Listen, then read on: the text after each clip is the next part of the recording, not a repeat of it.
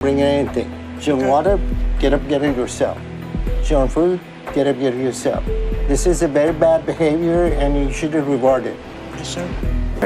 What is the problem that you think the solution is weight loss surgery? Because I'm too heavy and I can't do it. So we give you the diet to follow, and you're trying to figure out another way to lose weight. So what is your objective coming here? What do you want us to do? Make you have to change all that dynamic. So that means, Tammy? They say that you're the sum of the 5 people you surround yourself with. However, in these cases, that figure of speech might be just as literal as it is figurative. Some people end up doing more harm than good when trying to help those they care about in their attempts to become refuge for the patients. They end up slowly killing them whether they know it or not. Henry Foots is the first example of this counterproductive behavior from those around him. My earliest memory of being overweight is, I would say, junior high school. He would go in the bathroom and hide and eat. He just kept getting bigger and bigger and bigger. It got to be huge. Then sometimes it just looked like I just gorged myself. And it's still not enough. I always blame myself for Henry gaining that weight. If somebody would say something about Henry eating, I would tell him, let him eat. That's what we buy the food for, him to eat. I encouraged him. You look at yourself one day and... The story of 750-pound Henry Foots begins with him wanting to lose weight in time for his high school reunion. His quirky and crafty personality suggests he is very aware of his morbid obesity, even though he has let it get this bad. From the beginning, it's clear that this is not a blameless crime, as the family he has around him seems to be plagued by the same gluttony that Henry does. For me and her. 2, 3. When I met Henry, he came to work for the same company I was working for. It's a little bit heavy. We started a friendship. He was getting a little serious. We lived together for 13 years. It just got to the point where we just couldn't stay together anymore. Over the years, Henry came to weigh 750 pounds. He needed someone who could wait on him hand and foot, and I couldn't do it. So that's when we took a break. Henry since undergoes his gastric bypass surgery and is on track to start losing weight that will save his life. It's then revealed that his ex-girlfriend of 13 years has reconnected with him. She mentions that since he started gaining weight, she had abandoned him as she couldn't be the guiding light that he needed, struggling with obesity herself. Luckily for Henry, he had taken matters into his own hands. You don't want the chicken? I take your chicken. Yeah, I have good days and I have bad days. It's hard for me all the time. I ain't gonna lie to you, I do these stuff I don't supposed to eat. Cheating me. Can't help myself sometimes. This is not easy. Just wanna give it up and just go on back to eat like I was. It's an everyday struggle. It's one day at a time. After being on track for skin removal surgery, Henry mentions how depression causes him to relapse sometimes. The enablers lie in the community church Henry frequents, having unhealthy meals with no guidance from his friends or family. Unbeknownst to them, they're slowly driving him towards his untimely demise. What may seem like a harmless, hearty meal is ultimately a death sentence to charming old Henry. I'm very determined to lose this weight, but it's hard to resist all the temptations. Ooh. Hey, bro. Watch out, watch out.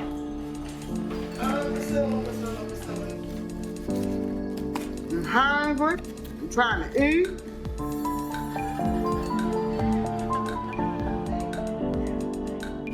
Well, a good time for me to come home. I didn't want to stay long at the hospital, but soon. All right,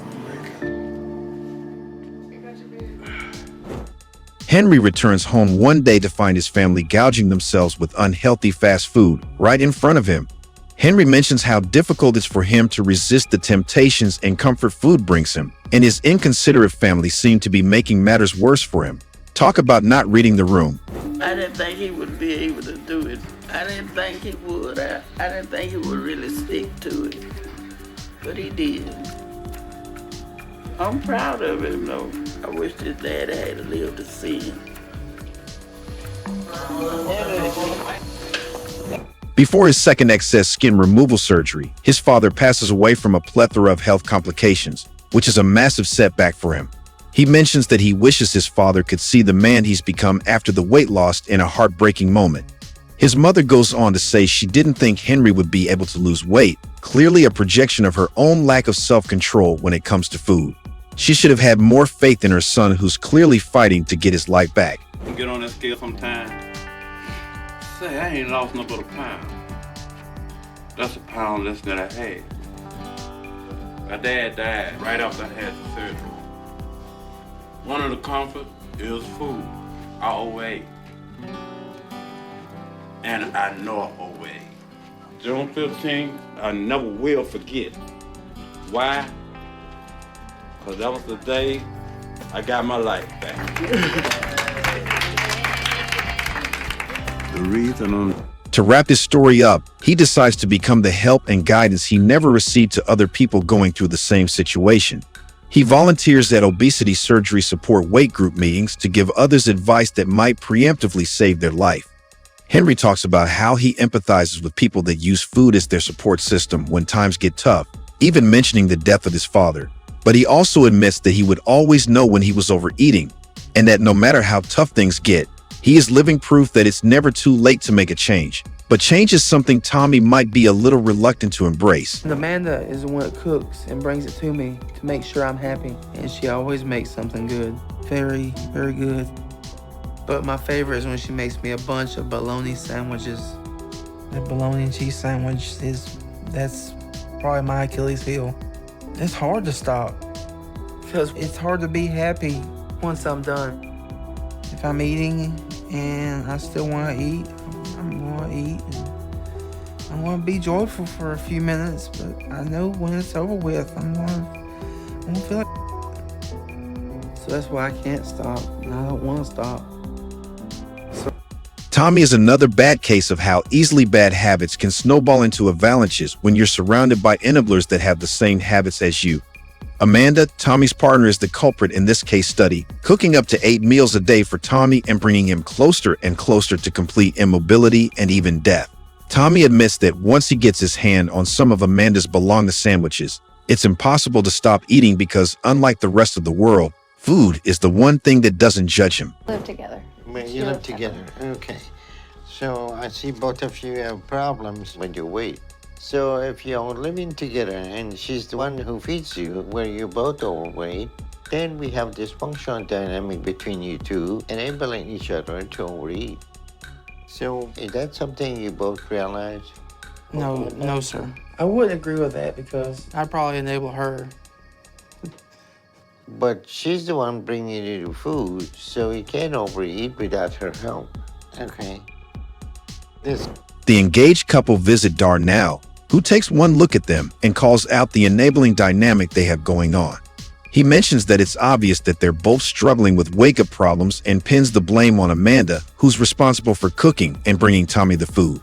Tommy, being a good partner, tries to take accountability for his own actions, but Darnell states the obvious that without her, he wouldn't have access to the food that was ruining his life, a bitter pill to swallow.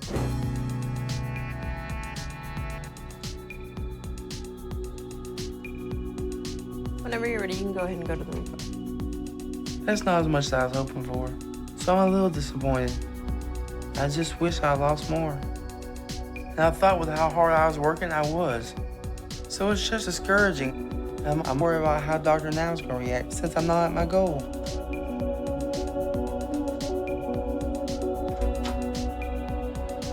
For their second visit, Tommy is unable to meet the target weight loss that Darnell suggested, as a result of falling back to old habits and the mentality that one cheat meal couldn't hurt. He's now sitting embarrassed in front of Darnell for his next progress update with only himself and his fiancée to blame.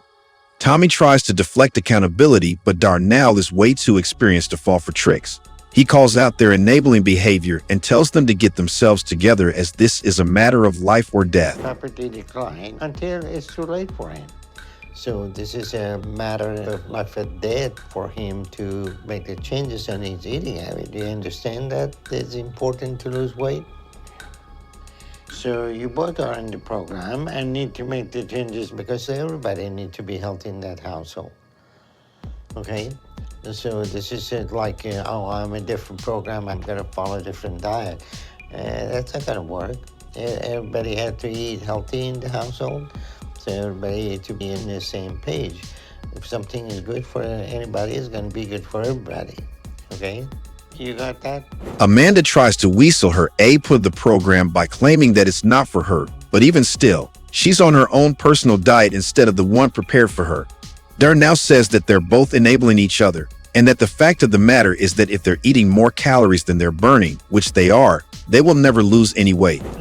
And what that indicates is that there's a significant emotional component behind your pathological eating. And before surgery, you had a food comfort. Anything goes wrong, you go to food, you feel better. But after surgery, you're not gonna have food comfort.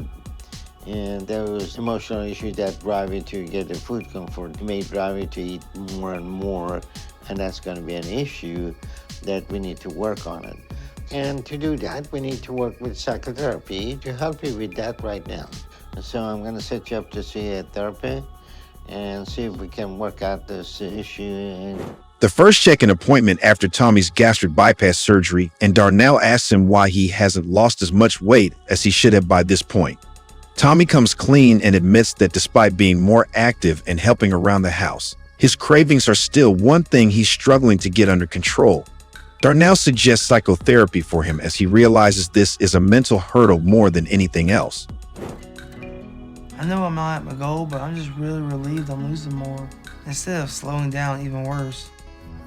I had a lot of fear about that, so I feel really good right now. And I'm just hoping Dr. Now sees it like that too. And feels like this shows I'm trying like I need. Tommy's last visit to Darnell reveals that despite his best efforts, he was still unable to meet the target for his monthly weight loss. Nevertheless, he had still made some progress by losing more than before. Darnell advises him that there's still more room for improvement and that they'll both have to consider the ramifications of what it means to stay obese for too long. Tommy and Amanda are on a ticking clock, and every moment draws them closer to an unfortunate end. Hopefully, James' story will have more to offer than a bittersweet end. His weight, I cooked how I knew to cook. I hope he's not too bitter at me. It's not really his fault that he's at this weight. A lot of it is our family history. My dad struggled with his weight. James' story is a story of a great tragedy. Having lost both his father and sister to weight-related health complications, it doesn't seem like he's taken the hint yet. Weighing over 650 pounds, he knows he must change his ways, or he'll give his mother yet another funeral to attend. But this time she'll be lowering the casket alone. Quite often. So in the span of a day, how many times are you eating? Probably 2, 3, 4 times a day.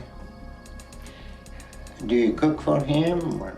I guess I thought I was cooking healthy all my life, but it seems like that what I've cooked is not the good food. It's like potatoes and, the starchies. And he likes to eat a lot of sweets, pies, gobblers, things like that. Anybody else live in the house beside you too? Not right now. I just lost my daughter and my husband. Was your husband overweight? Oh yes, he was close to 500 pounds. James' visit to Darnell reveals that it's his mother that's been enabling James' poor and gluttonous eating habits, and that ever since half of their family had departed, food was something he fell back on as a support system. Darnell tells him that unless he changes his habits, he won't make it to 50.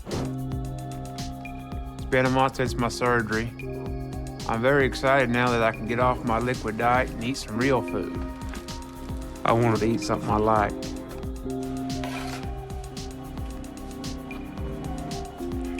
I'm excited James will be able to eat regular food again. I'm gonna try to feed him less, but it's hard. He usually eats till he's full.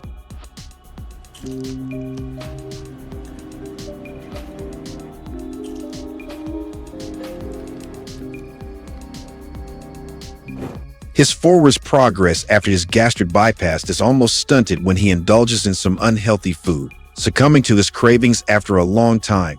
His mother, despite knowing better, enables this behavior and brings him what he needs to satisfy his cravings. It's only after he experiences stomach pain does he learn not to overdo it.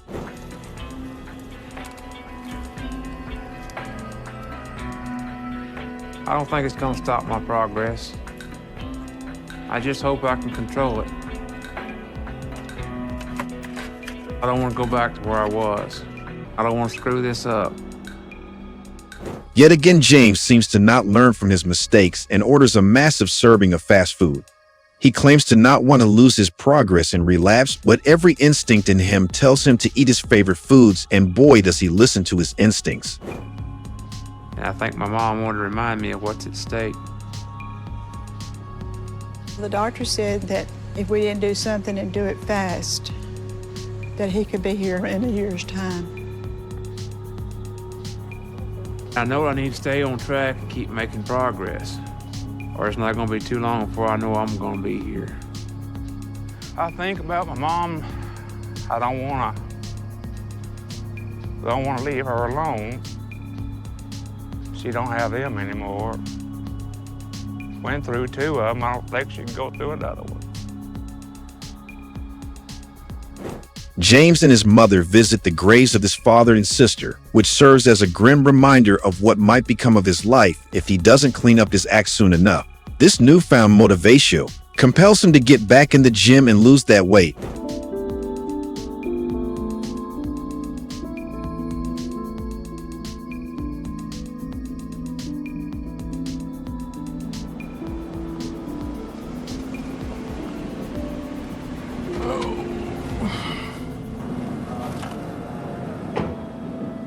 I haven't been feeling well, and I got a lot of pain in my stomach. I'm worried something is wrong. Hi, Dan. You feeling okay? Not really. After skin surgery, James ends up experiencing a lot of stomach pain after having a large meal. Because of this medical emergency, he is rushed to the hospital immediately to get an endoscopy done at Darnell's request. It's revealed that his excess skin is causing him abdominal pain. A tragedy as to how the lingering effects of enablers last even after surgical intervention. Hopefully there's hope for James at the end of the tunnel, but now let's take a look at Tara. Professional. You my potato salad girl. Thank you, Mom. No, thank you for helping me. You're welcome. The way I am now, I hate myself. Ever since I can remember, I've always been overweight. In this final story, we take a look at the life of Tara, a single mother of 2 who feels like a prisoner in her own body, so much so that she feels disgusted at her own body and wishes to cut it straight off. Sigh, if only it were that easy. Tara claims that it has ruined her life since a young age, but simply chose to ignore it until it was too late. Her mother seems to share some of the blame as the person that's seen the signs for so long and just let it happen. It's when I feel down, I know where it's at, so I can grab me something and got a quick fix. Food doesn't judge me. Whether I'm happy or sad or angry or upset or whatever, I always have food. Food has always been my safe haven. Always. Despite being painfully aware of her current state, she still can't resist the urge to stuff herself. She keeps a little cabinet of snacks. Tara goes on to say that food has been her haven, and it's the one thing that doesn't judge her. Her mother continues to bring food to her despite knowing the dire circumstances her daughter is in. Like she is, because it's hard to serve her and tell her that's all you can have. I always end up giving to her. She's my child. How can you tell a child, no, you can't have this food? I know I can't keep going on like this. Now, Tara opens up about her sexual assault experience and how it resulted in a pregnancy and then miscarriage. That event left her so traumatized that she wanted to become repulsive so that no man would want to touch her. Tara's mother confesses that she's been enabling her daughter because it breaks her heart to tell her own child not to eat. She's caught in this internal conflict because she understands it's a lose-lose situation. Now. Oh my God.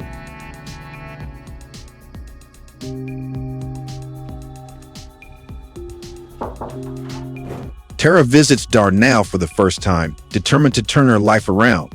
Upon stepping on the scale, she realizes she's over 600 Obs. Darnell gives her the bottom line and tells her that she's obese because she's taking in way too many calories a day, at least 6,000. Someone in her situation is not doing it alone.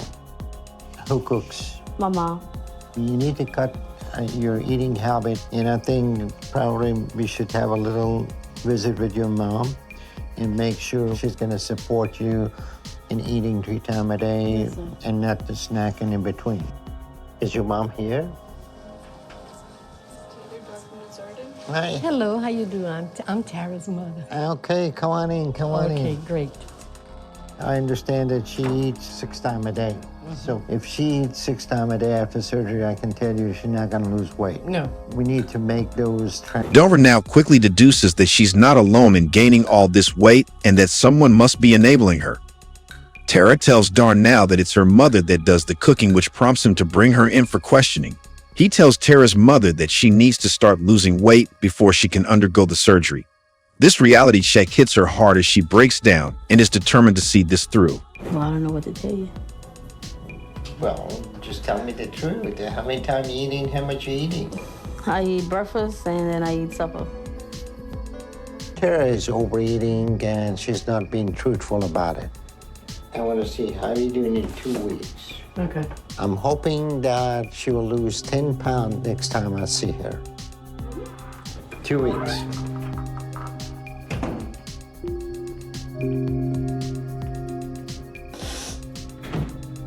Aggravated. I'm ready to get the hell out of here. Tara visits Dr. Now, but Darnell is dissatisfied with the amount of weight she's lost. Tara gets defensive because she thinks she's trying her best, but she and her enabling mother get the facts straightened out. She's still eating too much. This happens again 2 weeks later when she comes back, and she hasn't lost any weight.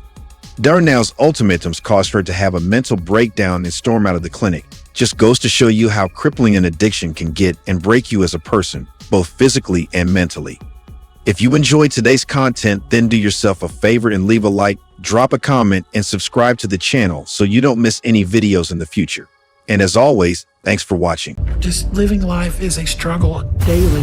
What are you talking about? You're choosing to overeat and you think it's okay? I'm done with this conversation. Go to her. Just sit down right there. You Please, sit down right over there. No. All right, this is completely unacceptable. So what's the purpose of you coming and seeing us and not following the diet and do what you need to save your life? Stop it. Stop. I never asked you for magic. You're not a magician and you are not God. You are a doctor. Lee's episode is a tale of struggle, support, and some seriously crazy moments. Lee faced more than his fair share of challenges from a young age. After his parents split and he got a new stepmom and step-siblings at just 2 years old, Lee's life took a dark turn. But life had more for him. Hello everyone. Welcome to the ultimate journey of craziness. In this video, we're diving deep into the most unforgettable episodes of my 600-pound life, episodes that will shock and move you like never before. Stick around because you won't want to miss a single moment of these incredible stories. Let's get started. Because my boyfriend can't do anything for himself anymore. You ready to help me, Pete, sweetheart? Yeah. All right. So I have to help him before I can take care of myself. Just living life is a struggle daily. So there's many days that I don't get out of bed because of the pain. And I hate what I'm doing to Renee. Something even more terrible happened to him when he was just 9 years old. One of his step-siblings molested him and it continued for 3 years. It was a secret he kept locked away, too ashamed and embarrassed to share. This pain led him to seek solace in food, and by 10, he weighed around 230 pounds. Let's see how he ended up with his unhealthy eating habits. The cousins that lived with us, there was 8 kids in our family growing up. And when I was 9 or 10 years old, one of my siblings sexually abused me. That went on for 3 years. I didn't tell anybody over shame and embarrassment. It's one of those things that none of my family talk about, even to this day. And it's really messed with my head. So food is how I dealt with it. I started stealing food out of the refrigerator and going in my room and the closet and hiding and eat it. It didn't matter what it was, as long as it tasted good. Emerging from a childhood filled with turmoil, Lee's weight spiraled out of control as he hit a staggering 714 pounds. That was his wake-up call, leading him straight to Dr. Now's door. The moment Lee and his girlfriend Rena sat down with Dr. Now, the air was thick, but not with excitement, with disappointment. But why the disappointment? You'll soon realize. Lee, you are 714 pounds, and Renee, you are 549 pounds. And you both have significant health issues as a result of your weight. Renee, you're diabetic and you take an enormous amount of insulin. Yes. The same seems to be the case for Lee too.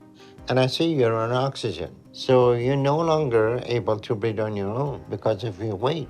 At their second appointment, Dr. Now, who never minced words, was clearly not impressed. Despite undergoing bypass surgery, Lee had only managed to lose 9 pounds over 2 months, while Rena was smashing goals, having lost 50 pounds. Seems like Lee wasn't following the rules, but he wasn't taking it all seriously. When you left the hospital, you were down to 546. So you lost only 9 pounds since then. But Renee has lost almost 50 pounds at the same time. And she hasn't even had her bypass yet. What in the world is going on with you? Facing the harsh realities of his journey, Lee's attempt to bring lightness to the situation backfired. But laughter was the last thing on Dr. Now's mind. He laid down the hard truth: surgery isn't a magic fix. In fact, without the surgery, Lee might have found himself 100 pounds heavier. Lee's response to these harsh truths will shock you. You think it's funny? You have a gastric bypass. I had a gastric bypass, to yes. lose weight. To lose weight. And you're not losing weight. I don't eat a third what I ate just before I answer had the that question, surgery. okay?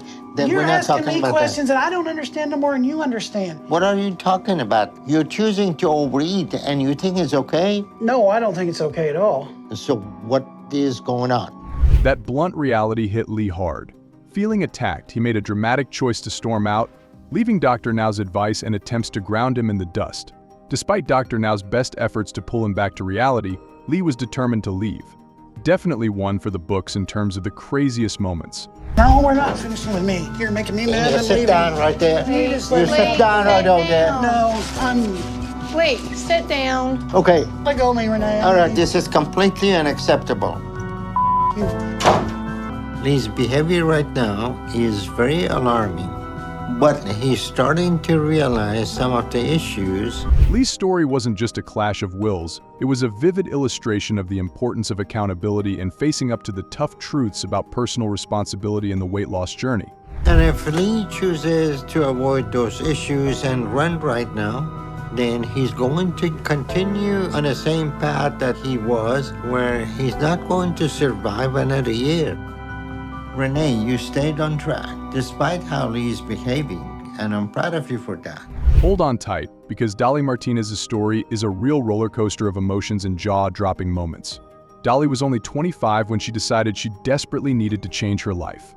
With her health on the line, including congestive heart failure and dependence on oxygen, she reached out to Dr. Now, the tough-love bariatric surgeon.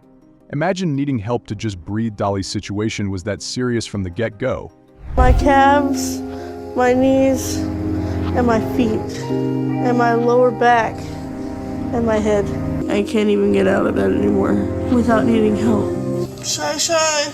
I live with my mother, but my best friend Cheyenne helps me when she's here sometimes. Good morning. Cheyenne is a big girl like me too, so she understands where I'm coming from. Now, let's talk about Dolly's daily grind. Her routine: watching TV for nearly 8 hours a day, snacking and taking naps. That's a whole lot of screen time and not much else. And her diet was mainly, well, sugar. Imagine her shopping cart in the grocery store, zipping straight to the candy aisle and loading up on every sweet treat in sight: brownies, ice cream, you name it. Dolly herself said sugar was like her cocaine and heroin. That's one intense sugar rush. And I liked the feeling I had when I was eating. My mom would find the wrappers and get mad at me.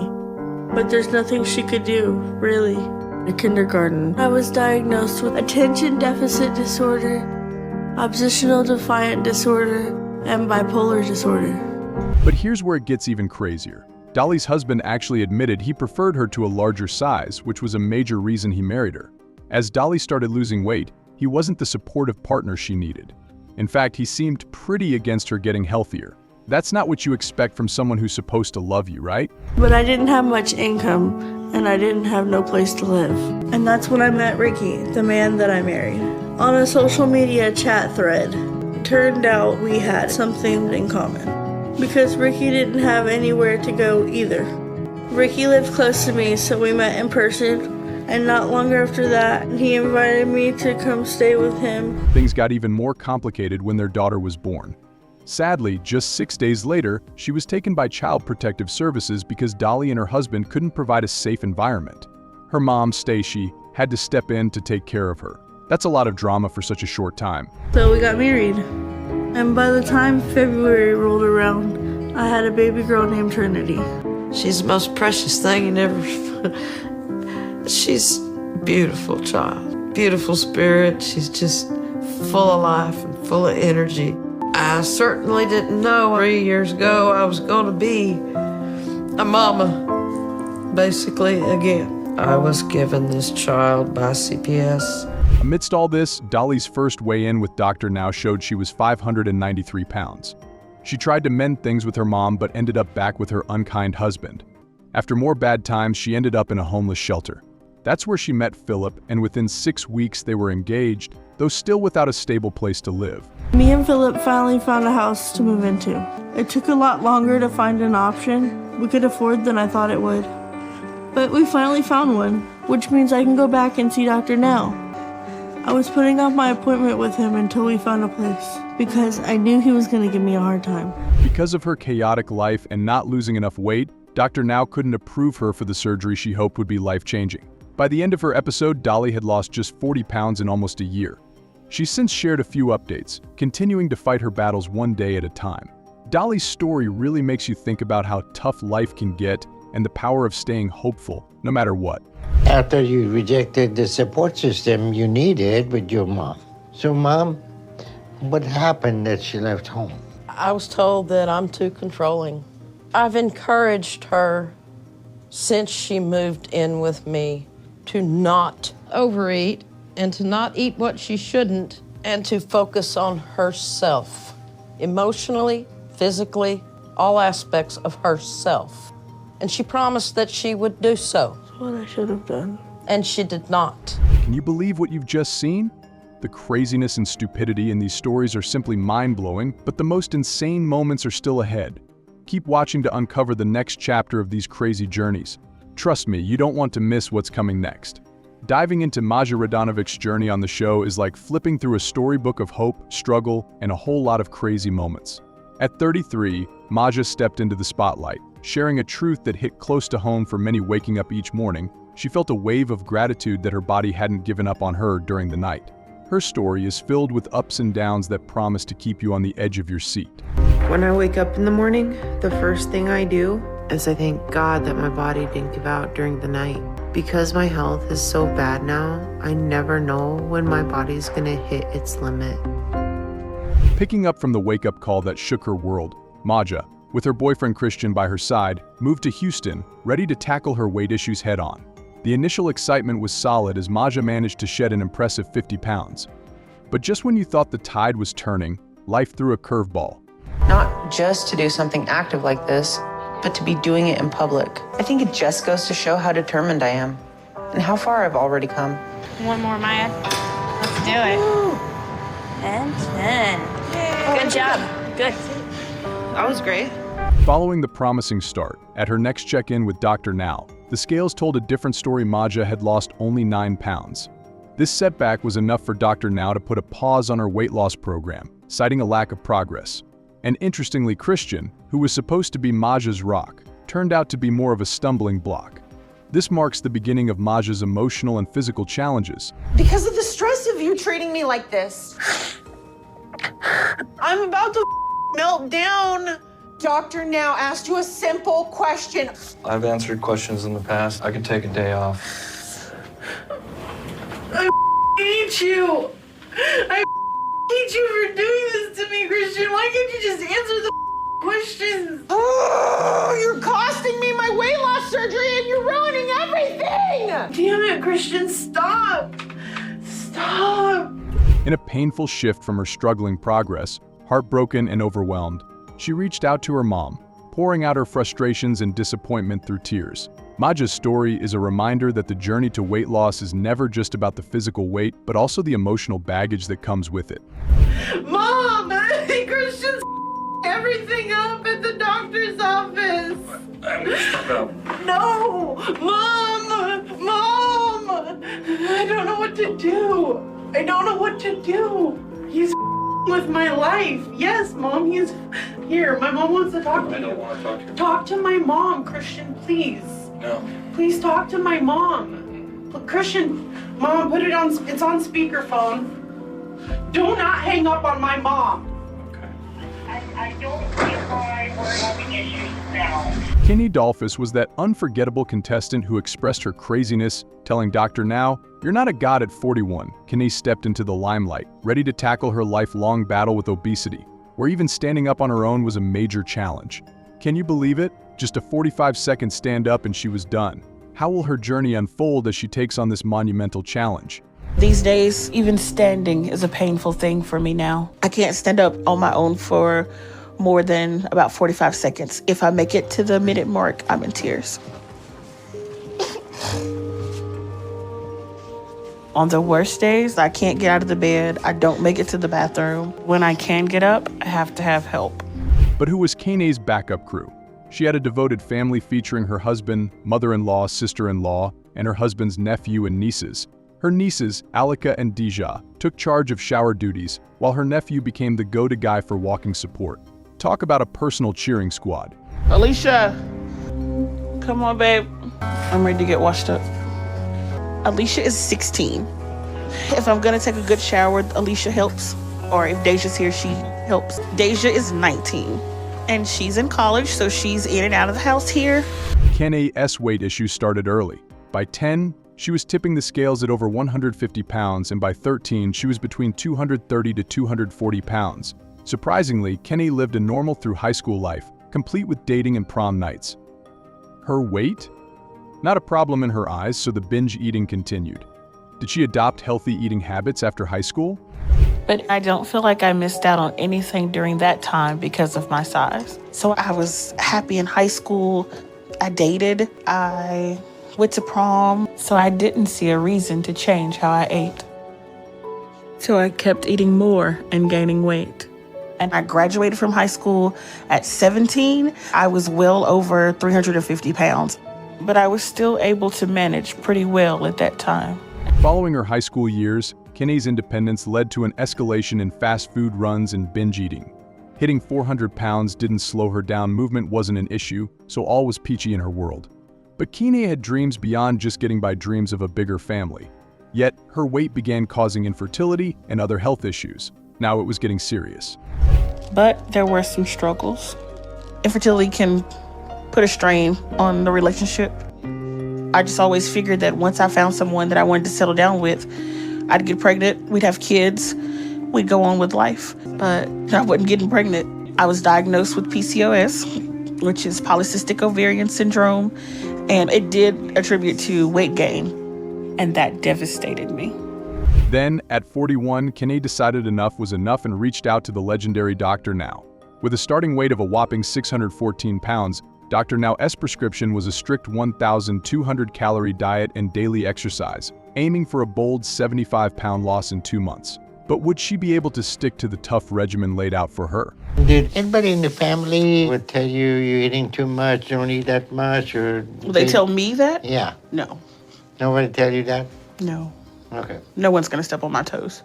Well, the dynamic seems to be that you get everyone to enable you, and you use them as a crutch, and it sounds like that is affecting their health too. So, would you agree with that? On her second visit, Keeny was down to 592 pounds, far from the target. Confronted by Doctor Now, she got defensive, hitting him with, "You're not a magician, and you're not a god. You're just a doctor, yikes." Talk about a tension-filled moment. So, if you expect us to magically make you lose weight, it's not going to happen. I never asked you for magic. You're not a magician and you are not God. You are a doctor. You're exactly right. I'm the doctor who's telling you how to get healthy. So what's the purpose of you coming and seeing us and not following the diet and do what you need to save your life? Because everything is up to you. It's not up to us. Stop it. Stop. What is with this attitude giving me that you're upset because I tell you you're not following the diet? No, I am upset because you were... But despite the rocky start, Keeny committed to the 1,200-calorie grind. Dr. Now also recommended therapy with Dr. Paradise, who suggested Keeny write a letter to her late mom to process her grief and everything since her passing. But how does this impact her progress towards her weight loss goals? I was never able to get any closure from losing her because of my size. I couldn't go to her burial and say goodbye, and it's one of my biggest regrets that I let my weight get so out of hand that I couldn't do that. So I want to make that right, and I want to say all the things I never got to say to her. And by her third appointment, Keeny had dropped to 543 pounds and received a new goal. However, dreams of surgery were put on hold due to health concerns signaled by high white blood cell counts. Keeny's journey is a testament to the fact that the path to health is as much about mental and emotional strength as it is about physical change. What a wild ride, right?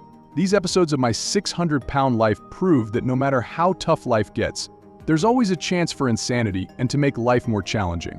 If you've been as captivated as we have, don't forget to like, subscribe, and hit that notification bell. That way, you'll never miss out on more amazing stories just like these. Thanks for watching, and we'll see you in the next video. Rapid heartbeat and atrial fibrillation, and that is something that we need to be concerned because with that issue, you won't survive surgery. And the reality is, with this issue, your body is getting close to a breaking point. And right now, you're not going to live very long unless you lose a lot more weight before things get worse. To do your workup, we're not able to get your blood, and we're not able to do anything. But this poor level of activity is not good. So you realize that your functional capacity is very, very low. So we have a bit of an issue again because you missed your appointment again, saying you were sick, but turned out you weren't. So what is your excuse this time? I just 8 hours sleep. Okay. And that's not healthy. But depression may be a factor in that too. If you're sleeping. Have you ever met those people who act like weight loss is some unsolvable mystery, but they're the same ones who stockpile snacks like the apocalypse is tomorrow? They'll tell you it's their genetics or some cosmic imbalance. But let's be honest, it's the midnight pizzas and the snack breaks that last all day. It's like they're living in this bubble where every donut doesn't count and exercise is an abstract concept. They'll swear they're putting in effort, but somehow that effort never includes saying no to dessert. That's what we call lack of self-awareness and delusion. And when the talk is about these two things, Aunt Jeanette's name comes on the top of the list. My son Christopher and my cousin's daughter, which her name's Lacy. She's 11. She lives with us. I took Lacy because her mom and dad are making some bad decisions right now in life. Anne's the kind of person who'll lecture you about bad life choices while she's halfway through a double cheeseburger at midnight. It's wild how she's got opinions on everything except her dessert menu, which somehow always includes 2 options. She wonders why nothing's going right for her, but maybe the universe just isn't equipped to handle that much irony in one sitting. It's like she thinks ordering extra fries is a power move, not the reason she's stuck in the same spot. So it's best that she stays with me. Lacy, it's time to get up. You gotta get up. Good morning, sunshine. Anne's over here thinking she could be a better guardian than Lacy's parents, which is hilarious when you realize she's practically a planet at this point, creating her own gravitational field from bed. Honestly, it's a safety hazard poor Lacy might get sucked in and start orbiting around her. Forget parental advice, Anne's biggest achievement is defying Newton's laws. And also, why is she half naked in front of a child? No way Lacy's parents are making decisions worse than it is to be in this situation right now. I really didn't think it was a good idea, but I don't think God would want me to. Anne's got this grand delusion that she's the best person to look after Lacy, despite the fact that standing up for more than 3 seconds seems like a Herculean task for her. What's her idea of caregiving? Tasty snacks? Highly doubtful since Anne's specialty is hoarding every bite for herself. So if Lacy's learning anything, it's definitely not how to live a balanced life, but how to navigate around Anne's personal buffet. This is it. And as hard as it is for me to sit at a kitchen table, I do it because I want Lacy to have a normalcy. So we'll go in there and I cook breakfast. Would you help me get my skillet out? Yeah. If I can't reach something, she reaches it. She loves cooking. And of course, with me needing help, it works out perfect.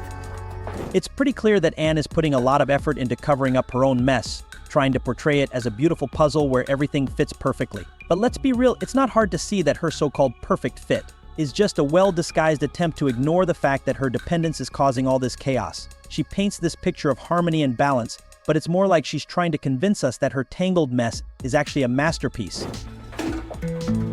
Today I am at Dr. Now's office to get his help, and I'm about to find out, but I wait. I just hope it's not a huge number. We all know she's not shocked, she's just disappointed that her years of delusion didn't magically reshape reality. At this point, it's beyond recovery. She's out here pretending like she's been working so hard, as if life just dealt her some unfair low blow that she can't even believe. Honestly, what's there to be shocked about? If you're chugging down 20 burgers a day, reality isn't exactly going to bend in your favor. The real shock should have hit when the fridge became your best friend. Claiming you lost 120 pounds since I saw you. Last month it was 70 pounds, so you're saying you lost another 50 pounds since then? Yes, sir. Then how come you don't look like it and you're still on oxygen? I don't know, sir, but I have been following my diet, and I'm doing great. Angela, you're more delusional than I thought if you still think you can manipulate. The delusion is still going strong, where she genuinely believes she's doing everything in her power to manage her situation. Maybe in her world, losing 50 pounds means cutting her dessert from 4 slices to 3. But the doctor isn't buying into the emotional manipulation. He knows exactly how to handle people like her, and putting her in her place is probably the kindest thing he can do. So I'm getting to a really bad place to where my size is affecting my life at this point. But I know the problem behind that is my eating. That's why I'm like this. But it's something I've never been able to control in my life. Ashley, with a sprinkle of self-awareness, still leans on her feelings over the facts of her situation, as if those fries and sugary cokes are some divine test she's doomed to fail. By calling herself unique, she's managed to dodge accountability like it's a game of dodgeball. Apparently, the devil's favorite trick isn't tempting souls, it's shoving fries into her hands and forcing her to guzzle soda, because it's not in her control. At any time there's food around me, I can't help myself because I am addicted to food. I can't stop. Food is an addiction. Everybody has their addiction of choice. Mine just so happened to... One thing's for sure, Ashley isn't just deluded, she's downright entitled. She talks about drugs like it's a choice, bragging that she picked food over any other substance, as if that somehow makes her better. But here's the kicker: while she's patting herself on the back for her better addiction, she's completely blind to the fact that food is making her life just as miserable. Even if she did any other substance at this point, she still wouldn't be the highest in the room, since the immense amount of force will keep her down. It's what I use to get me through all my struggles in life. No matter if it's sadness, depression, being bored, being by myself, any of those things will trigger me to go eat so that I make myself feel better. Because when I eat, I feel complete joy. Ashley's got everyone believing her life is one long, sad, miserable spiral, and that's why she always ends up back at the fridge. But here's the thing: she's invented half these problems herself. And even the ones that weren't there to begin with, well, they sure are now because she's convinced herself they are. It's like she's using her emotions as a full-on buffet pass, an excuse to keep shoveling in the food. What's going on? My dad don't give a about me. Let me just eat. Ashley's always talking like her problems are so huge, like there's no way she can make a choice for herself. And somehow that means she's got to grab every snack in sight. She's convinced her life's harder than anyone else's, so of course that justifies the constant eating. People deal with tough stuff all the time and still manage to keep going, but Ashley, she's stuck, probably got wedged in the doorway trying to leave her problems behind. But over the next year, the loneliness made me deteriorate. So that's when I started my second addiction, catfishing people a lot. So your master plan to beat one addiction is to just pick up a brand new one, and it's catfishing? I mean, at least with food there's a clear reward: you eat, you feel full. But what's the appeal in lying to strangers online? It's like replacing fries with emotional manipulation, except neither fills you up and both leave you feeling greasy. Plus, if you think heartbreak burns calories, you're in for a surprise. It doesn't. Ashley, I want you to listen to what I'm about to describe to you, okay? You're describing a psychotic break. That's a break from reality because your real life was too much to cope with. Yeah, because like no one knew what I was going through. Like no one knew I was hurting on the inside. Like no one knew. I'm sorry, Ashley. Sorry that you were in so much pain and no one noticed. Wait, you're telling me that after lying to people online and wasting their time just to make yourself feel better, you're still acting like you're the victim? And even after confessing this bizarre crime, you're managing to squeeze out a few tears? Ashley must be the biggest delusional we've seen both physically and psychologically. If anyone else did this, she'd probably use it as yet another excuse to grab a snack. You'll be surprised how little you know about self-entitlement when you see Lee. Because she started criticizing me a lot. And she would call me names and say, "You're too fat, you know, you're too big, you can't have that." And then it was like punishment to me. So all of that just ended up having the opposite effect on me. And I kept eating even. Here she goes again, blaming her surroundings for making her choose food over her own well-being, like we haven't heard this story 1,000 times. When it comes to personal responsibility, it's always somebody else's fault, right? Imagine having the gift of food, something so simple, and instead of using your brain to figure out how much to enjoy, you manage to turn it into a curse. By becoming like a fat ogre, she will only run into more problems and will ultimately come back to the first excuse she gave. Unfortunately, my dad was almost as bad as my mom when it came to his disappointment about my weight. The master of all delusions is the one that convinces you it was your parents who could have done better, when in reality, you've got the golden opportunity right now to change your situation. It's like endlessly finding reasons to justify that extra cheese, bacon, jalapeno sandwich every time hunger strikes, stacking those excuses as high as the cholesterol. You just keep pushing the blame on anyone or anything else while acting surprised that your jeans haven't fit since 2012, as if they're the ones that shrunk. Having children because of my size and weight. At this point, I'm not sure what I weigh. I hope I'm still in the lower 600s, but I know I've still been gaining because I'm still eating worse than ever. So I have to find a way to lose. That's where she's wrong mostly. It's not like surgery is the only way to lose weight. You know what else works? Not starting your day with 3 big chicken jalapeno sandwiches from McDonald's and then following it up with a quarter pounder as a snack. If she could just piece her brain together for a second and realize, hey, maybe it's all the food that's making her overweight, we wouldn't be here trying to solve the mystery of the missing waistline.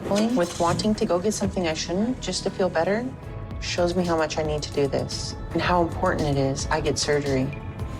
This is my last chance to get help, and I have to. The problem lies in how she keeps convincing herself that surgery is the only option for losing weight. Maybe she's just using her emotions as a free pass for all those cravings, like it's some kind of coping mechanism. All she really needs to do is lay off the sandwiches and the triple extra cheese. The funniest part, she could totally manage this on her own if she stopped acting like the fridge is the only therapist she needs. So he said he needed to check my weight now, but I'm so scared about getting on the scale and that I might have messed everything up. She thinks she's giving it her all, but let's not forget she had burgers and fast food during her trip, straight out of her own mouth in the episode. It's hard to take any progress reports seriously when she keeps sneaking in all the not to does from her own program. It's like claiming you're on a diet while holding a milkshake in one hand and fries in the other, which isn't a very rare situation for Maja. Just keep replacing the fries and the shake with other foods. This is your fault. Oh, you haven't lost that much. Yeah. Because of the stress of you treating me like this. I'm about to melt down. Doctor now asked you a simple question. I've answered questions in the past. I can take a day off. I hate you.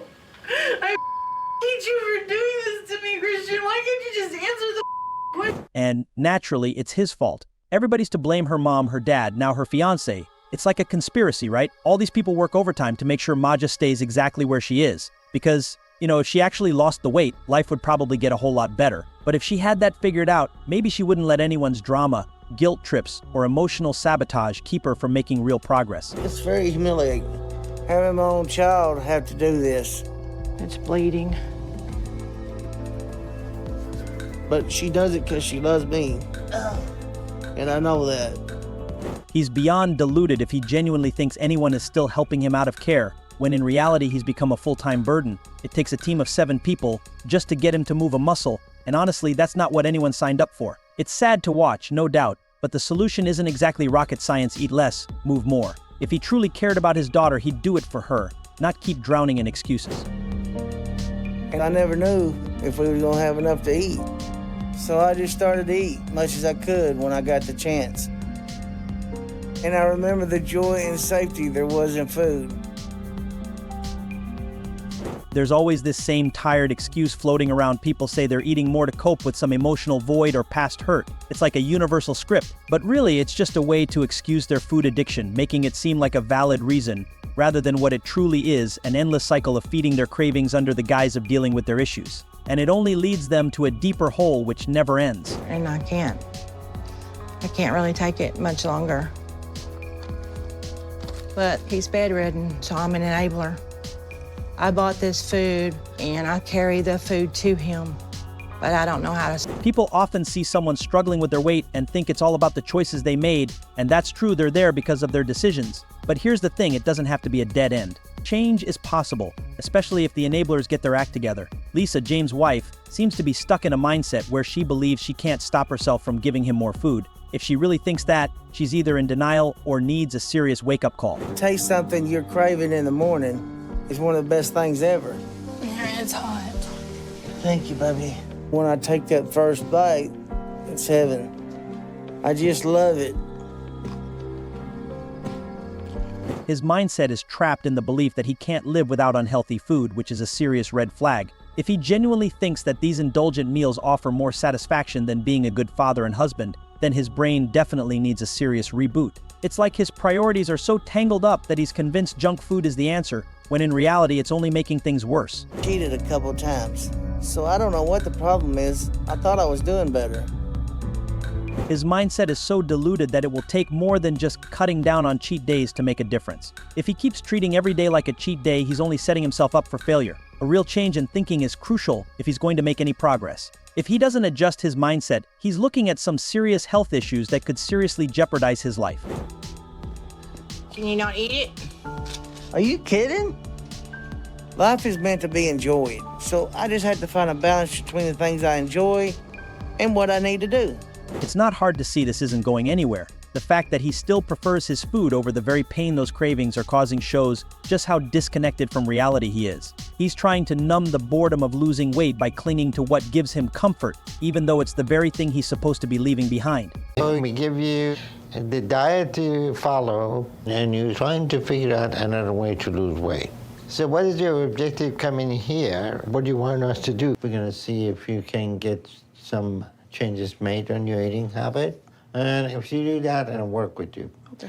But if you're not able to lose weight, then not much we can. Decided to follow with physical therapy to help you start getting out of your chair. And you didn't do that. And you were supposed to lose 40 pounds over the last month. But insane. What happens when delusion meets reality?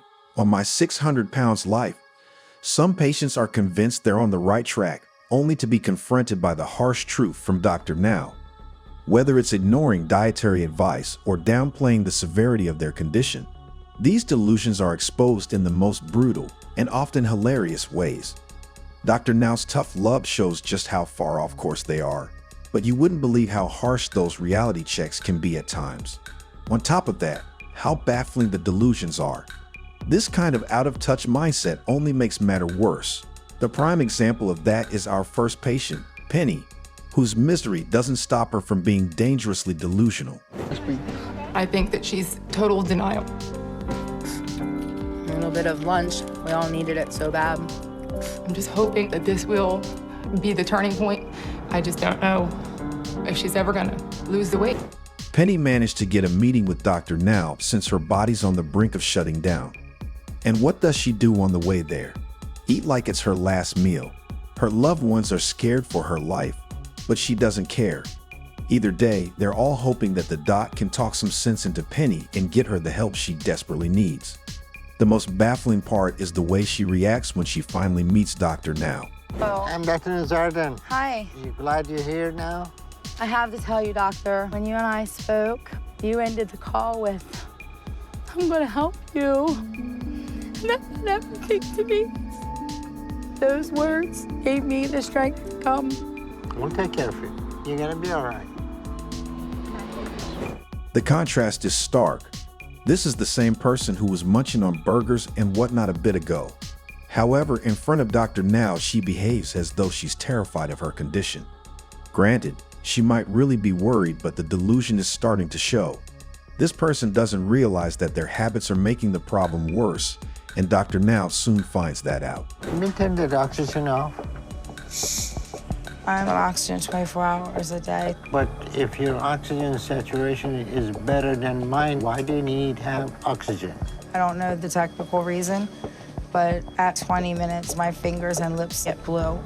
Like right now, I'm starting to be very uncomfortable without the oxygen. Okay, we will turn it back on, okay? Yeah. Penny got a lot of issues. Some of them are real, some of them are imaginary. She seems like she played a role of being a victim and encouraging family to be enabler. She's literally making the situation worse with this victim mentality. Her oxygen saturation is perfectly fine, but she has deluded herself into believing otherwise. Why is she making up so many imaginary issues? As if she doesn't have a dozen real issues to deal with. Dr. Now's judgment is spot on. It's the victim mindset made worse by enabling family members. The question is, will the doc be able to get her out of this mess? Well, he tried, but Penny's not even willing to get up from the bed. He is unwilling to get up and walk around. I'm not sure why she doesn't want to do that. You sure you don't want to sit up? Or if I can walk, there is true miracles in the world. That's like having piano surgery on your hand. Doc, can I play piano now? Oh, I've done a great job. Sure, you can play piano. That's great because I couldn't before surgery. If she doesn't get up and walk, she's not going to be able to maintain weight loss. Do you want to sit up a little bit? I'm getting concerned about her. They gave her a surgery and she should be able to walk now. However, she has mentally given up and refuses to even try. What's worse is that she's being sassy with the doctor instead of cooperating. If she tried, she might have even been able to play the piano in the future. But no, Penny would rather eat nonstop and delude herself into thinking that she's working hard. Perhaps she needs psychological help more than medical help. At any rate, Penny's job is to continually lose more weight, and that's a task she considers impossible. What's worst is that she lies to Dr. Now's face. Penny, how are you? How many times are you eating? 3 times a day. Are you able to finish the whole thing you're eating? A meal? No. The less you eat, the better it is. I'm like 5 or 6 but plates. The miracle right is happening that you haven't lost any weight. No, I've definitely lost weight. Okay, well, let's check your stomach, okay? Keep in there. Oh, you don't want to go that Penny, low. really, your belly doesn't look like you have lost anything. Oh my God, I used to have a wad like this to take my needles, and now it's this. Even children are better at lying than her. And why would you even want to lie when it's a matter of life and death? One look at her and you can tell that she hasn't lost any weight. Who does she think she's fooling by saying she only eats 3 times a day? We're not buying it, and Dr. Now definitely isn't either. At this point, even the doctor seems done with her delusions. Really, she might be her own greatest enemy here. She was discharged from the hospital and sent home to continue the weight loss.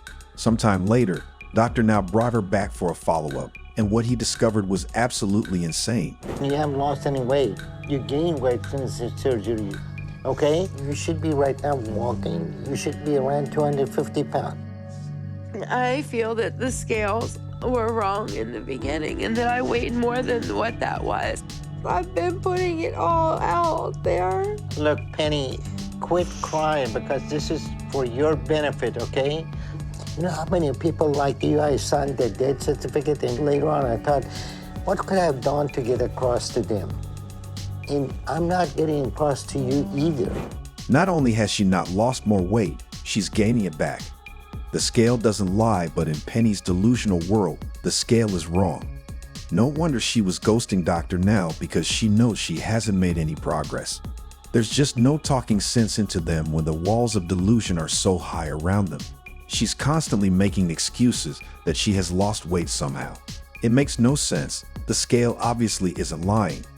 After this, Dr. Now tried his best, but Penny refused to listen and dropped the program. Penny at least felt bad about her lack of progress. However, This next patient, James, didn't even bother to do that much. He's shamelessly delusional. And I just feel like I'm this burden on my family that's waiting to die. Because I won't stop eating. I worry about James because every year it seems like he gains 20 or 30 more pounds. It's breaking my heart, and I can't really take it much longer. But he's bedridden, so I'm an enabler. I bought this food, and I carry the food to him, but I don't know how to stop. James is an utter mess in every sense of the word. His life is so miserable that anybody would feel sympathy for him, but the problem lies in his attitude. He's delusional through and through. He knows he's a burden on his family, yet he won't stop eating. What's worse is what his family has to go through. They're suffering, especially his wife. She can't help but feed him, and it's ruining her happiness. Jigglypuff here set up a meeting with Dr. Now, but he can't afford it since he needs special transport. His family started a funding campaign to try and raise the money, and here's how much they managed to get. And we've only been able to raise a little over $300. That's nowhere near what I need, so I'm really depressed right now. And I don't know what to do except eat. Because what's the point of being on any diet if I can't get help? Plate's a little full. Well, I hope you can eat it. I might have to get you something to hold it up with. We tried everything. Dr. Nelzarden's tried everything, including fighting and arguing with the insurance company. So let me get this straight. He can't travel because he's too big. He can't raise money for an ambulance, and he still won't stop eating. How delusional do you have to be to make the problem worse by eating more? It's like he wants someone else to do the hard work for him. His wife, no matter how tragic her situation, is complicit in this. She's an enabler. She argues that James gets cranky and yells at them if she doesn't feed him what he wants. The doc isn't buying that nonsense, so he confronts James about it. James, if they don't bring you food, what are you going to do to her? Scream, yell? You usually argue with her? That's all. Well, I get mad. What do you come to Houston for? We don't have a miracle for you. I talked to you, I talked to her, and what I see here, this is not a weight loss. I just talked to you for the first time. I think, 4 months ago? 4 months is enough to lose 100 pounds. To get under 600 pounds. Really? Yes. You know, there's not much. The situation here is getting comical. What's Mr. Cannonball going to do if his wife stops feeding her? Yell? Argue?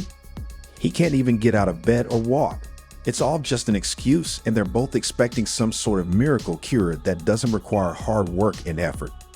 Too bad the world doesn't run on their delusional standards. Sometime later, James' situation got worse, so more drastic measures were needed.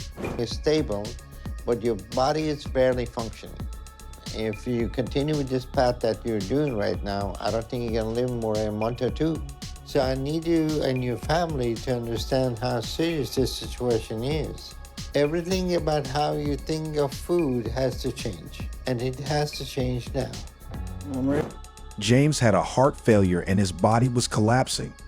As a last-ditch effort, Dr. Now attempted to give him a reality check, hoping that James would come back to his senses. They put him on an even stricter diet of only 800 calories and admitted him to the hospital for a month. At this rate, James has only a couple months to either fix his lifestyle or face the deadly consequences. His delusion is hurting everyone, especially his wife and daughter. It's now or never. Considering what James does next, it seems like the latter.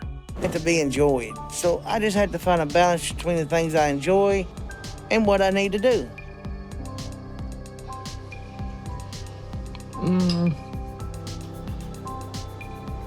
I just had to stay on top of it all and make sure I don't overdo it one way or the other. I know I'm making good progress, so surgery is the next step. And I'm hoping I get approved the next time I see the doctor and he sees how far I've come. They were never financially well off, but instead of utilizing what they had to change their lives, they wasted the opportunity. Now James is back to gobbling cheesecakes like there's no tomorrow. At this rate, there will be no tomorrow for him. He keeps saying life is meant to be enjoyed, but is this misery enjoyable? He can't function like a normal person, so where's the fulfillment in that? What you're seeing is typical addiction gone incredibly wrong. Dr. Now is fed up with this idiocy. There is no way that James is eating only 800 calories a day because he looks bigger now than the day I met him. And he followed the diet, he had lost at least 300 pounds. James has a delusional view of things, but you can't lie your way out of a heart attack. I don't know what we're doing wrong, and even after having a heart failure and looking bigger than before, James continues to say he's been dieting properly. Didn't we just see him inhaling cake earlier? Dr. Now knows how delusional he is, and nobody can deny it at this point. That's just a delusion on its own. What happens when it's paired with toddler-like behavior and constant tantrums? You get our next patient, Lisa. My daughter is so scared I'm gonna go to sleep and not wake up. I've done this to myself, and I'm killing myself. This is not the life I wanted. My life is a mess. I need help. I don't want to die like this. Lisa's life is nothing short of a nightmare. She knows how bad it has gotten. It's a mess. Her family fears for her death, but despite all that, Lisa isn't ready to give up overeating, and it's costing her dearly. At the very least, she says she needs help and wants to turn things around. But will she accept the help that's offered to her? Or will she continue to ruin herself? She got on Dr. Now's program, and he set her up with a proper diet that'll help her lose weight drastically. However, Lisa's reaction is a bit concerning. This diet has no carbs and no sugar. Okay.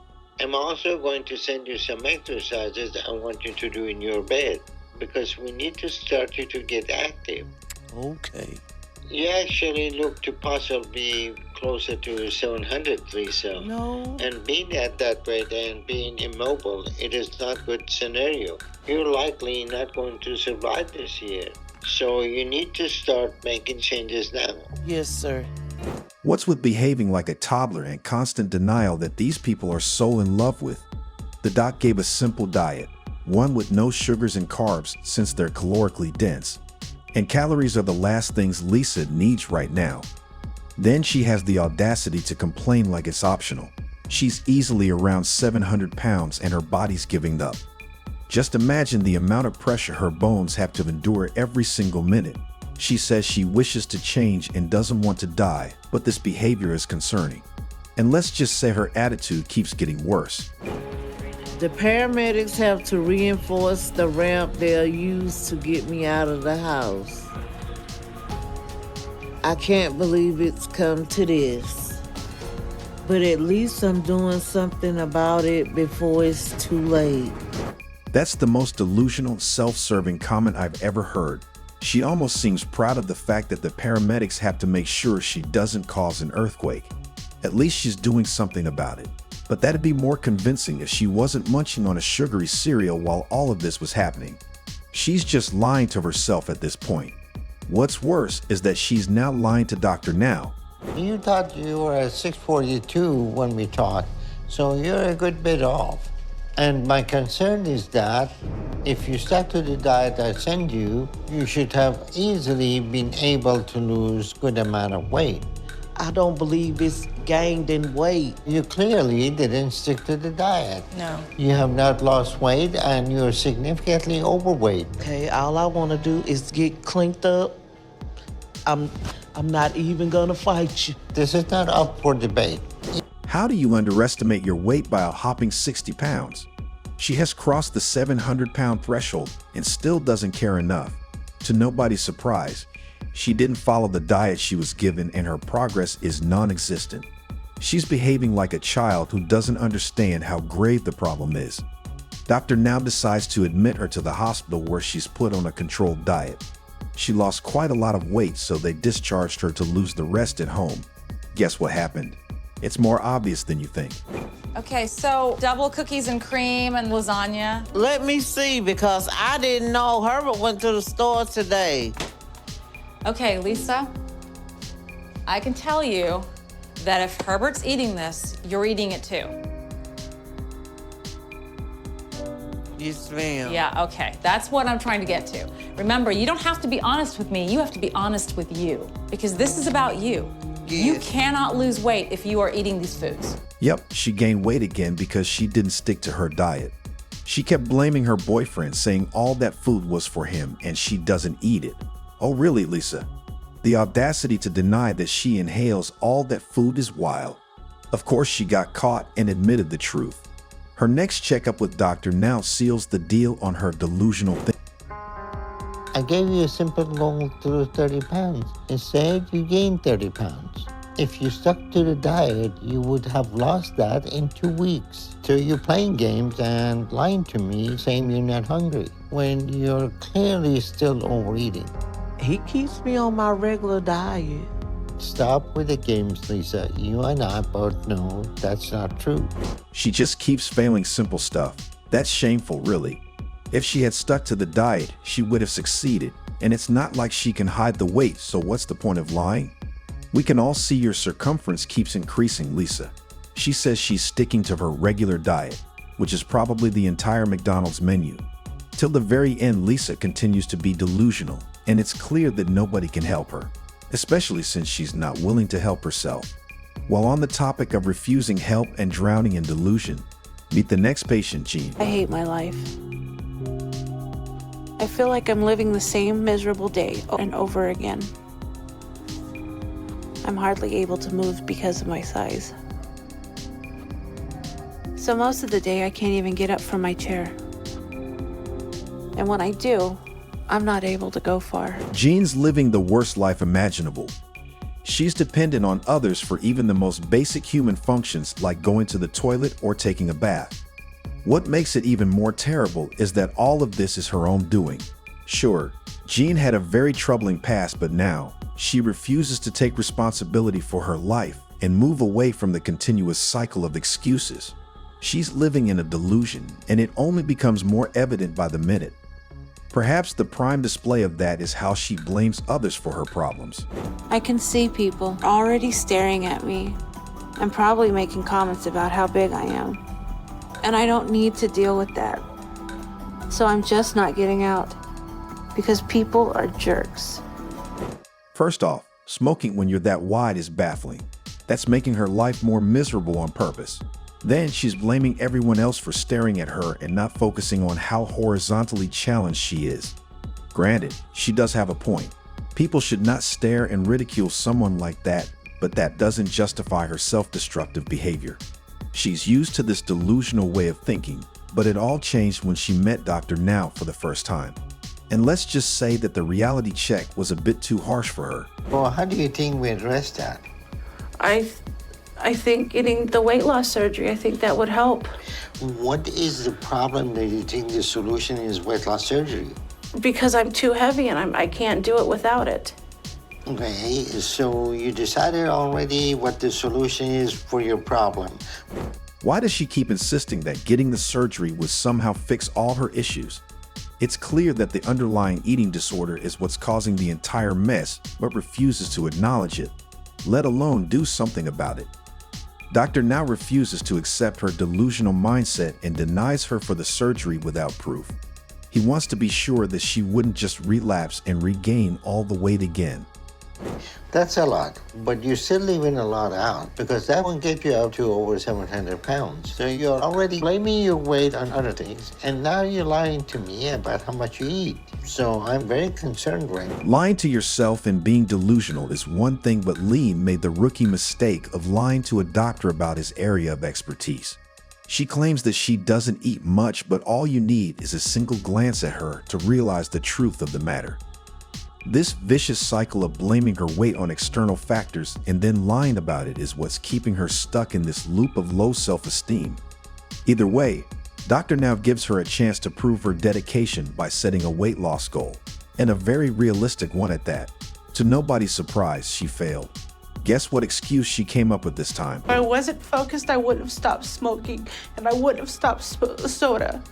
Okay, you're giving yourself a really good pass because... No, I'm not giving myself a pass, but it means that I can do it. That's two bad habits you had. You're taking them away, but you're not making any progress, and you think this is something that we should... I didn't get fat overnight, and it's not going to take a couple weeks or a month or whatever. Everybody's different, and I'm going to do it. The delusion here is off the charts. She thinks she deserves brownie points or actual brownies for doing something as basic as losing a few pounds of weight and quitting smoking. The point is, given that she's practically at death's door, her progress is negligible and doesn't warrant this entitled behavior. Sure, she didn't gain that weight overnight, but it is perfectly possible to lose a good amount in 2 months when you're built like a truck. What happens next is just baffling. And I lost our whole world. So right now, I know the best decision for me to just stay here and focus on getting past this. And maybe in the future, if I have the chance, I can try to get help and weight loss surgery again. But right now, it's not the right time for me to give up food. I'm not in a place physically or mentally to do that. She blames the doctor for everything and just quits the program. She claims that one understands her, but those are all just excuses. Granted, her circumstances are incredibly difficult, but that should motivate her to not make them worse. Some people never understand. If they won't listen to reason, the best we can do is expose their delusions the way Dr. Naub does. That's something you can help with by liking the video and subscribing to the channel. Which means your heart is not pumping very well. So you're going to be very high risk for doing any kind of surgery because there's too much risk that your heart can fail while you're on there. You understand that your weight is your major health problem. And right now I'm concerned about both of your willingness to change. And you are correct about not getting approved today because you're nowhere near where you should be. I know, yeah. I've been working with you two. He's not lost any weight and he's worse off now. There's always that group of people with food addictions that make you question if they've completely lost touch with reality. Like, how do you even get hooked on mixing ketchup with ice cream or munching on raw pasta like it's a bag of chips? They'll stand there defending their weird combo as if they're pioneering the next food revolution. But really, they're just making everyone else in the room lose their appetite. You'll know when you see Nathan, who has an unsatisfied wife for reasons that are not very common. I'm at a point now where it's painful to do anything. I think other people take for granted the ability to just move, you know. Nathan loves to paint his life as this tragic mess, but let's be real. He's the one holding the brush and the food. The real comedy here is how he still thinks he's somewhat mobile when he's one burger away from needing a forklift to get out of bed. Honestly, he should thank God for still letting him waddle around, because let's face it, we all know how close he is to upgrading from struggling to shower to needing a team just to hit the bathroom. It's not like this heavy Nathan, it's you. And get even worse. Dad's gonna go fix him some food, he's hungry. When the word food hits the air, Nathan gives up any hope of acting like a normal human. It's like he hears it and immediately taps out of reality because let's be real, food is the only thing keeping him going at this point. It's not just an addiction, it's his reason for being. You can see it in his eyes. He'll lose his mind if he doesn't let those voices in his head steer him straight to the fridge, ready to clear it out like it's some kind of personal mission. Clean and dressed and dry. It's time for breakfast.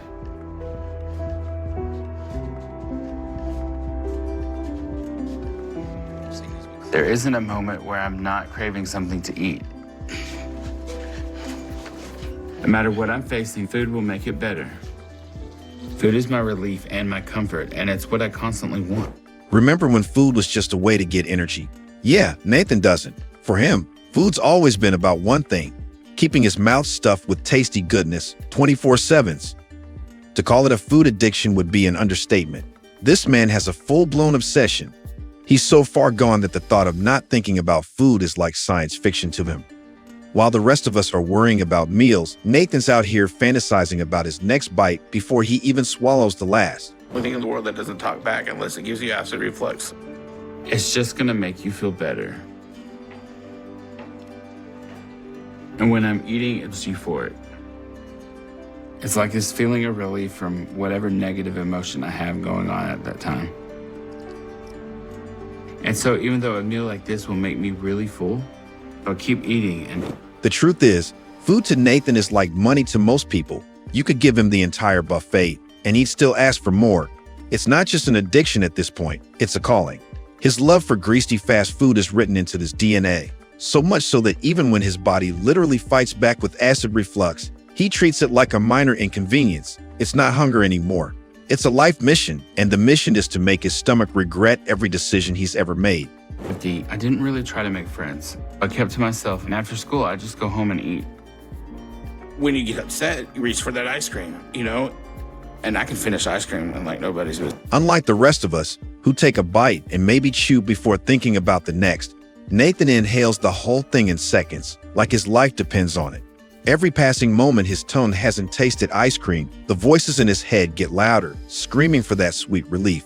Instead of fighting back, Nathan just waves the white flag and joins the rival team, fully embracing his food fetish like it's a lifestyle choice. It's like a foot fetish, but with food. He's only satisfied when something's in his mouth. And for Nathan, that something is always food. I didn't have the copay, and so they canceled my surgery. And I guess at that point I was like, forget it, I'm done. I'm just eat however I want to. You want a bite? Last bite of sweets? Sure. Despite having the chance to turn things around, Nathan chose the road more traveled, straight to the fridge. He loves to blame his lack of money for not getting surgery. But let's be real, if he just cut his food intake by half, he'd have saved enough in a year to make something happen. But no, Nathan's too deep in his food romance, granting every wish the food genie offers. Instead of a fresh start, he went for extra fries, and here we are. You'll be even more surprised when to see Isaac. Yeah, and I'm upset about that because I moved back home to take care of my mom. She has cancer, and she struggles with her size too. So I'm supposed to be helping her, but I'm the one who needs the help now, and that makes me feel bad. Isaac's reached a point where he can't even put his socks on without assistance. When he looks down, his feet vanish like they're hiding from him, and it takes a whole search party to track them down. His food addiction? Yeah, no surprises there. It's a junk food parade with a token pound of veggies thrown in for show, like that's going to balance out the 25 pounds of everything else he shovels down daily. At this rate, his socks aren't the only thing disappearing. His self-control left a long time ago. And my big job is to cook and make the big meals for the family. So it can be hard, but first thing I do every day is I get up and I cook so I can feed my family. Isaac may only have one job, but at least he's mastered it: eating. His full-time gig is devouring food, but he's also got a side hustle, cooking for the family, especially when big meals are involved. His family probably thinks he's all about those perfectly portioned meals, but let's face it, the real secret is that Isaac's already eaten half of it before it even hits the table. So yeah, he's good at what he does, but honest, not so much. By the time dinner's served, they're getting leftovers from Isaac's private feast. Can't be in the kitchen for it anymore. I have to make the meals from where I can sit because I can't stand for too long. So I can't cook standing up, and I have to get all the ingredients and what I need, and I go to the living room to make it all. Isaac's so committed to his craft that even when standing becomes a challenge, he still manages to cook, from his table, no less. That's how you know he's a pro, fulfilling his role in the kitchen without ever leaving his comfort zone. When he's not stuffing his face, he's making sure the family gets their share, using his patented 1 for you, 3 for me method. And somehow, even with that math, he's still finished eating before anyone else has even picked up a fork. One whose job it is to feed everyone. But I don't mind it.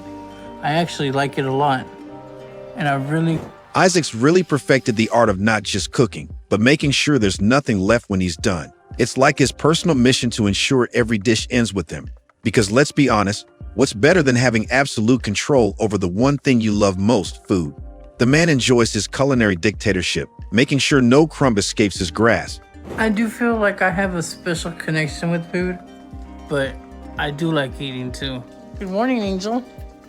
How many eggs? Isaac knows that food doesn't just sit in his stomach, it lives in his heart. It's not just hunger, It's a full-blown romance. And sure, he feeds others, if by feeding you mean tossing them the crumbs that manage to escape his wrath. Isaac loves to ask his family how much they want, only to eat it right in front of them, flexing his absolute control over every bite. If food is the battlefield, Isaac's already won the war.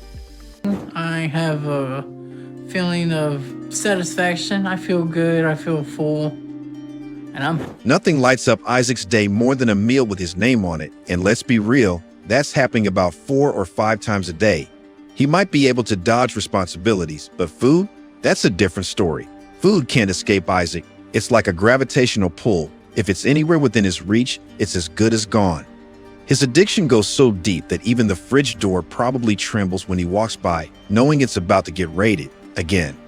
Situation don't change much when we think of Tammy. Probably get some breakfast started for you. Take some of the stress off of you.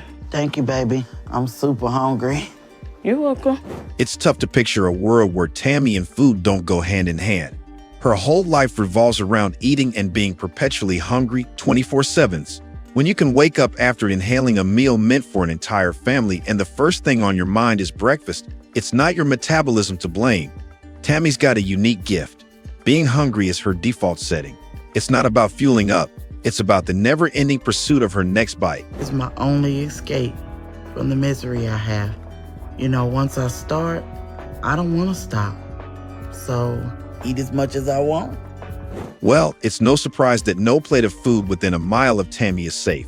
But to hear her say it's her way out of misery, come on now, you've probably got more problems from it than solutions, Tammy. Food isn't an escape, it's just a detour on the highway to eating more. The moment she starts calling it self-care is the moment we all have to remind her that portion control exists. But let's face it, for Tammy, portion is just a word she skips right over. Y'all snack. I snack all day. Only time I'm not snacking is if I'm eating a meal or if I'm asleep. Sleep is the only thing standing between Tammy and her next meal, and even that's hard to believe because you know she's probably dreaming about burgers with extra cheese. In her dreams, she's probably running through an all-you-can-eat buffet like it's some kind of utopia. And let's be real, the moment she wakes up, it's right back to the food frenzy. It's almost like sleep is just a recharge button for her appetite, fueling her to conquer the next round of meals. And then the craving comes, and I feel like I just can't get away from it. You can't get away from food. You have to have it, so it's always around. They use food to celebrate. Every event, birthday party, wedding, funeral. Most people use their brains to solve world problems, but Tammy's mind is laser focused on making sure she's mapped out every possible way to get food. Doesn't matter if it's a wedding or a funeral. If there's a buffet, Tammy's already strategizing how to maximize her plate count.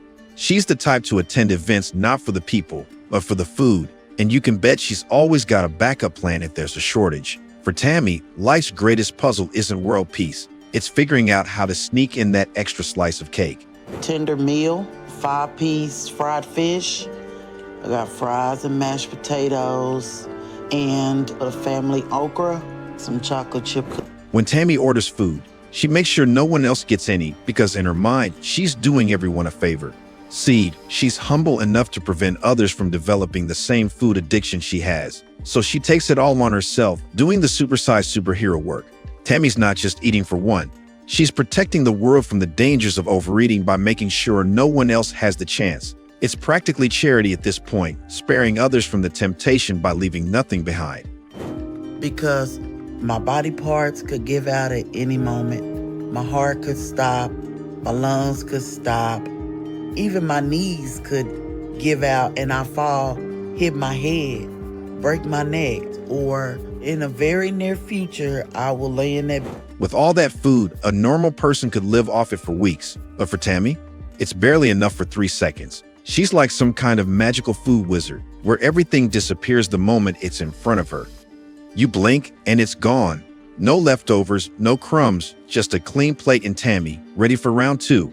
It's like she's got a bottomless pit for a stomach and a sixth sense for when food's about to appear, making sure nothing lasts longer than a heartbeat in her presence. Now meet the Terror twins, Brittany and Alan. But I know for that to happen, me and Alan would have to change the way we eat. but it's the thing we have left in our lives that brings us any sort of happiness or joy. And if we didn't have food in our lives, then I don't know what we'd even wake up for. In a superhero world, when the Terror Twins wake up, they rush out to save the day. But on our Earth, Brittany and Alan have a different mission. They wake up ready to battle anything in their way, not to save lives, but to reach the food first. Forget villains or evil plots. Their only concern is how fast they can make it to the fridge. With every meal, they're not just eating, they're conquering. Their idea of justice, making sure not a single crumb is left behind, so no one else even gets the chance. After I'm done helping VNA and she's dressed, we can finally eat. And I start cooking the second I can because both of us been waiting to eat since we woke up. And when me and VNA are eating, it's like we're in this cocoon where we're safe and there's nothing that can hurt us. And for that short while, our pain in our lives is gone. After waking up, it's practically impossible for Alan to think about anything that's not food. The moment he's dressed, his brain doesn't even register work or responsibilities. Nope, his first stop is the kitchen, like it's his true workplace. The idea of heading to an office is laughable. Why bother when the fridge is calling his name with way more urgency than any boss ever could? For Alan, the kitchen is where the real action happens, and breakfast isn't just a meal. It's the kickoff to this daily food marathon. My mom and my stepdad got a divorce, and it felt like I lost my best and only friend. I just wanted to stay in my room and sleep all day because I was so sad. And as long as I ate, I started to feel better, so I started eating all. You only need to look at the portion sizes to realize how many calories are sucked away from the planet to fuel Alan and Vianney's dopamine highs. They've got a black hole for a stomach devouring food like it's going out of style. If you counted their daily intake, scientists would have to rewrite the books on caloric consumption. With these two, it's an all-you-can-eat buffet, and the planet's resources are just collateral damage in their quest for happiness. But I know at this point, food is starting to take more than it gives because I don't know what I weigh, but it's probably over 600 pounds. So we have to do something. But giving up food seems impossible. Food is the glue holding Alan and Vianney's marriage together. Their vows might as well have been written on a takeout menu. Every meal is a sacred ritual, turning their love story into a culinary adventure. It's not about for better or for worse, but rather for seconds or thirds. Their kitchen is the true altar of their relationship, where love is measured in calories and every dish is a testament to their unbreakable bond. In their world, happiness isn't just shared, it's served and the feast never ends. And Alan going, for me, it helped me survive so much. One thing you'd wonder is how Alan and Vianney managed to fit family-sized breakfasts and meals into their stomachs without a moment's delay. It's hard to believe they don't share a single giant stomach between them. They devour food like it's a race, with each bite disappearing as if it were never there. You'd think they've got some sort of magic trick going on, like a bottomless pit that just keeps expanding. It's gonna give out soon. The only thing that scares me more than the thought of dying is the thought of losing Alan. You getting full, babe? Get there. Can I have that slice? Oh, you want this slice? Thank you, babe. Yeah. Good slice. You might think Alan is the guy who can take down an entire buffet by himself. But it turns out he has a surprising weakness, his love for Vianney. It's almost strategic. Whenever he's faced with a mountain of food, he'll gladly give up his own appetite just to share a slice with her. It's like a sneaky tactic to help him lose weight as he sacrifices his portion for hers. In this food-fueled romance, love might just be the only thing bigger than their appetites. Speaking of love, make sure to show some love by liking this video and subscribing to the channel. Bring anything. She want water, get up, get it yourself. She want food, get up, get it yourself. This is a very bad behavior and you shouldn't reward it. Yes, sir. What is the problem that you think the solution is weight loss surgery? Because I'm too heavy and I can't do it. Well, we give you the diet to follow and you're trying to figure out another way to lose weight. So what is your objective coming here? What do you want us to do? Make you have to change all that dynamic. So that means, Tammy? It's a whole different level when you're roasting someone with facts, especially about their weight. You don't even need to exaggerate. Just lay it out and watch the realization hit them like the extra servings they keep pretending don't count. Similarly, Darnell is no stranger to giving his patients a brutal opinion about their eating habits and lifestyle. James King is one of his victims who really knows what it's like to piss the doctor off. Almost all of it anyway. There you go. To get to taste something you're craving in the morning is one of the best things ever. It's hot. Thank you, baby. When I take that first bite, it's heaven. I just love it. A little background on James King. He's a gigantic 800-pound man who still relies on his wife and daughter, the latter of whom they purposely pulled out of school just to take care of a grown man. James is fully aware of the situation he's in, but he refuses to accept it because, to him, tasting gravy in the morning is worth more than living a normal life for his family. It seems his mind has been completely overtaken by the food devil, and he's lost all control over it. How is your general health doing?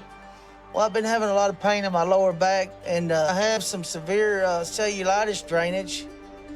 I mean, my legs are draining pretty bad. When was that time you saw that? Dr. Nav, despite everything, might just be the best thing that can happen to James. He starts off by asking questions about James' health and medical history to ensure he can craft the best possible plan for him. To label Dr. Now as just a madman with a bad temper would be unfair because, no matter what, there will be moments where he completely loses his cool and lets his frustration out on the patient. And for that, James will be at fault because, let's be honest, we don't know why. It turned tragic, even with medical personnel with him.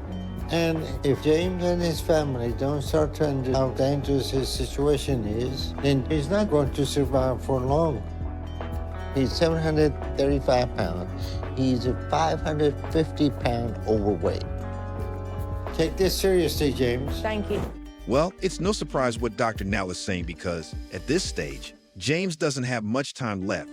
The only way for him to keep living is by listening to the doctor and controlling his eating habits. He's been given access to the best facility and the best diet to help him along the way. Even with all that support, if he still fails to meet the benchmark for surgery, it's entirely reasonable for the doctor to put him in his place. Right, James, you're 844 pounds. So we're both finally on the same page that you're not sticking to the diet. We have slipped a few times. I had car trouble. We didn't have a way to get food, so we had to order food in. Doesn't matter what you say, okay? The scale is going to tell me what I... Disappointed is an understatement when it comes to describing Dr. Now's current feelings. Disgusted is a much better word. He has zero interest in hearing whatever excuses they have because he knows that, with this plan, they had every chance to do the right thing. Instead, they failed and made the situation even worse, leaving him with an even bigger mess to fix. Cheeseburgers. You gained 100 pounds and you're saying it's not your fault? You needed to retrain your body? Seriously? You're eating yourself to death and you don't want to quit that. It's your responsibility, nobody else is in here. You got yourself in this bed and you're overeating and she's bringing it to you and then you come here, oh, we have been following, maybe you slip a couple times. Yeah. You really think you can lie your way out of this? You can't gain over 100 pounds by cheating just a little. You've been eating almost 10,000 calories a day. That's almost 13 times of what you should be eating in a day.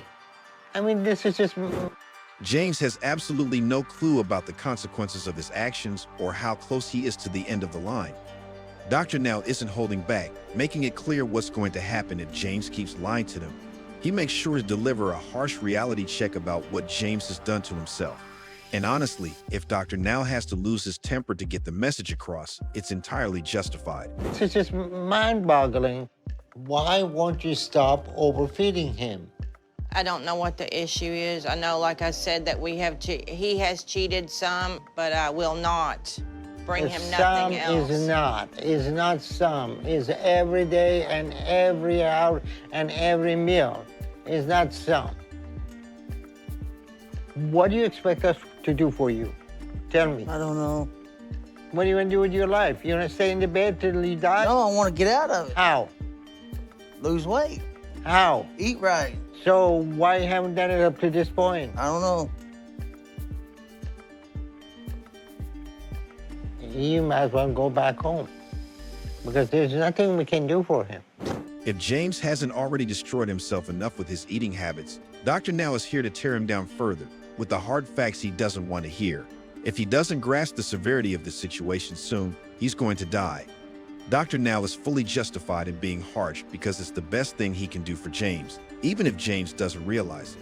I'm not sure how the situation could get any worse, but let's take a look at Lindsay. Okay. And once I get it, I savor every single bite of it. Just love the way a meal makes me feel. When I'm eating breakfast, I'm already thinking about lunch. When I'm eating lunch, I'm already thinking about supper. I'm eating supper thinking about what I can have for a snack. It never stops for me, and I never wanted to stop. Lindsay is no different when it comes to being obsessed with food. If anything, she might be even worse. You can hear the sheer love she has for food, as if it's the only thing that matters in her life. Her eating habits are slowly taking her life away, yet she seems either completely unbothered or utterly clueless about what those large pizzas are really costing her. Her and a bunch of the girls were going to go out, and I told her that I would go out, and then I bailed. Why? Paul, you know why. There's no way I can do that.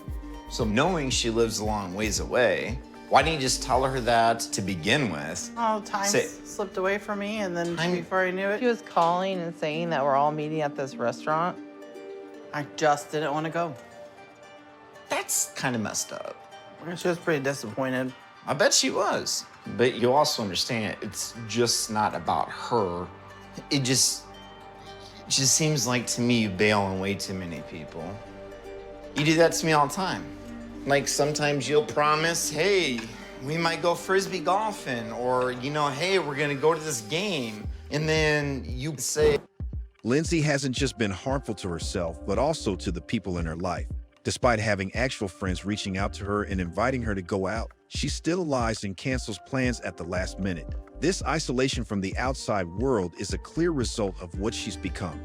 Food is always there for her at home, giving her the comfort she craves, but it hasn't just cost her health, it's cost her relationships too. All right, I guess you want to lose some weight. Yeah, that's right, yeah. But it says here in your chart you already had weight loss surgery.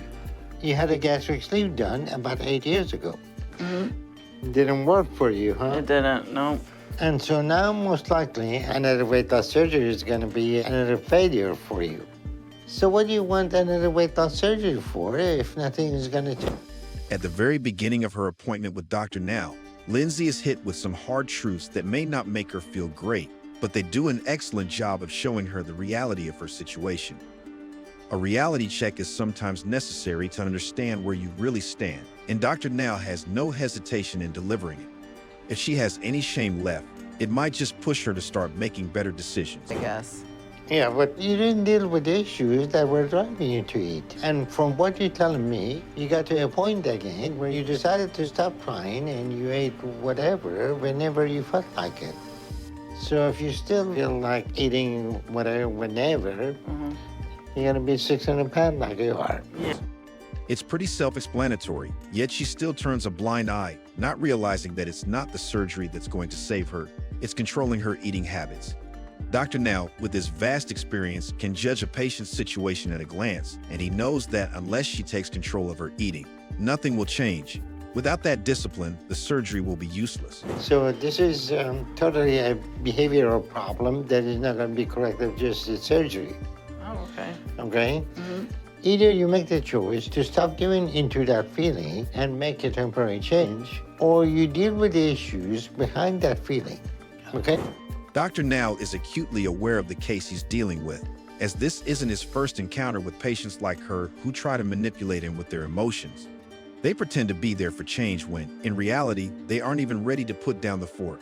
Being harsh and strict is the only way Dr. Now can make any real progress with her, cutting through the facade to get to the heart of the issue. And I'm sorry about that. And I apologize that back hurts, but if you start snacking now, honey, like... Please go get it. I just want some snack food. I promise that I will try harder the next day. Will you please just go get it? Hey, how's this? There you go. Eat your snacks, because this is what it is. You know what this is right here? All these little things right here in this bag is considered death, Lindsay, and you're killing yourself with this bull. And I'm not sticking around for it. serious. Eat them. Come on. Eat death, Lindsay. Eat death.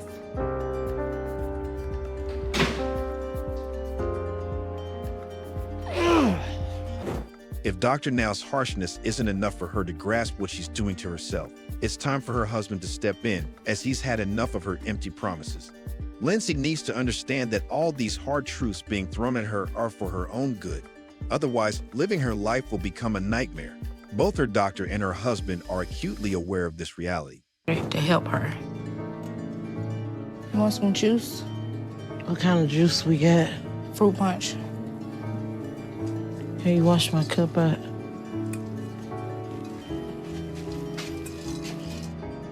I eat my regular 3 meals a day, plus 3 more. We don't have any more ice. Thank you. But that juice is cold. I don't have portion size. I like to stack my plate and get the... Let's see if things can get any better with Lisa. Lisa's situation is no better, maybe even worse than Lindsay's, but that doesn't stop her from making it even worse. Despite being unable to move, she still hasn't grasped the seriousness of her condition. If she doesn't take action soon, she will die. Dr. Now can only guide her, but he certainly has other ways of making sure his patients understand just how messed up their situation really is. That's the first thing. Then next, we need to get your weight down. And it is clear that you need weight loss surgery. But we need to get you to Houston before we can determine what is possible for you. Okay? Yes, sir.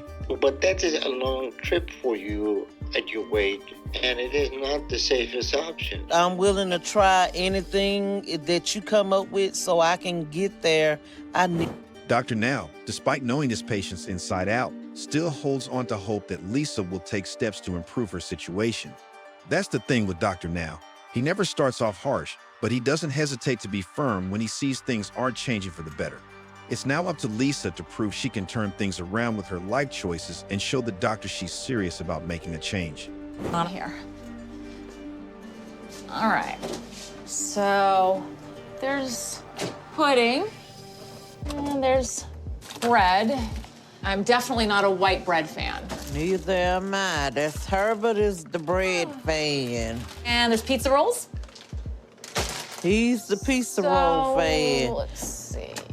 Now, I also see a giant box of donuts. Who's eating that? I didn't That's see that. Herbert breakfast.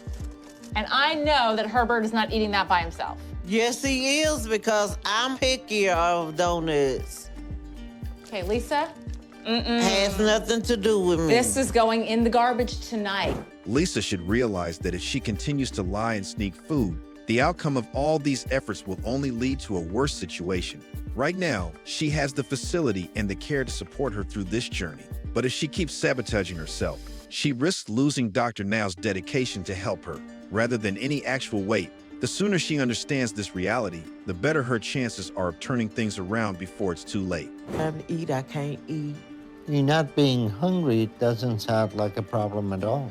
And if that is the case, you should have had no problem getting down to your goal of 587 this past month. I know. So let's see where your weight is at. So you are 646 pounds.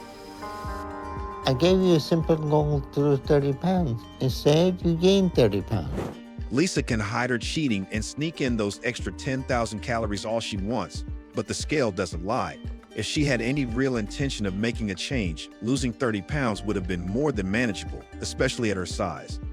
Dr. Now's approach is straightforward. He gives his patients the tools and the plan, but if they don't meet him halfway, he knows when to let go. At the end of the day, if the situation continues to spiral, he won't waste time on someone who isn't willing to help themselves. Going nowhere. Herbert, how's she gained the weight? What has she been eating?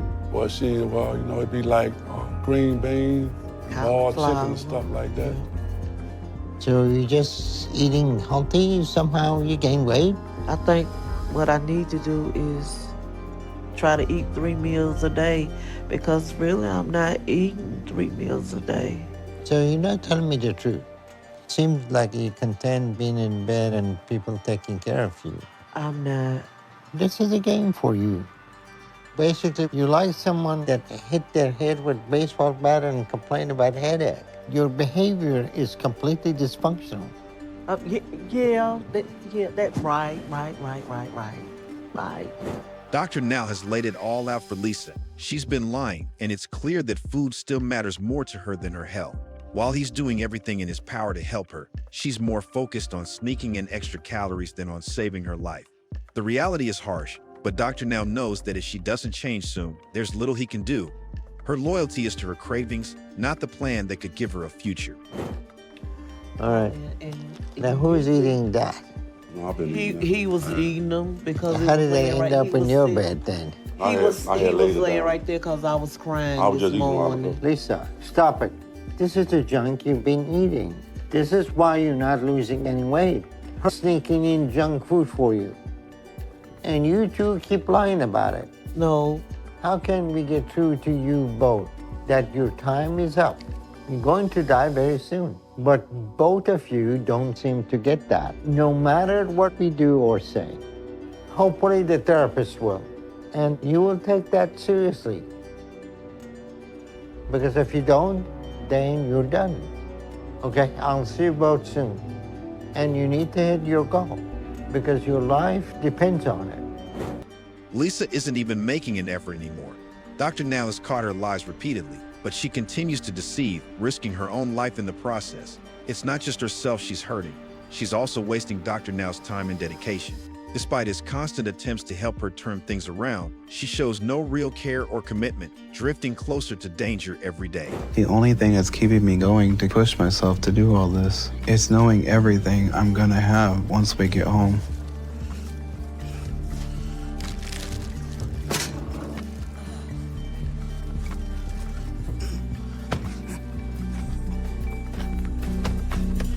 Aaron is a rare case because despite being almost 700 pounds, he is still somewhat mobile, but he uses this ability for all the wrong things. Instead of hitting cardio or moving weights, Aaron is more interested into using his energy to go to the store and grab his favorite snacks as his father crawls on his little scooter like a snail, who Aaron still isn't able to catch up with. Honestly, I don't have no excuse, just... We're not asking for excuses, we're asking what's going on. I have a lot of emotional eating issues. Okay. It all started when I was in school, so being picked on and bullied because of my size. And I would always just go to food for comfort, and it just progressed from there. That don't make any sense. If you were picked on in school for your size, you were already overweight. So how can you blame that for your overeating? Aaron immediately shifts the blame to those around him, yet his reasoning is nonsensical. He claims that the very things he was bullied for are the same things he indulges in more now. For someone like Dr. Now, this lack of accountability is unacceptable. If Aaron truly wants to make progress, the first step must be taking responsibility for his actions and choices. Without that realization, any hope for change remains distant. Well, food was what helped me with just anything emotional that would happen to me in my life. Any deaths, like my grandmother died or my mother dying, I would end up eating and causing myself to gain more weight. So it sounds like any excuse you could find, you would use it to justify your overeating situation. Dr. Now delivers a harsh reality check to Aaron, insisting that his justifications are utterly absurd. He emphasizes that if Aaron continues to cling to these excuses, he'll only worsen the situation. Dr. Now's goal is to help him recognize how his emotions are manipulating him. Giving in to them will prevent any chance of achieving a positive outcome. Without confronting these feelings head-on, Aaron risks remaining trapped in a cycle of self-destruction. When did you notice your weight was a problem? I didn't really notice it until I was in middle school, where I couldn't fit in the regular desk chairs. And you decided to just keep eating? Dr. Now effectively encourages Aaron to reassess his choices, highlighting that he has always had the power to improve his situation. Instead of recognizing this, Aaron justifies his eating habits by blaming his emotions. Dr. Now points out the harsh truth. It's not his feelings that are feeding him, but his own hand. By shifting the blame, Aaron fails to see that real change comes from taking responsibility for his actions, rather than hiding behind excuses. As much as possible, I mean, I still have a little bit of certain things, like the peanut butter. I'm having a hard time staying with peanut butter. What do you mean, peanut butter? Peanut butter on bread, it's just something that I like eating. Peanut butter on bread is not what kept you from losing weight. Your excuse is that. I'm sorry what you all went through, but that's no excuse to have not done the diet. And on top of that, it's been 3 months. You still had 2 months, even after all of that, to do what you're supposed to. But you didn't. What is with that? I don't know, sir. What do you mean you don't know? You know exactly. You don't want to do the work, and you want to blame everything else for why you're not doing it. What's the point of that? Aaron had 3 months to demonstrate his commitment to change, the only path to qualifying for weight loss surgery. Yet, he continues to succumb to food cravings, using his father's health as an excuse, as if it were his dad feeding him peanut butter sandwiches. This misplaced blame only masks the reality that he alone is responsible for his choices. Instead of taking action, he clings to excuses, missing the opportunity to prove his dedication and regain control over his life. I don't know what to say, sir. What is your expectation? Do you want us to do something for you to lose weight, but you continue doing whatever you were doing before? No, I don't want to do it. So how is that going to happen? How? I'm going to change. I really am. I'm trying. When are you going to change? I'm in the process of changing, sir. I really am. No, you're not. What we've given you is the first step to change. You either take it or you don't. The choice is up to you. You got it? Yes, sir. You know, for you to maintain weight of 696 pounds, you're still eating around 10,000 calories a day. That's not trying. That's not even close. So I'll give you 2 more months to lose 120 pounds. If you want to do this, then lose that weight. If you don't, then we don't need to waste more time playing games with you. Got it? Yes, sir. Dr. Now is blunt, reminding Aaron that he still controls his feelings and shouldn't let the gravity of this situation justify consuming up to 10,000 calories a day. If this reality check doesn't prompt a change, nothing will. The stakes are high, and it's time for Aaron to take responsibility. If you find this situation insightful, don't forget to subscribe and like this video to help others learn from these experiences. So we have a bit of an issue again. Because you missed your appointment again, saying you were sick, but turned out you weren't. So what is your excuse this time? What in the world is going on with you? I guess I'm eating the wrong things. You think it's funny? Correction. But you showed me today that you're not sticking with it like you need. Renee is likely making most of this up. But we did discover that she started to take water pill as direct. In this modern time, where being fat is being glorified by idiots who have fetishized it, want to commercialize it, and want everyone and everything to resemble themselves because they can't handle being miserable alone. Fat acceptance, body positivity, diversity, and inclusivity all Trojan horses to get people to warm up to fatsos. Even now, terms like plus size, chubby, panda, fluffy, big bone are being coined just because fat and obese are considered slurs. When reality is that most fat people are just poor eaters who are lazy and the posture slaves of GLUTTONE and SLOTAD. Dr. Now exposes these people and their peers for being liars, manipulators, crying elephants, in denial who take no accountability for their actions, along with their peers who are nothing but enablers with no will to say no to the biggest crybabies of the next 10 planets. Sean is throwing a little tantrum because he's uncomfortable in his wheelchair. He's likely used to getting his way with that. He lives with his mother, and I don't think it's hard to start to understand their... Scenes in a wheelchair and definitely isn't thrilled about it. He's used to getting his way, which might be making things trickier for him and the people around him. Living with his mom doesn't help either. There's this unhealthy push and pull between them, maybe because she lets him have a bit too much control. So his mommy coddled him and is now the baby of a prehistoric jellyfish. That's fine. We know what we're getting into. Yeah. The reality is Sean must be taking in at least 20 to 30,000 calories a day. Sean consumes a massive amount of food daily, taking in at least 20,000 to 30,000 calories, oxo a literal whale. This overeating is encouraged by his mother, who continually serves him, reinforcing an unhealthy dependency. Her actions suggest a pattern of enabling. A mother nourishes, not open a buffet. Because his mother bringing it to him. You're killing him right now. This has to stop. This is a very unhealthy dynamic. Seen's mother overindulges his food addiction. She could literally kill him because of her enabling behavior. Even the doctor is telling her the same thing. With the way she is feeding and he is eating, he will have eaten 2 generations of food. Sean is used to his mother completely taking care of him. As long as she does everything for him, Sean has no reason to leave. And she controls him with the food. We have to start making drastic changes with him. Seen depends on his mother to manage nearly every part of his life, making it easy for him to stay with her rather than pursue independence. His mother maintains control by regulating. Regulating is the last thing she did. His access to food, using it as a means to keep him reliant on her. She is a toxic mom who can't say now, and we have nearly 1,000-pound baby. Miracle that you're alive.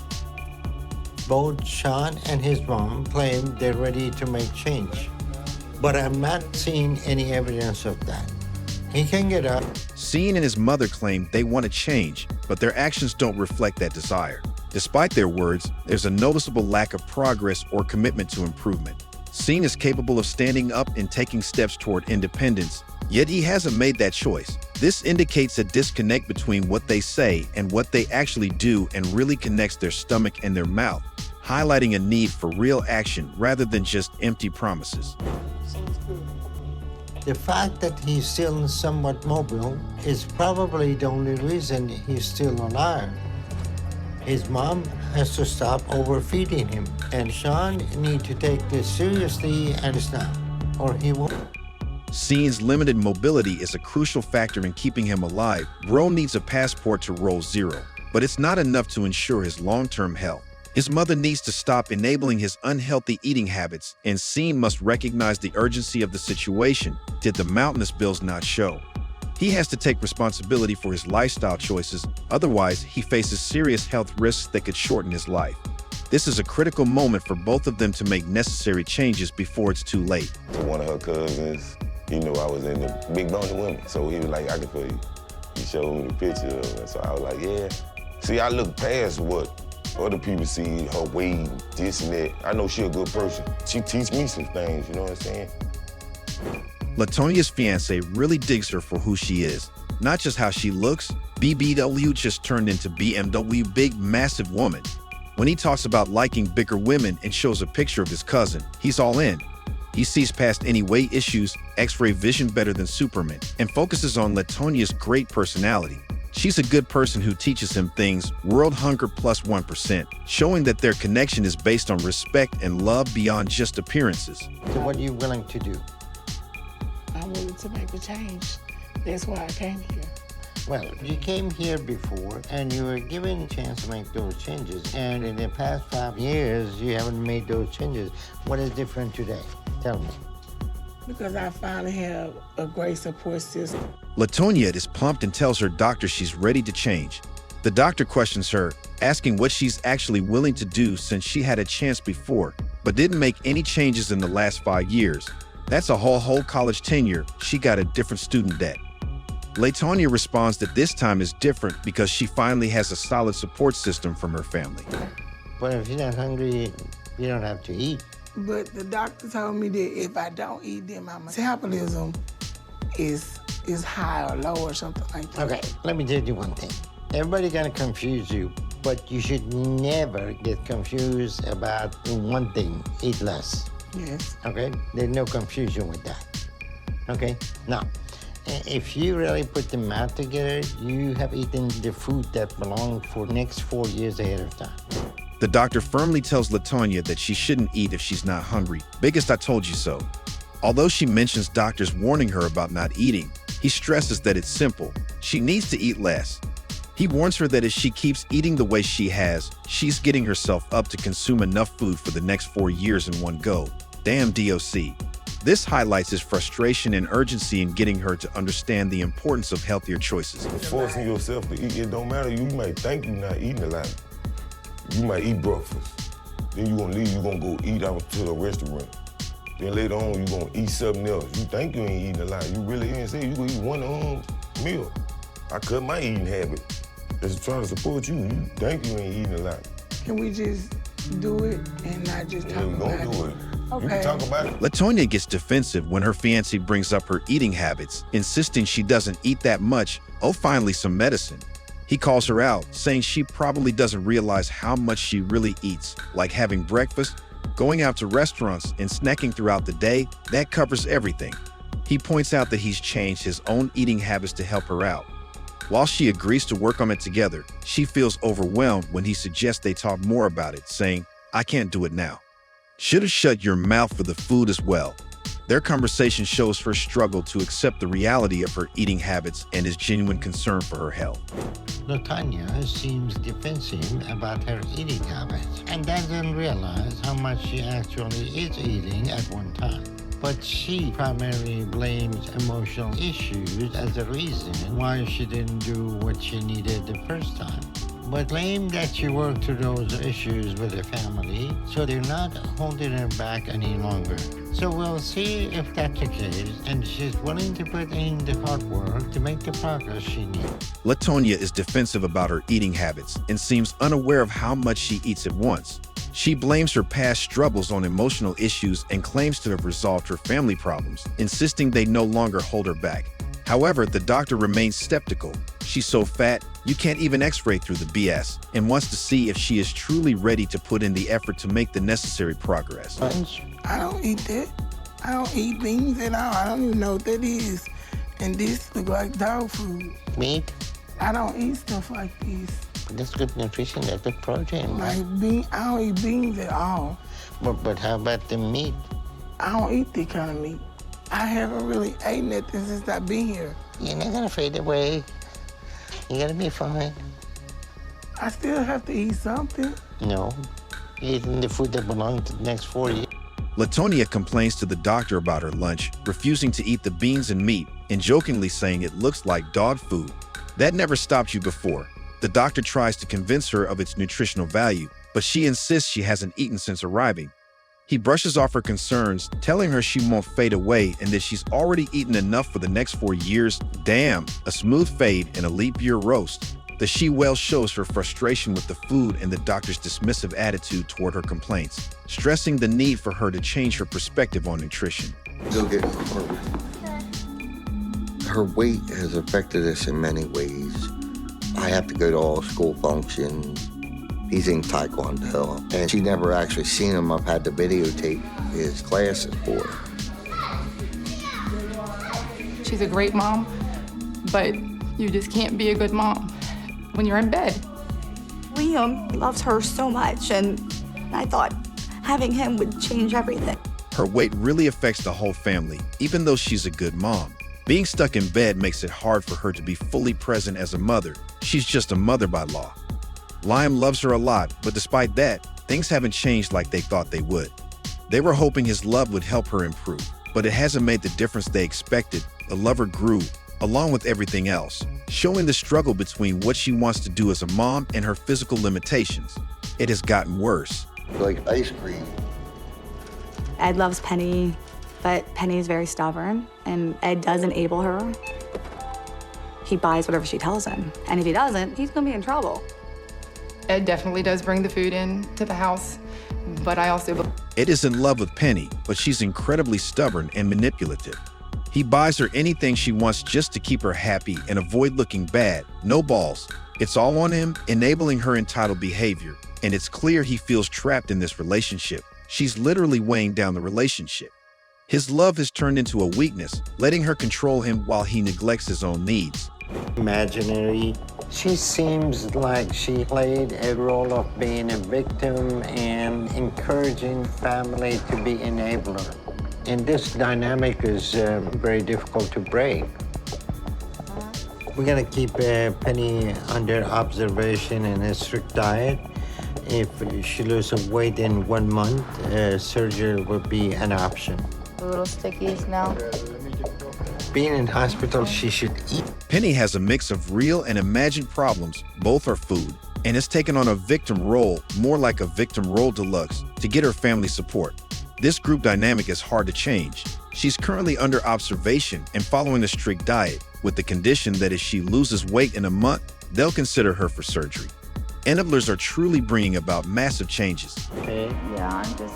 Okay. I'm concerned that Penny convinced herself that she's permanently disabled. Okay? I'm not sure we're going to be able to help her. Penny's behavior is troubling because she has stopped losing weight despite being on the right diet. It seems someone is sneaking. Cartel smuggling has branched out food to her, allowing her to sabotage her progress.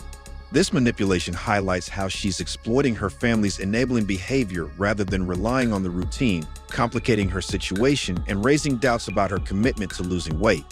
And she doesn't like to see what the scale is showing her. So now I don't know how long I'm gonna be stuck in Texas. Maybe I'm not gonna be successful unless I'm home.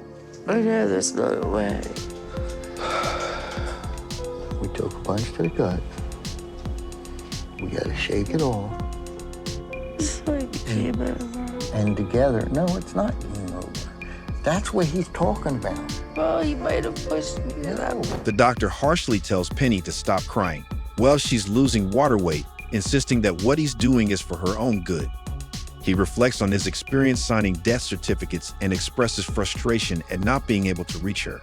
He emphasizes that time is running out and that while she may want to prove something to herself, the reality is that it's a race. She is finally first in one race at least, against time before it's too late.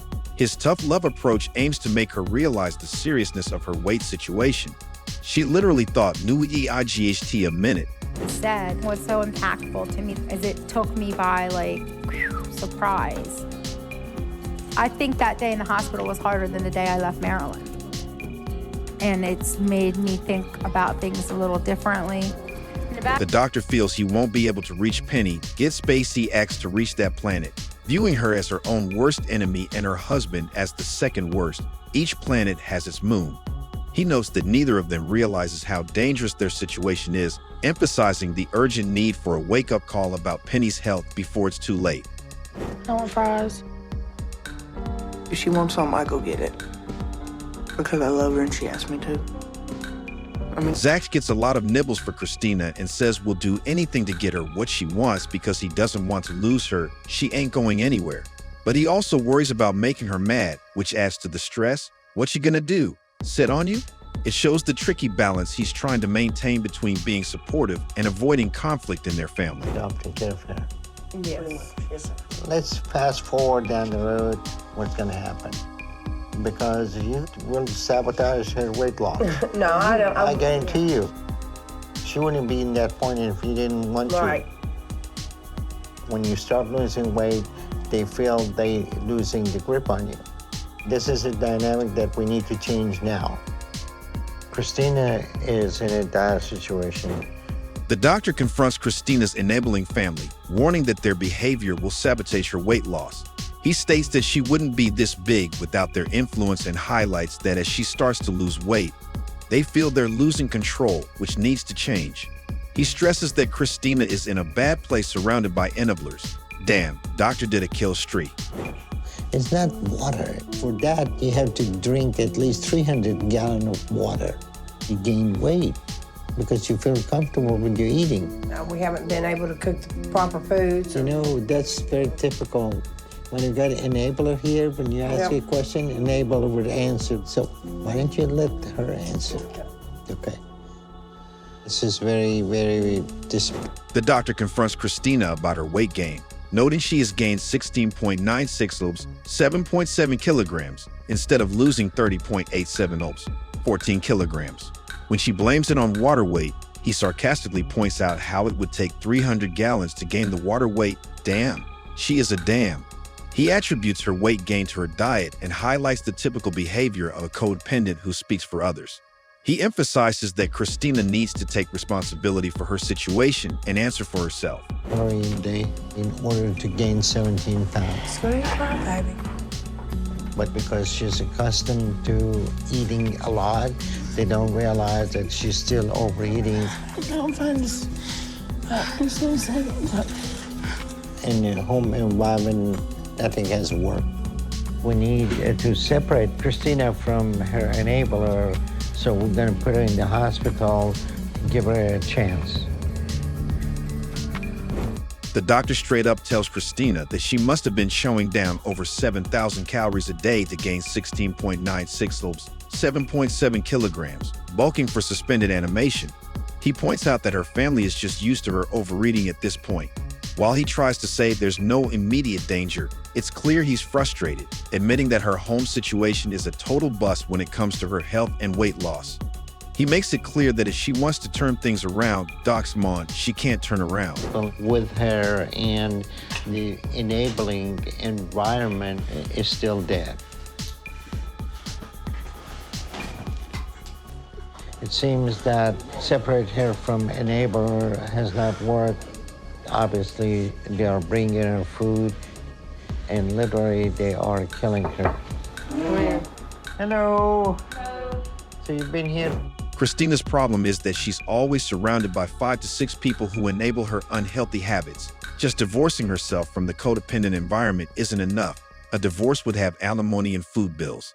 They keep bringing her food, breaking bad to breaking bread, and sabotaging her efforts to get healthier. The doctor emphasizes that their behavior is literally killing her, underscoring the urgent need for her to break away from these toxic relationships if she wants to improve her life. I hope I have the stamina to resist all the temptations around me.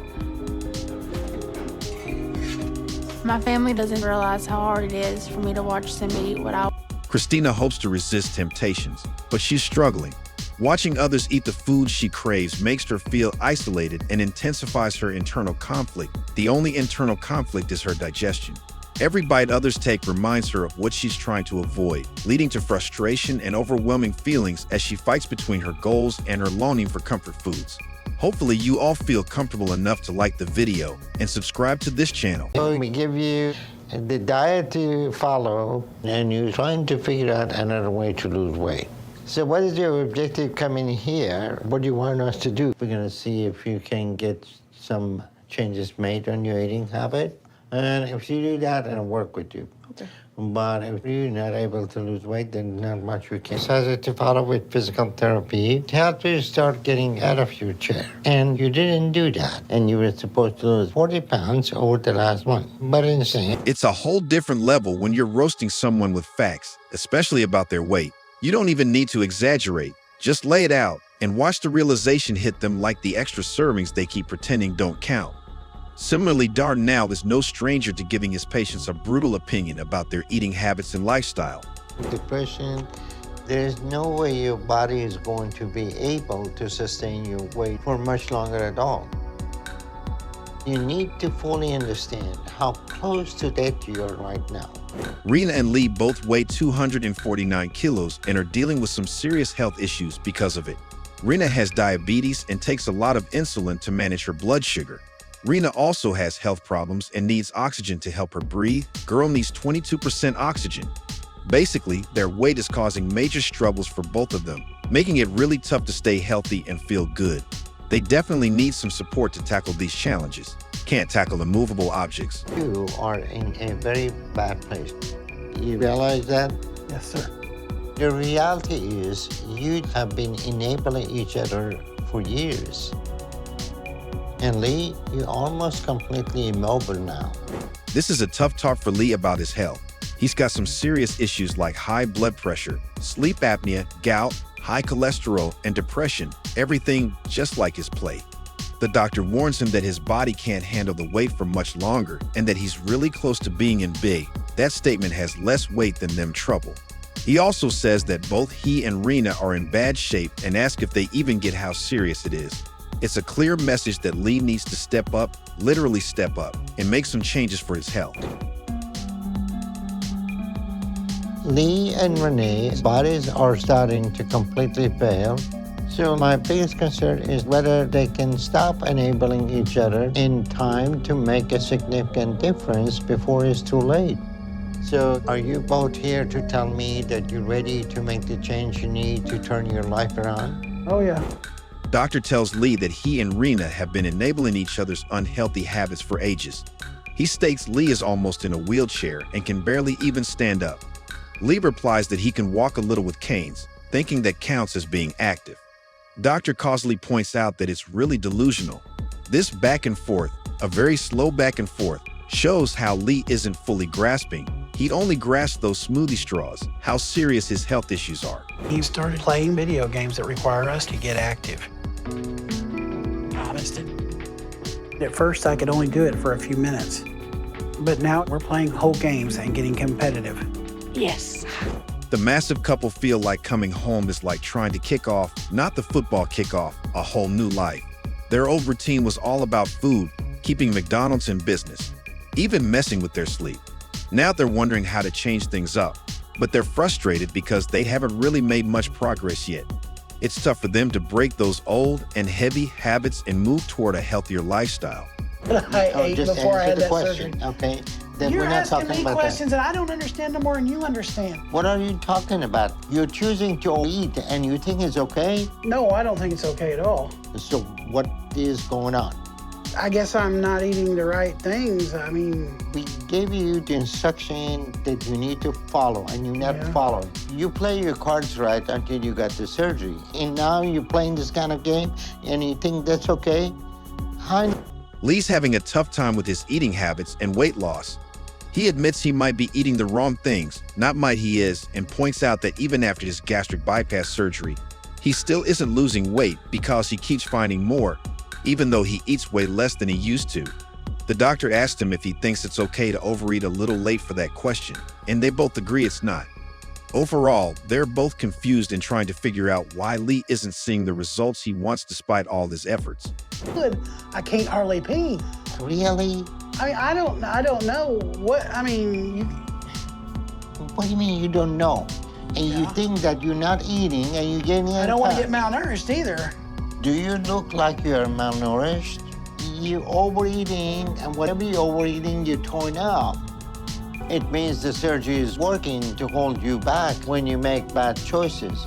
And it's the only reason that you didn't gain 100 pounds these past. Lee's opening up about his struggles after surgery, feeling really frustrated because he can't keep food down. Of course, he wants to keep it down, and ends up vomiting a lot. He explains that his surgery makes it hard to eat much. That is still food for 4 people. The doctor points out that the vomiting is just part of the deal after the surgery. Lee says he feels like his body is holding onto a lot of liquid and ocean, and that he's even having trouble peeing, which shows he's pretty uncomfortable. When the doctor asks him about it, Lee doesn't really know what to say. Then the doctor questions Lee's eating habits, and Lee worries about being malnourished. The doctor bluntly asks, "Do you look malnourished?" Damn. 8 years ago. Didn't work for you, huh? It didn't, no.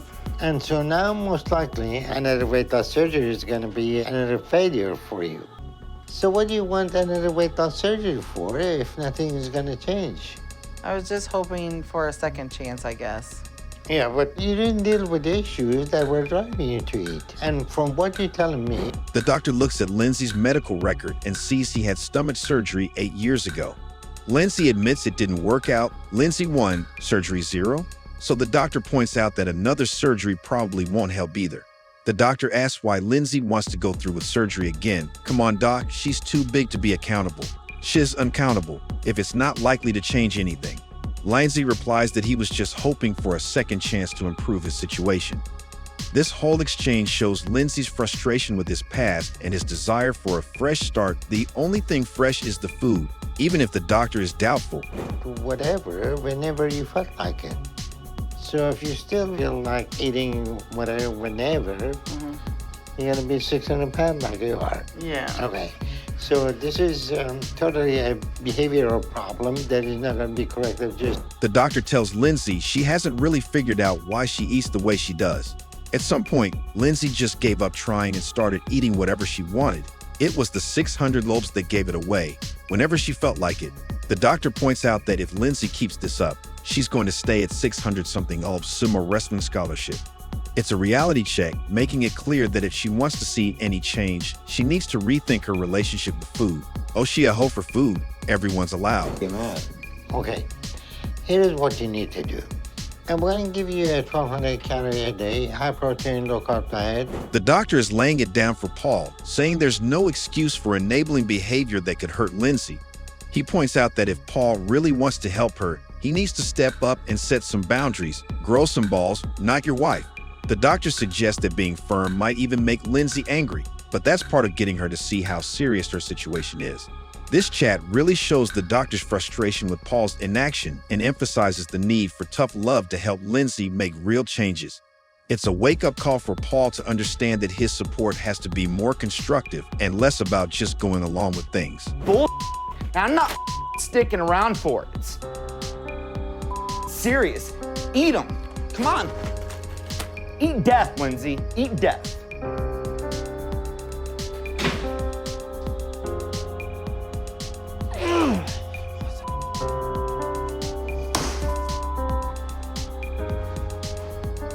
Paul doesn't get how hard this is for me. In this intense moment, Paul confronts Lindsay, clearly frustrated. He holds up bags filled with unhealthy food and warns her that this stuff could literally kill her, stressing just how serious it is. He is blunt and he's not holding back, saying he won't just sit by and watch her hurt herself. When he tells her to eat them up, it's dripping with sarcasm, pointing out how bad her choices are. Paul basically tells Lindsay to eat shit or die. It's a wake-up call for her to face the reality of what she's doing. Not interested in playing any more games. So when you think you're ready to show me your progress, you can call and set up your appointment because I'm not scheduling one for you right now. Okay. And so here's how this is gonna work. You ready for it? For every month that passes from here, I want you to have lost at least 35 pounds. Okay. So a little... The doctor really lays it out for Lindsay. He asks if she's gonna keep eating herself to death or if she's actually ready to change her eating habits. Lindsay says she wants to change. The doctor calls her out, saying it's about time she starts taking it seriously.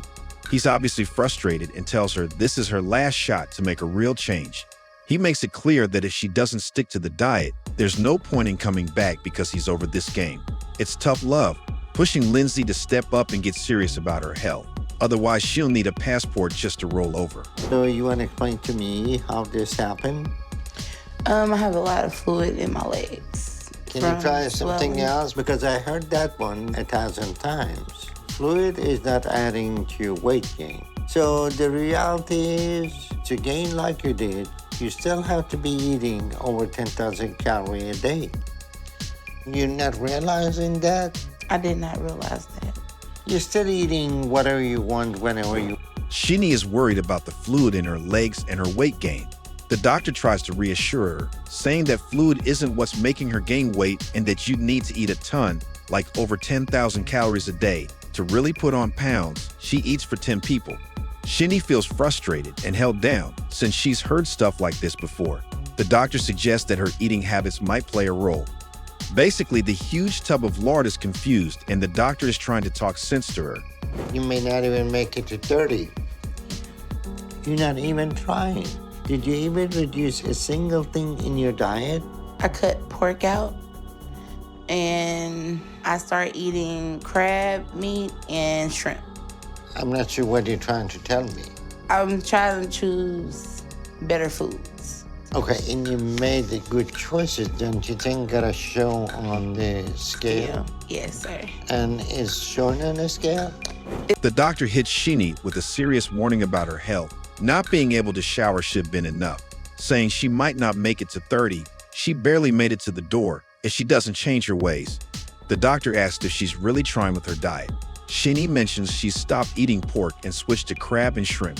The doctor then has to challenge her, asking if those changes are showing up on the scale. Keeny seems confused, not getting why her efforts aren't reflected in her weight. The denial is as heavy as her. Keeny struggles to see, how could you miss something that big, how her food choices connect to her health, while the doctor is pushing her to take it seriously. Freddie. What about Freddie? That belongs Freddie. Shanae, the lying need to stop now. Okay, Shanae? Here's the situation. Okay. For 4 months, I have seen you from day one. You haven't lost any weight. Plus, the hospital staff not only seen you eating pizza, but burgers, and then you're smart enough not to throw it to your own trash, throw it to somebody else's trash. All right. It was me that ate it. She didn't eat any of that. You both need to stop lying. The doctor catches Keeny lying about her eating habits. He then brings out the pizza box that was snuck in. Freddie claims to eat, but there is already a massive culprit, and his staff has seen her eating pizza and hamburgers too. A new meeting to can't keep her mouth shut. The doctor points out that she's been sneaky, throwing her food in someone else's trash instead of her own. Keeny claims she didn't eat it, but the doctor is frustrated and tells them both to stop lying. It's a tense moment as the doctor pushes Keeny to be honest about her diet and its effects on her health. The trash can was more honest about her health. On food or go to the kitchen? I No? try to stay out of there because So- I know I'm So a who's bringing it to you? My husband. Okay, so your husband is your enabler, feeding you, and you eat whatever, whenever. So what's wrong with that picture? A whole lot. And need you all to understand how important it is that you get your weight going in the right direction now before. The conversation between the doctor and Keeny gets pretty tense about food and weight. Keeny mentions that her husband brings her meals, and the doctor calls it enabling. They dive, a pool wouldn't survive her dive, into how important it is for her to take control of her health instead of taking control of her plates, suggesting that relying on someone else could lead to problems if she doesn't make some changes soon. It's a relatable, only relatable if you're 600 pounds moment that captures the struggle between seeking comfort and the need for personal accountability. Okay, the same question. Look at me again. You have weight loss surgery, you lose weight, right? Yes. Okay, because you eat less. Yes. If you eat less, you lose weight. I'm not eating. I'm telling you. And this is for Freddie. It was. Which part of that makes sense? Shanae. Yes. You don't change. There is nothing we can do to help you. She didn't eat anything. That was me. Why the scale hasn't shown anything, Like I said, okay? she builds fluid up. She can't help it. That's the one thing she's been stressing about is the fluid. None of your tests show that you're retaining water, okay? You're not 7. The doctor asks Keeny if you lose weight after surgery, and she agrees, saying it's because you eat less. When the doctor presses her about not eating, Keeny claims the food was for Freddie. The doctor doubts that and tells her they can't help unless she changes her ways. Freddie jumps in, saying he ate the food instead, but the doctor asks why it's not showing on the scale. Keeny says it's just liquid, you're the 7 C's, and she's worried about that. The doctor reassures her that liquid isn't the issue and points out she can't weigh 700 globes in water, Pacific Ocean. Let me say this in front of the doctor. If you're not listening to nothing that he's saying, because you get mad not only at Freddie, you get mad at me. Shanae, when I tell you, you don't need that, what do you do? What do you do? Shanae, most of the time. Okay. So we either gonna do it now. Keeny's mom is concerned and frustrated as she urges her to listen to the doctor and not the food getting delivered, instead of taking her anger out on others. She points out a pattern in Keeny's reactions and stresses that now is the time for change, like not getting mad at Freddie or her when she gets put in line, more like dipped in circle. When Keeny mentions she's made some small steps, any step is a massive one, her mom responds supportively, showing she's ready to help her through it. She blends tough love and encouragement. In your way. What do you do all day? What do you do with your routine from the time you wake up till you go to bed? Nothing. Obviously you eat. Well, yeah, but that's what I'm looking for. Gotcha. What do you mean? And you just left that out conveniently. There's a contrast between the straightforward question about daily activities and the underlying tension in the responses. Delana initially claims to do nothing, suggesting emptiness in their routine. However, when eating is brought up by Dr. NLWYOUDONEFOR, it highlights a reluctance to acknowledge food's central role in her life. The denial about her eating habits is more visible than her neck. Second in between? No. That almost sounds too good to be true. So if that is your current diet, you should have lost a lot. So you put the math together today, your BMI is 111. And this is very dangerous BMI to be at. And normal BMI is 18 to 25. Yours is over 100. 111 is one of the highest. Dr. Nell is confronting Delana about her eating habits and health. When snacks come up, it hints at her struggle with unhealthy foods or possibly a person in her life who's a bad influence. Dr. Nels doesn't believe her claim of having a current diet, making the changes she needs resulting in her dangerously high BMI of 111, which is more than her daily step count. So you're an enabler guy that she's gonna try to eat healthy, and you're gonna bring her all the high calorie food. So yesterday she was so stressed out about the van and everything that I gave in and got her a candy bar. Stressed out in treatment for that is candy bar? I was in the car with her for 10 hours yesterday. That justified helping kill her and give her something? Delana is in a tense spot about her eating habits. Dr. Now calls Delana's husband out for enabling bad choices, pointing out that bringing in high-calorie snacks is messing up her goal to eat healthier. He tries to justify it, mentioning how stress makes her reach for comfort foods like chocolate. But deep down, very deep down, he and she knows that those choices don't improve her health. The long car ride adds to her frustration, making it even harder to stick to good eating habits. And so I'm going to get some stuff for you and bring it to you and explain to you what to do with it. I have an app that I've been using. It's free. She puts in her calories every day. Okay, do me a favor. Yes, sir. Delete that freaking app, okay? Because this is when you get yourself in trouble. So forget about the app, okay? I delete it. The diet is very simple. I'm gonna give it to you, okay? All right, I'll be right back. Yes, sir. Dr. Now is trying to help Delana with her eating habits by suggesting a calorie tracking app. He shoots down the one she is using, saying it's more of a hassle than a help. The vibe is pretty urgent, with Dr. Now wanting to keep things simple and effective. He promises to come back with better food options and resources, showing that hands-on support might work better than relying on an app. We don't need the weight of wrong information. Things are heavy as it is. Delana may be a really tough challenge because right at the start, she's telling me that she has made healthy changes and she's eating better. But when pushed about her choices more specifically, it is clear that's not the case. So she convinces herself that she's trying to do better and she's improving her habits, but she's not doing nearly as well. Delana is struggling to see her eating habits for what they really are. She often lies or hides details about her food intake, which makes it hard for her to get help and make real changes. To move forward, she needs to have a look in a huge mirror and face some tough truths about her lifestyle.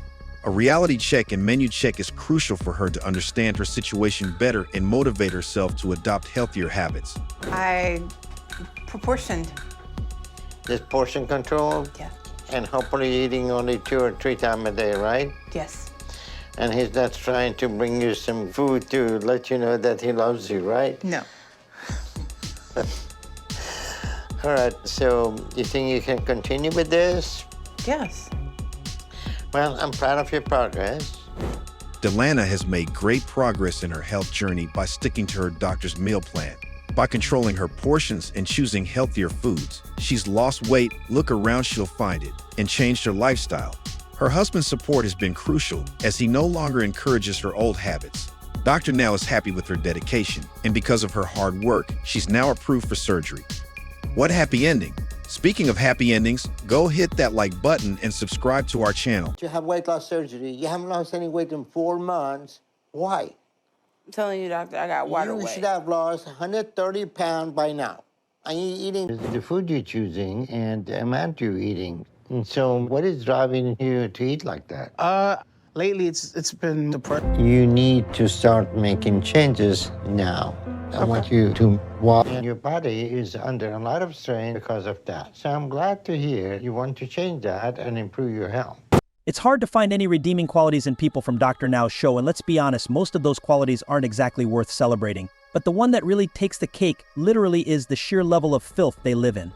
And if that wasn't bad enough, they expect their family members to clean them up too, like it's some kind of group activity. Imagine being so far gone that basic hygiene becomes a team effort. Our first entertainer of the show is a living example of all of the atrocities. Meet Gina. Me and my wife Beth live with my mom, my sister, and her fiance Keith. And usually it's either my mom or my wife that eventually me. Gina's not just a hazard to herself, she's practically a public health crisis for anyone within a 5-foot radius. I mean, can you imagine sitting on the same couch she's been glued to for hours? The amount of sweat soaking into those cushions could probably knock someone out cold. You'd have to bring a hazmat suit just to survive a Netflix marathon with her. It's like sitting in a swamp that doubles as a biohazard zone. But if my family starts to nag me a lot about it, I just... Imagine reaching a point where the only time you decide to clean yourself is when two people, including your own wife, are practically begging you to take a bath because the stench has become unbearable. And let's not ignore the fact that both of them are keeping a solid 5-foot distance while making the request, probably holding their breath the entire time. You would too if you valued your sense of smell, or your life for that matter. But if my family starts to nag me a lot about it, I just rather not deal with everyone being upset with me, so I just do it.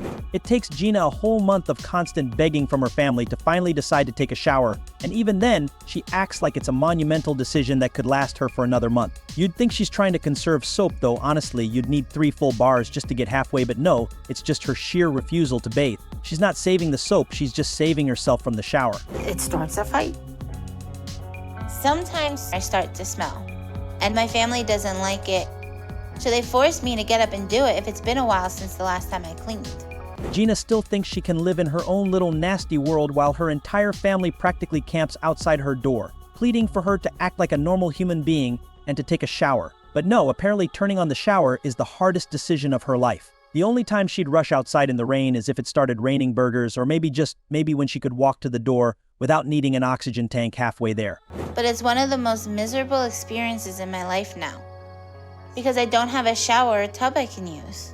Well, boohoo, taking a shower is like the most refreshing moment for any normal person, but for Gina, it's pure agony. She wonders why people around her can't stand her, when her version of misery is the simple act of bathing. Maybe if she realized that hygiene isn't optional, she wouldn't need a whole intervention just to turn on the water. At this point, the only way she's redeeming herself is if she could somehow stuff herself into a washing machine and let it handle the job for her. I want our marriage to be different by her being healthy. And it makes me feel angry because I feel like she's... Gina's nastiness isn't just skin deep, it's rotten all the way through. When your partner still loves you but can't even stand to be around you because of how you've let yourself go, it's beyond tragic. What's even more pathetic is she has all the control to change it, but she'd rather sit back and do nothing. It's like the thought of an extra slice of cheese on her burger excites her more than fixing her relationship. Every day she chooses food over her loved ones, proving how little she cares. For my current living situation, because not everybody got a roof over their head, but at the same time, it's challenging. If this disgusts you, just wait until you hear about Cyrita. Even after struggling to maintain a normal weight, let alone basic hygiene, Cyrita still claims she's thankful to God for all the blessings she's received.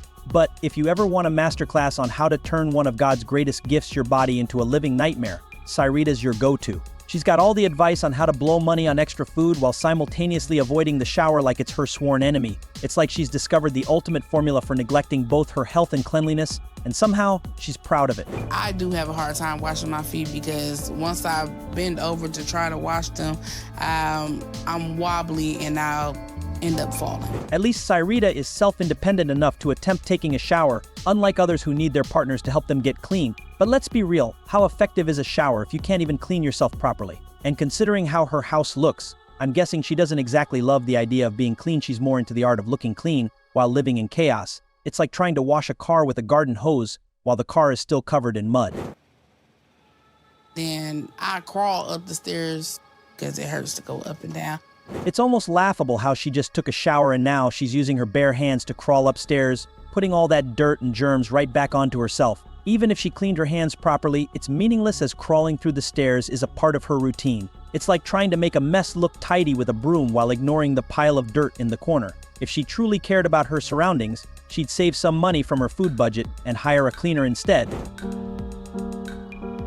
Food fulfills me. It fulfills empty voids that humans can't fulfill. It's pretty gross when you realize they're cooking in the same bedroom where they sleep and do everything else. Imagine the stench of food mixing with the smell of sweat and sleep. It's like a culinary crime scene. In a tiny space with no ventilation, the smell clings to everything: the couches, the bed, the pillows, and even the little droplets on the TV screen. Yet Cyrita seems completely unfazed as long as there's food to shovel into her mouth. She's living in her own personal food and sleep stew, and the hygiene standards are nowhere to be found. Relations and relationships, but this is the only real relationship that I have. Just when you thought the hygiene issues were confined to the inside of the house, think again. Outside, the lack of concern for cleanliness is even more apparent. Imagine the insects and bacteria swarming around the place, making the already grimy interior even worse. It's like an open invitation for every disease known to man, especially considering the unhealthy food being consumed. If the inside of the house is a health hazard, the outside is a breeding ground for every nasty thing imaginable. You eating too fast. Yeah, we'll try. You know I got chipmunk cheeks. I know it's pretty clear by now that she couldn't care less about her hygiene, but the fact that she can still have an appetite in such an environment is really disturbing. It really shows how much she loves her food and how little concern she has for her cleanliness. It's like the grime and filth are mere decorations on her food-focused life. If anything, the more disgusting the surroundings, the more appetizing the food seems to become for her. But even all this can't prepare you for Lashanta. And I've been trapped in this bed for years now. I can't even go to the bathroom on my own anymore. The best I could do is scoot to the end of my bed and use a bowl that my boyfriend JT brings me. Gross, disgusting, and every synonym you can find for those words apply to this situation. She's literally pooping and urinating right in front of the bed she's been occupying for the past 5 years. If only she could lay off the food and get mobile by losing some weight, she wouldn't be stuck in this revolting mess. But of course, the egg and bacon sandwich takes precedence over basic hygiene and dignity. Despite all this, her boyfriend is still there for her, but it is also affecting his health as well. Strange things I do all day. Because I have to try to move around and reach other parts of my body. And then lift myself to try to clean other areas I need. The only time she gets to clean herself, and she calls it the worst part of her day. If you put a cleanliness detector in the room, it wouldn't even go off because Lashanta is practically allergic to hygiene and vegetables too. It's not just herself she's dragging down, her boyfriend's health is at risk too by being dragged into this cycle of filth and poor choices. She's a walking hazard, both physically and mentally. I just wish I could skip my bath because it's so hard. The only time Lashanta even tries to be bearable to the world is when she's dragged into taking a bath, and trust me, she hates it. She wants to skip it so bad, just like she skips the vegetable aisle. Her boyfriend, bless his heart, can't see that love is costing him his health, sticking by her no matter what. But honestly, when he helps her bathe, he's doing the rest of us a huge favor. It's his silent act of heroism.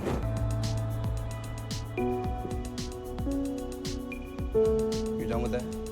Food is the only joy and pleasure I have now. It's the only thing I really have to look forward to anymore.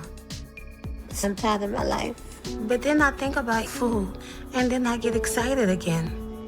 When Lashanta isn't busy avoiding baths, which is basically a full-time job, she's daydreaming about food, which, let's be honest, is her other full-time job. She knows how to make things worse, cooking right on the same bed she sleeps, sweats, and occasionally pretends to clean herself in. And don't even get me started on the pile of waste casually lounging beside her bed. If her weight doesn't catch up to her, her hygiene definitely will. These bites of joy. And I can never get enough. When I eat, I be on top of the world. Nobody can tell me nothing. And when I be upset... You gotta give it to Lashanta, she's thoughtful enough to use gloves when handling noodles. While cooking in the same bed she just cleaned herself in. It's honestly no surprise her life is the way it is. I mean, you can't get to that level using normal methods. And get this, she's not just eating that food herself, she's feeding it to her kids too, who are still growing, by the way. It's like she's running a family experiment, seeing who dies of filth first. Food for 3 people, plus bread. I always want to eat. And when I stop and I finish what I have, I can't wait till I have more. So I'm already thinking how I'm gonna make the next meal. At least the kids eat at a separate table, but even that might not be safe. I mean, when you think about it, Lashanta could be radiating all sorts of nasty emissions. Just being 12 feet away from her might mess you up for life. She knows the filth she's living and cooking in her bed, turning her room into a bathroom, and then going back to cooking like it's all normal. Honestly, the germs in her house must be working overtime, clocking in double shifts just to keep up with the chaos. This may be too much, but I must tell you that situations can get much worse. And when you see Jean, you believe it. Apparently, Jean was going to mention 3 things in her life that are getting worse, but the one she forgot was hygiene. Because, let's be real, despite her denial, it's definitely not improving. And trust me, you're about to see that firsthand as we get to know her a little better. Things are only going downhill from here. And yeah, forget the popcorn, as you won't be able to eat once you see her everyday routine. So I have to use a portable toilet to go to the bathroom. And I even need help with that, because I can't even wipe myself anymore. Jane basically lives in her small room, alongside her dogs that haven't seen water since the last time Jane took 3 steps, which was like 5 months ago. And if that wasn't enough, she's got a potty chair right in front of her bed, where she does her business right into a bowl. And guess who picks it up? Her poor mom. Now, if she could just lose some weight, maybe she could have avoided all this mess. She could have at least done it for her mom. But nope, saying goodbye to food? That's where she draws the line. Because she has to clean me every day. A couple years ago, I got too big for our shower, and I fell. And it took hours to get me out. It was absolutely terrifying. You thought things couldn't get any worse? Well, hold on to your seats because here comes the surprise. Just 3 seconds after turning the room into an unlivable stench zone, John bends down for her mom to wipe her like a little baby. And let's be honest, there's nothing little about her. If she finds that humiliating, she could always stop shoving food into her mouth, but apparently that's impossible for the universe to make happen. So here we are, living in this glorious chaos.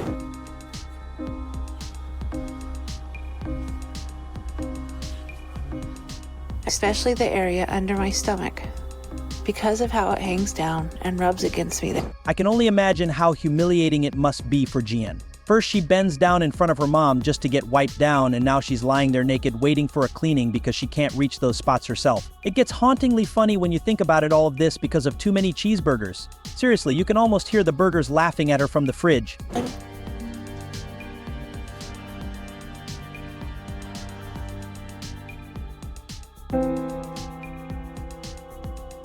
Honestly, even if I had a shred of hope for Jean, it's completely gone now. I mean, how can you look at this environment and feel any empathy for someone who has the chance to save herself, but still chooses to live in this misery and drag others through it too? It's wild to think all her problems could just vanish in her mind if someone handed her a burger. It's like, forget therapy, just give her a double cheeseburger, and poof, problems. What problems? But I don't know what I can do about it right now. So Dr. Now wants me to talk to a therapist to discuss how I'm feeling and the decisions I'm making.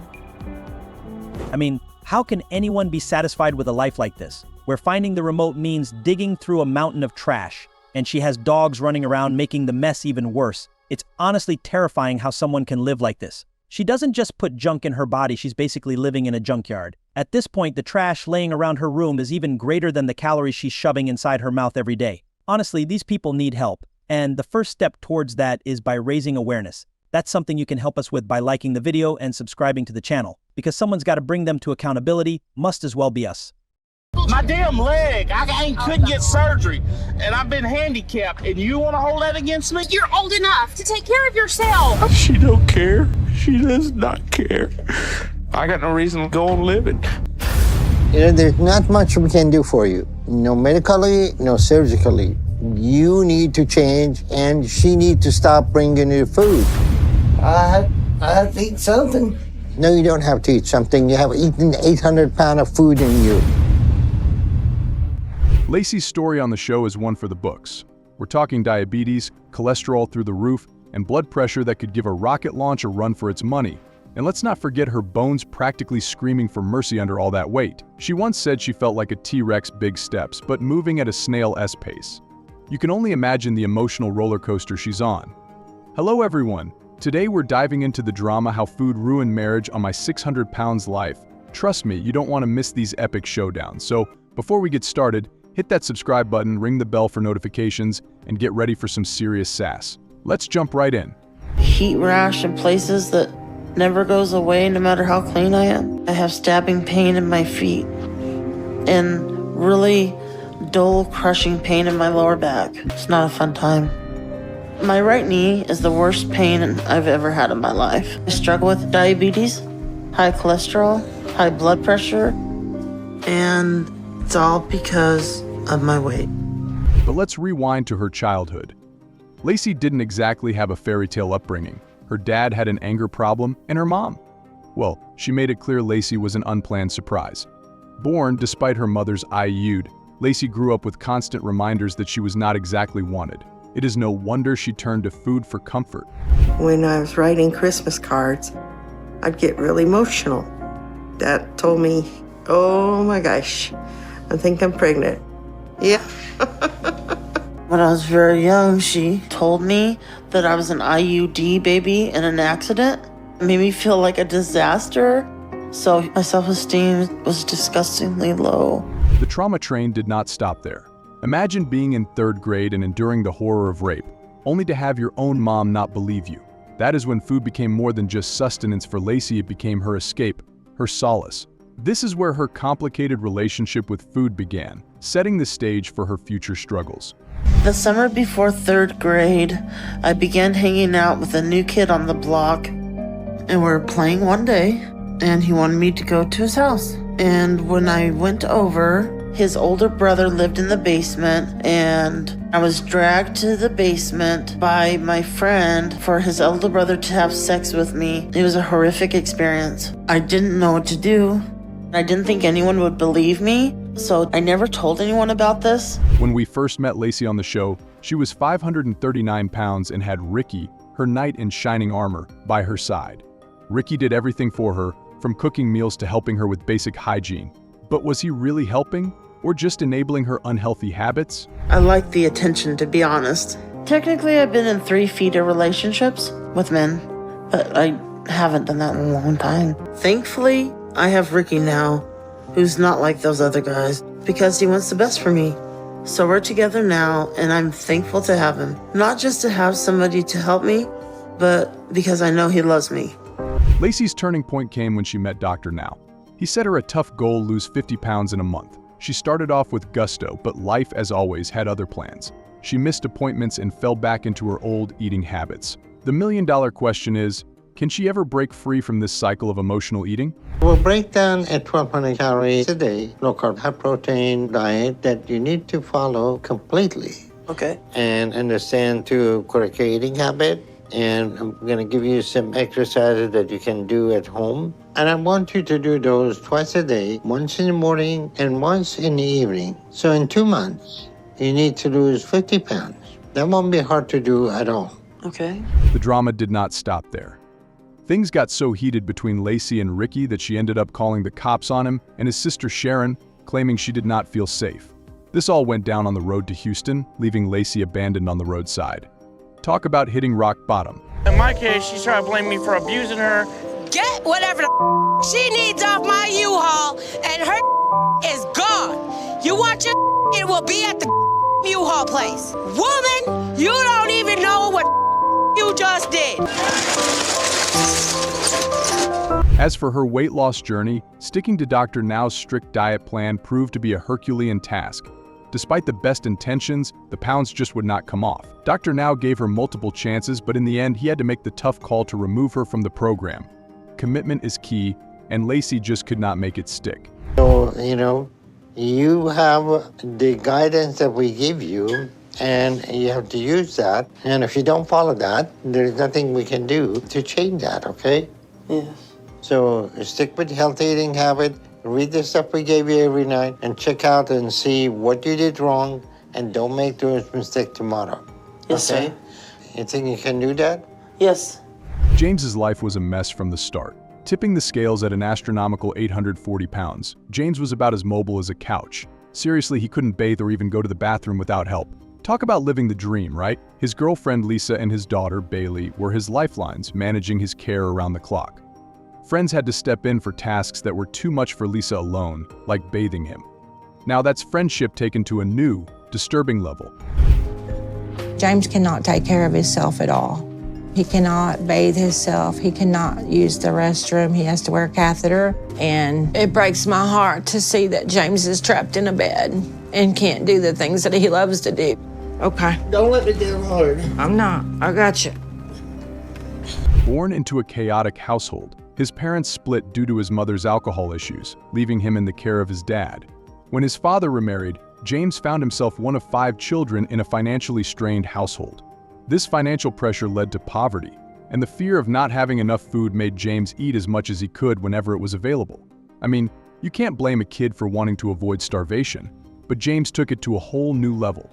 But my dad didn't make enough to provide for a family that big. And we went from having what we needed to being really poor. And I never knew if we were gonna have enough to eat. So I just started to eat much as I could when I got the chance. And I remember the joy and safety there was in food. So I started gaining some. and I was around 250 when I started high school. James's manipulation tactics made his situation even more complex. He was a master manipulator, often using guilt and emotional appeals to get what he wanted, even at the expense of his health and his loved ones' well-being. Imagine having your daughter drop out of school to support you, only to see that sacrifice exploited. Dark, right? This guy had a knack for making everyone around him feel like they owed him something. I always feel guilty because we just keep giving food to him. It looks good, baby. When I tell him he doesn't need it, he'll get mad and he'll yell. It makes me angry and sad at the same time. I'm so frustrated.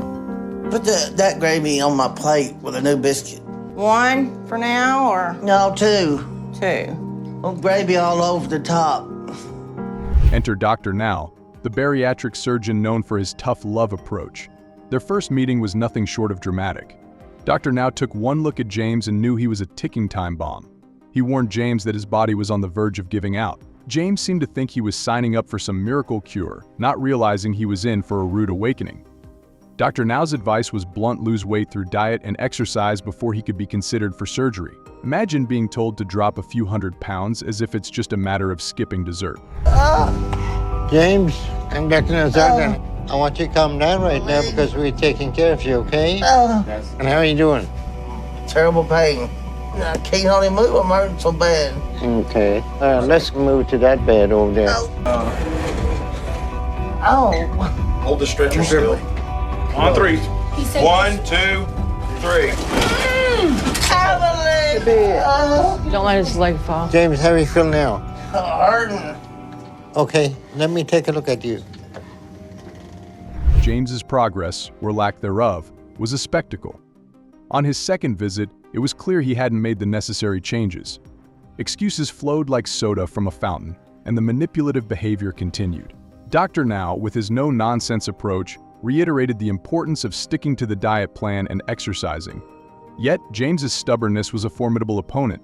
By the third visit, there was still minimal progress. You could almost hear Dr. Now thinking, what part of diet and exercise don't you understand? His cellulitis is out of control, and he doesn't look to have lost any weight in the past 4 months. So how is your eating habit coming since I talked to you last time? Much better. James needs to take responsibility for his behavior. All right, we get you situated. We're gonna get some blood tests on you, okay? Okay. All right. But majority of this all falls on his girlfriend, who has been enabling him. During his hospital stay under Dr. Now's watchful eye, the plot thickened. James's mother, Lisa, was caught sneaking food into the hospital. Yes, you heard that right. Like a twisted version of a heist movie, except instead of stealing jewels, she was smuggling snacks. Dr. Now's frustration hit an all-time high. He denied James the weight loss surgery, citing his refusal to adhere to the necessary lifestyle changes as the primary reason. Talk about tough love. You are the one that you got him in this bed, and you're the one making his life miserable right now. I've been trying to get him out of that bed. No, you are not. But if you did, last time I talked to you, you changed his diet. It doesn't look like he lost any weight. Is this a lifestyle of a human being? This is a miserable lifestyle. And you got him into this shape, and you blaming everybody and him. I'm not blaming everybody. I'm not blaming him. Look, if you all don't change the diet right now, he's gonna go back to Kentucky. I'm not gonna take care of him. I have brought him the food, but I didn't get him in that shape. James's story took an even darker turn when, despite all the interventions and efforts, he continued to struggle with binge eating. His refusal to alter his lifestyle led to a tragic end. On April 3, 2020, James passed away, leaving behind a cautionary tale of the devastating effects of obesity and the importance of taking personal responsibility for one's health. His story is a stark reminder of the severe consequences of failing to change harmful behaviors. And he has not wanted even to try. Until he stops with the excuses and lies, no other stage of the program will help him. Therapy won't, and he wouldn't survive an emergency weight loss surgery like sleeve gastrectomy. So there's absolutely nothing I can do to help him. But hopefully, he'll work to get under 600 pounds. If he does, I'll continue him on this program. But until then, James is done. Enjoying the episode so far? Give it a thumbs up and leave your thoughts in the comments below. Hang in there because Dolly Martinez's journey is about to get even more unsettling. At 25, Dolly realized she had to make a drastic change. With health hanging by a thread, congestive heart failure and oxygen tanks, she reached out to Dr. Now, the bariatric surgeon who takes no prisoners. Just imagine needing assistance to breathe. Dolly's life was in serious jeopardy from the start. Shy. I live with my mother, but my best friend, Cheyenne, helps me when she's here sometimes. Good morning. Cheyenne is a big girl like me too, so she understands where I'm coming from. I met Dolly over the internet. We grew up not too far from each other. We didn't know each other. Dolly's daily life? A blur of TV marathons, constant snacking and napping. 8 hours in front of the screen, grazing like a cow in a field, and the occasional siesta. What a life, right? Her diet was a sugar orgy. Picture her at the grocery store, her cart gravitating to the candy aisle, piling up sweets like there's no tomorrow, brownies, ice cream, you name it. Dolly compared sugar to cocaine and heroin. Wow, talk about a sweet addiction. My mom would find the wrappers and get mad at me, but there's nothing she could do, really.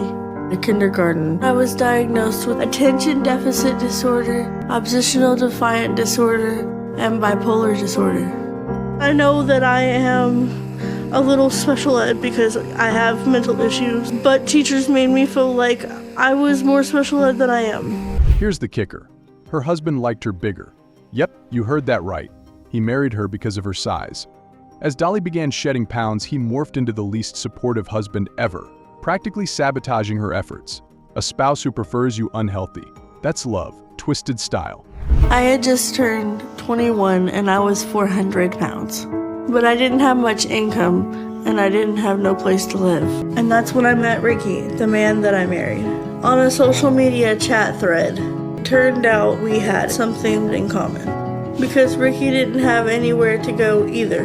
Ricky lived close to me, so we met in person, and not long after that, he invited me to come stay with him in his bedroom at his mom's. Things took an even darker turn when their daughter was born. Just 6 days old, and she was whisked away by Child Protective Services because Dolly and her husband couldn't provide a safe home. Her mother, Stashy, had to step in and take care of her. Can you believe the drama? It's like a soap opera on steroids. She's a beautiful child, beautiful spirit. She's just full of life and full of energy. I certainly didn't know 3 years ago I was going to be a mama, basically, again. I was given this child by CPS when she was 6 days old. A year later, we went to court, and she and her husband at the time both proved to the judge very incompetent. At her first weigh-in with Dr. Now, Dolly tipped the scales at 593 pounds. Trying to patch things up with her mom, she ended up back with her unhelpful husband. Things spiraled out of control, landing her in a homeless shelter. There she met Philip, and within 6 weeks they were engaged, still homeless. Speedy engagement much? When she did 20, you did the other one.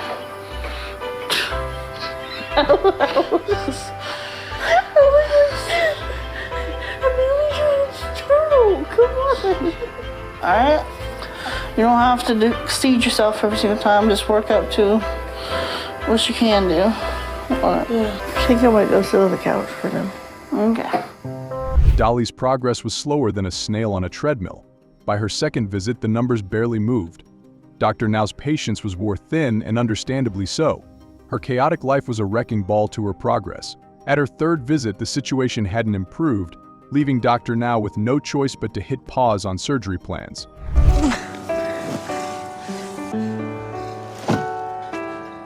Well, me and Philip finally found a house to move into. It took a lot longer to find an option we could afford than I thought it would. But we finally found one, which means I can go back and see Dr. Now.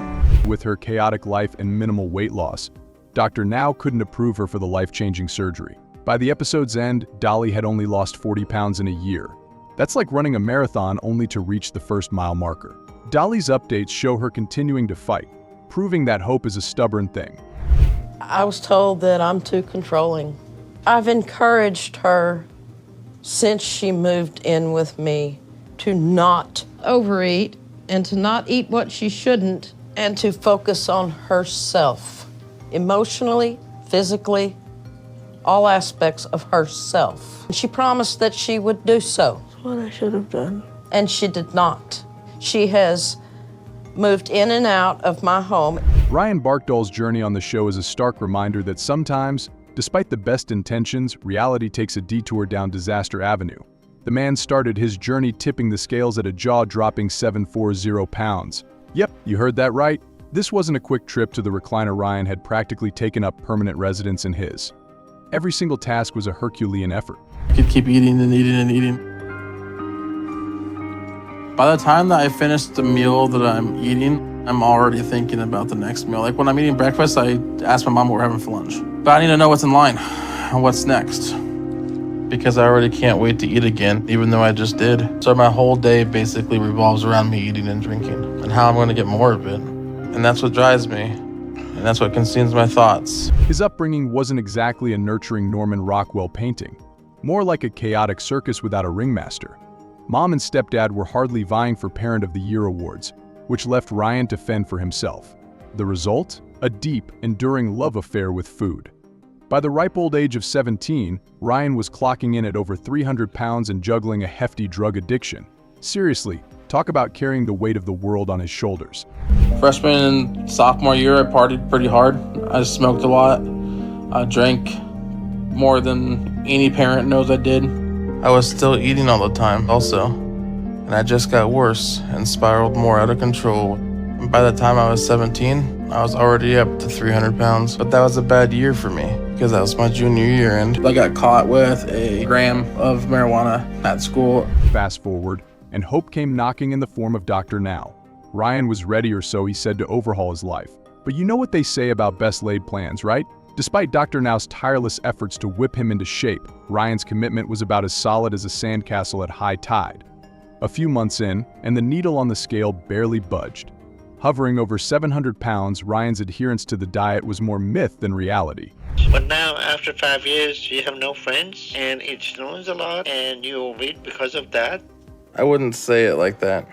However you say it, that's what you're telling me. So it's concerning if you think those are actual excuses. My life's a lot harder than you'd understand. I heard that a lot of times, but that's not the issue. The issue is whether you're gonna keep making excuses and blaming everything else for your situation, or if you're ready to wake up and get your life together. But wait, it gets better. Dr. Now, ever the optimist, set a new goal: get below 650 pounds. Predictably, Ryan's weight stubbornly refused to cooperate, thanks in no small part to his penchant for cheat days. And when confronted, his excuse? The scale's malfunctioning. Oh, come on. That's right up there with the dog ate my homework. The scale's malfunctioning. It won't give me a weight. Is it malfunctioning, or are you still over the weight limit of the scale? I know I made it to your goal, Dr. Now. I worked hard, so I'm at least under 650 pounds right now. So you believe you're under 650 pounds? That's correct. All right. We will agree to disagree then, because you don't look like you lost much weight since our last call. So I think the issue is that you're still over the 660 pound limit for the scale. In the end, even Dr. Now's saint-like patience wore thin. With a heavy heart but firm resolve, Ryan was booted from the program. His story is a masterclass in what happens when ignorance meets indulgence. Ryan's journey, littered with missed opportunities and empty promises, is a stark illustration of how tough it is to align our actions with our intentions. Thanks for watching. If you found these stories as mind-boggling as we did, make sure to hit that like button and subscribe for more jaw-dropping stories. Don't forget to ring the bell so you never miss an update. Before my mom intervened, where I had my cheat days, because that got me through the first month of doing this. And not being able to have that made the last couple months way too hard. So I'm letting myself go back to my way and enjoy one day a week of whatever I want. I just want to enjoy something that tastes good and makes me feel good. And that'll get me through the rest of the week. To keep doing the diet and stay on track, like I need to get to my next goal. Honey, here, come see this.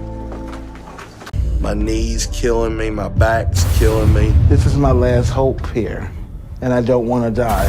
You know, Larry, I can tell that you're pretty smart, okay? But being a smart and being a self-destructive is a bad combination. I feel lost.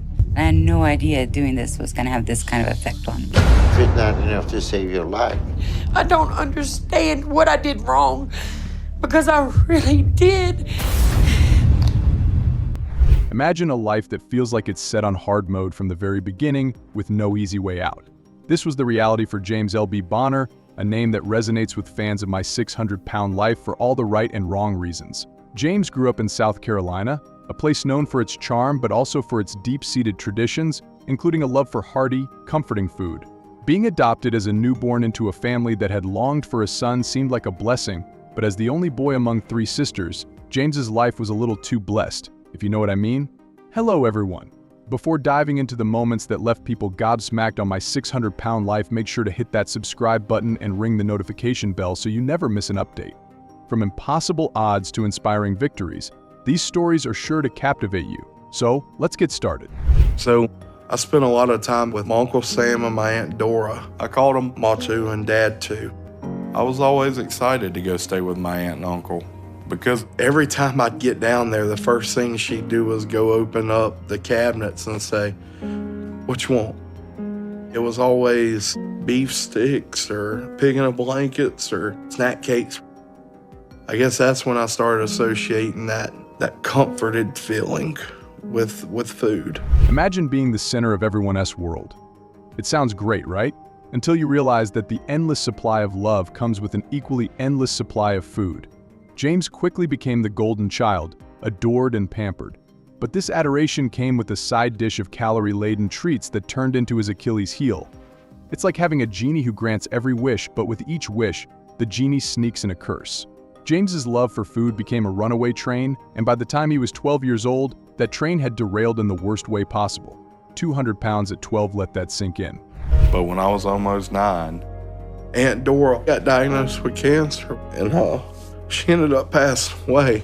I'm telling you, when his ma too died, it's like this little boy was just crushed. It's just like his whole world fell apart. I'm 29 now, and it's still the hardest loss I've ever went through. And after my ma too died, I'd probably eat a pack of hot dogs every 2 days. By the time James was 17, he had reached a staggering 400 pounds. That's not just a heavy load, that's a ticking time bomb waiting to go off. And when it did, it took away one of the few things that made him feel alive: football. Imagine losing the one thing that gives your life meaning, the one thing that makes you feel like you belong. That's what happened to James when his health forced him to give up football. It was like someone yanked away his lifeline, leaving him adrift in a sea of despair. But hey, the universe wasn't done with him yet. Life has a funny way of kicking you when you're down. LB was a good player. And when he was a sophomore in high school, he won Offensive Player of the Year. So that's a big achievement for somebody being a sophomore. And I was proud of him. But that couldn't last because I started to get so big it affected my health. I was 17 and over 400 pounds at that point. So I quit football. And I felt like I was letting everybody down, especially my dad. Just when you thought things couldn't get worse, fate decided to throw James another curveball on Mother S Day, no less. While out riding four-wheelers with friends, just trying to grab a slice of normal life, James was involved in a horrific accident that left him with a foot injury so severe that amputation became the only option. Let's pause here for a moment. Can you imagine the emotional whiplash? 1 minute you're out enjoying the day, and the next you're being told you might lose a leg. And as if battling a body that's already betraying you isn't enough, now you've got to deal with a prosthetic leg. The odds were stacked against him, yet James wasn't ready to give up. Not yet. The last trail we were on is where I ended up getting into my accident, shattering a bunch of stuff in my foot. And after a failed surgery attempt, I ended up with a bone infection. The option we went with was amputation. When LB hurt his leg and the surgery failed, it was just too painful. And he said, Mommy's, I'm going to be better off without the leg. When he got it amputated, that it was going to be better. But it was hard for him to get around, and it wasn't what he thought it was going to be. Enter Dr. Now, the man with a mission, the surgeon with a plan for people who've hit rock bottom and need a way back up. Through sheer willpower and a little help from Dr. Now, James managed to lose an incredible 316 pounds. Post-surgery, he slimmed down to 326 pounds. It was a transformation that had everyone cheering for him, a moment of hope in a life full of despair. James took to social media, sharing his journey like it was a beacon of light in the darkness. So how did you end up at this point? I got a bad habit of binge eating, binge drinking, eating real late at night. So what do you eat when you do that? I eat a lot of fried food, a burger, or wings. Okay. Do you get one? No, sir. Okay, so you're just getting bigger and bigger. And it must be difficult for you to get around because there's going to be a lot of strain in that prosthetic with your weight. Yeah, there's only one company in the country that was willing to build me a foot. Brittany's journey is raw, it's messy, and honestly, it's a bit of a roller coaster that had us all watching through our fingers, half wondering if she was going to crash and burn. As a child, she found herself in a hell most people can't even imagine. A family member turned into the worst kind of monster, leaving her with emotional scars that would make even the toughest among us flinch. And what did she do? She turned to food. Because let's be real, food doesn't judge you, doesn't hurt you until it does. Most of the time, I'm like, maybe it'd be better if I just don't wake up, because every single day I look at myself in the mirror and I'm like, what did you do to yourself? A human body should not look the way my body looks. That is the most disgusting thing in the world. I'm so big, I'm almost to the point where I can't even take care of myself. By the time Brittani made her debut on the show, she was tipping the scales at over 600 pounds. It's easy to sit back and judge to say, why didn't she just stop eating? But that's the thing, when food is your only escape, it's not that simple. And Brittani was trapped in a vicious cycle, one that her husband, Bill, might have unintentionally made worse. It's tough being in Bill's shoes too. He wanted to be there for her to make her feel better, but sometimes that meant handing her the very thing that was dragging her down. It's a messed up kind of love, where every act of kindness might just be another nail in the coffin. To me, Brittany seemed just happy. Her personality was bubbly, and I wanted to join the bubble, I guess. So we got married, and it's been me and Bill against everything since then. I needed someone to tell me that I'm okay, and that never happened before in my life. I've wondered if I've been a disappointment to him. Brittani hit a point where life was no longer bearable. The physical pain was overwhelming, but it was the emotional pain that was truly suffocating her. So she reached out to Dr. Now in Houston. He laid it out for Brittani with all the tenderness of a brick through a window. You need to lose weight, he said, and he didn't sugarcoat it. No surgery until she proved she could stick to a strict 1,200 calorie diet, and heaven forbid, get off the couch and exercise. I've never been on a road trip like this, and I'm scared I might not make the journey. From Tualatin to Houston will take 6 days, and I've never driven more than 3 hours in a car at this weight. So this is pretty terrifying. The thing is, changing habits isn't as easy as flipping a switch. Sure, Brittani started off strong, full of that new year, new main energy. But old habits, they have a way of sneaking back in when you least expect it. She missed appointments with Dr. Now, armed with a fresh excuse each time. Honestly, it was almost comical, except for the fact that her life was on the line. Dr. Now, probably more patient than any of us would be, kept giving her chances, tossing her lifelines she seemed determined to ignore. You can almost picture him shaking his head, thinking, is she ever going to get it together? I feel like this is a fresh start for Bill and me. We've never had a normal husband and wife relationship, and I feel like I can start being a wife to him. And for the first time in our marriage, we can start to get closer. Like that grilled chicken breast looks really good. That's what I'm getting. It's been a while since we've been out to dinner. It's nice to go out and do what we want. And then, just when it seemed like Brittani might be content to coast along in the cycle of half-hearted attempts, something clicked. She got back on track, finally dropping enough weight to qualify for bariatric surgery. After the surgery, the weight didn't just come off, it practically evaporated. 230 pounds gone, like a ghost in the night. The past few months have been amazing. I have made so much progress. I am doing so much more, and I have so much more energy. I'm able to help Bill in the mornings, make him breakfast. I do the laundry and I clean, and it may sound really boring to someone, but it's what I've always wanted. As Brittany's losing the weight, she's definitely back to the Brittany I knew when I first met her. We're able to do more and more together, and the more and more she does, the happier she gets. If these stories are hitting you hard, imagine living through them. Drop a comment below on which moment struck you the most, and let's keep the conversation going on how strength can emerge from the most unexpected places. Let's talk about Kalisa McMillian, a woman whose life was one never-ending test of endurance. Seriously, how much can one person handle before the universe just decides, yeah, that's enough? Kalisa's life was a mix of physical pain, emotional baggage, and let's be real, A heart that seemed more like a ticking time bomb than an organ designed to keep you alive. Imagine waking up every day knowing your heart could give out on you at any second. Not exactly the stuff motivational posters are made of, right? It's just humiliating, and I hate that I've done this to myself and let things get this bad. But I have no choice. I have to have help to even clean myself. And so me and 2 of my daughters live with my sister Mindy and her daughter Lily. So my sister can take care of me, because I just can't do it anymore with all of the weight that's on my body now. By the time she hit 39, Kalisa had been through the ringer more times than anyone should.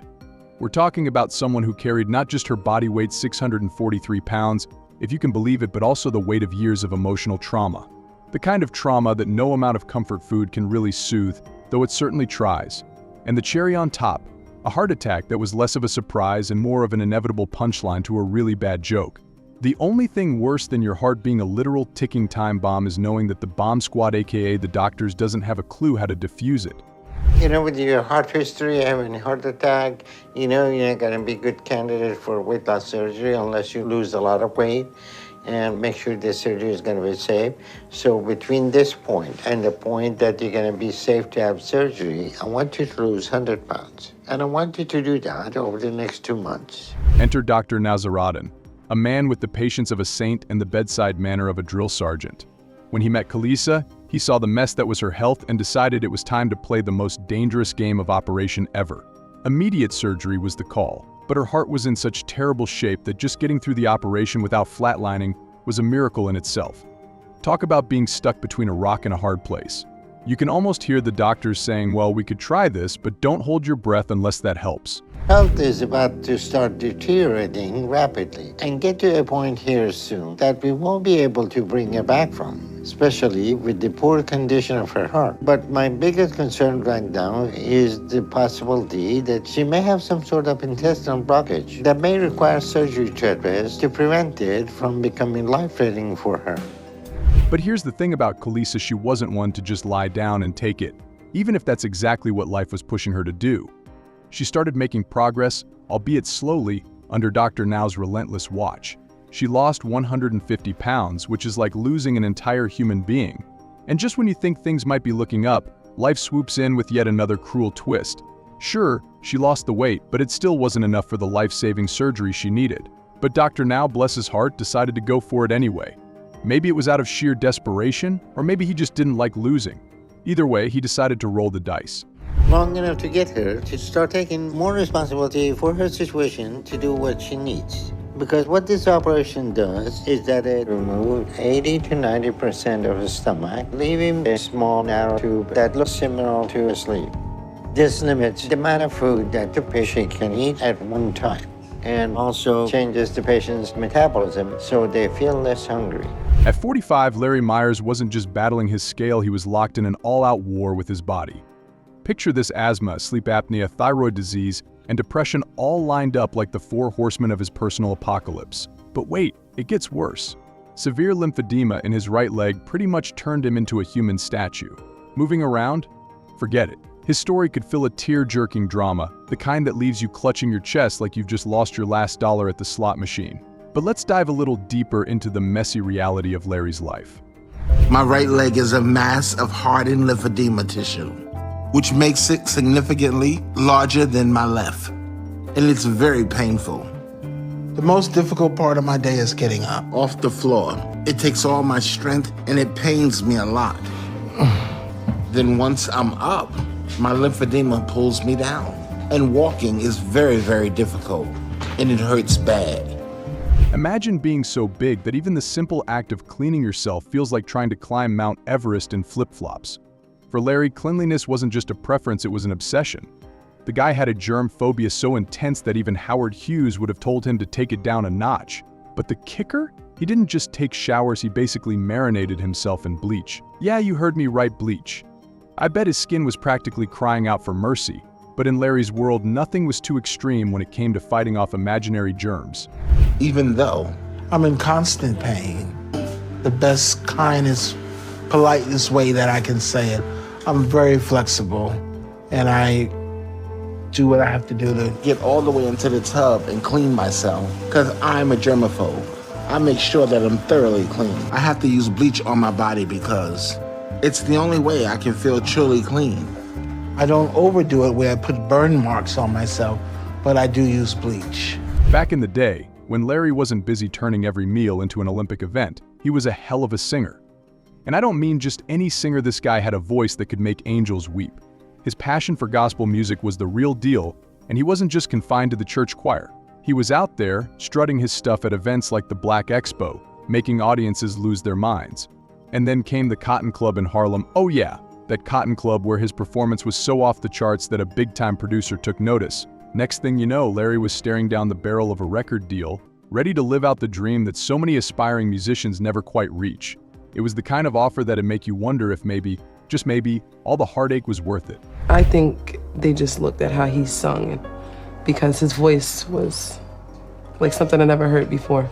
It'd make you want to stand up if you couldn't stand, clap your hands if you couldn't clap, because there was something about him and how he praised God. I felt relieved to finally experience acceptance with my peers at school, and my life outside of home finally started to improve. But life wasn't done kicking Larry in the teeth. The emotional roller coaster took another nosedive when he lost both his mom and one of his sisters within just 8 months. If that's not enough to make someone spiral, I don't know what is. And spiral he did straight into a 12-day coma during his mom's funeral. That's right, a coma. But here's the thing about Larry: no matter how many times life knocked him down, he just wouldn't stay down. He spent over 2 years in a nursing home, fighting his way back from the brink. And he didn't stop there. With the help of gastric sleeve surgery, Larry shed over 500 pounds, finally glimpsing the light at the end of a very dark tunnel. I was in a wheelchair. I couldn't even walk from here to there. And before I knew it, I was 940 pounds. I was too big to take care of myself, and I had to hire a home attendant to help me with the most basic things. I was barely hanging on. And then one day, my attendant came and found me in a coma. He called the ER and they admitted me to the hospital. But of course, life had to throw one more curveball his way. Another sister passed away, and just like that, Larry's old habits came knocking. He started piling on the pounds again, slipping back into the same destructive patterns. But this time, something was different. Larry wasn't ready to just roll over and let his demons win. This setback turned into a wake-up call, the kind that shakes you to your core. Realizing he wasn't done fighting, he reached out to Dr. Now, the only person who might just be crazy enough to take him on. That's really upsetting to see. Very upsetting. I was expecting a lot better than that. So I guess I can forget about any type of surgery approval today. Come in. Hello, how y'all doing? Hi. How are you? By the end of that year, Larry made a bold move to Houston, Texas, determined to start fresh. And guess what? He dropped another 119 pounds. His journey is like a Shakespearean tragedy with a dash of hope, a story of heartache, struggle, and a relentless pursuit of something better. Larry Myers may not have a happy ending just yet, but one thing's for sure, he's not giving up without a fight. Thanks for joining, folks. If you were inspired by these stories, make sure to hit that like button and subscribe for more amazing content. Do not forget to ring the notification bell so you never miss an update. Share your thoughts in the comments below. We love hearing from you. Until next time, stay motivated and stay strong. So far, you have lost 119 pounds in 1 year, which is what you should have lost in the first 3 months. And still after 1 year, you're still using the walker. Right. So you shouldn't be right now at this point using the walker. You should have improved that you could walk independently. When I don't use the walker, it makes me feel a little wobbly, but I'll do better. That's good. But Larry, I see your hard work recently, and I'm proud of you for losing weight consistently in last year. Ooh. Ow! This is no life for anyone. 1, 2, 3. Make sure it's all flat. My weight loss is great, but I think the hardest part for me, I've been trapped within these 4 walls for more than 2 years. And during that time, I have not stood not one time. So most of everything around this house. Mila has a lot of issues that we need to address. 12 years ago, I wanted to lose the weight and start a family and get a job. Let's start with Robert Buell, the man from Forked River, New Jersey, who practically redefined what it means to hit rock bottom. Weighing in at 840 pounds, his appearance on the show was nothing short of a jaw-dropping spectacle. But let's be real here. Robert wasn't just another heavy patient for Dr. Nowzaradan to add to his list of challenges. Robert was a ticking time bomb of complications, from his sheer size to a painkiller addiction that could give even the most seasoned junkie a run for their money. His story is the kind of emotional roller coaster that makes you question why you even watch reality TV in the first place. Are you ready to witness transformations that redefine what it means to fight back? Stick around as we dive into the incredible journeys of these patients who turned their struggles into inspiration. Trust me, you won't want to miss a second of this. First thing I think of when I wake up in the morning is that I feel blessed and shocked at the same time, because it's almost unbelievable that I woke up. The pain I feel when I wake up is all over. And I feel sometimes that I can't take or live this life one more minute. Hey, Catherine? Yeah. I go to the bathroom. All right.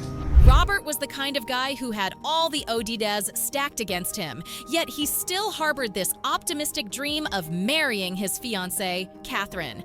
Now, Catherine wasn't just his girlfriend. She was his everything. His rock, his caregiver, his emotional life raft in a sea of despair. And then there was his mom, the emotional backbone of this tragic tale.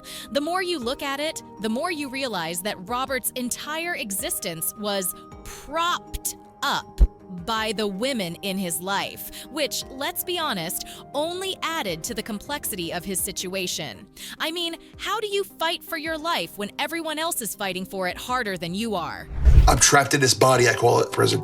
I am trapped in myself. And the tasks that Catherine has to endure every day just to even take care of me, I can see it wearing down herself. It's certainly not what she signed up for coming into my life.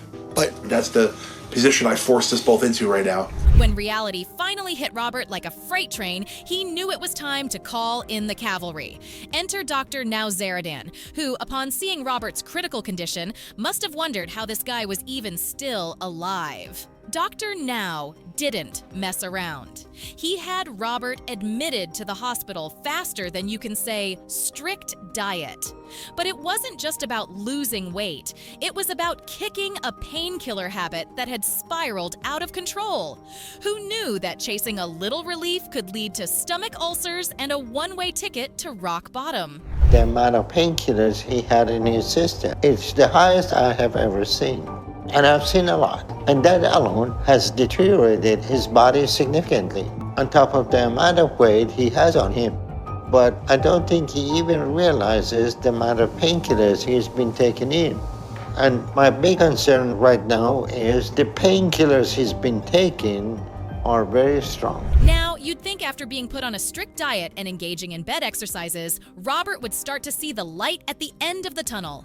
And for a while, he did. He dropped down to 625 pounds. A feat that probably felt like climbing Mount Everest with a refrigerator strapped to your back.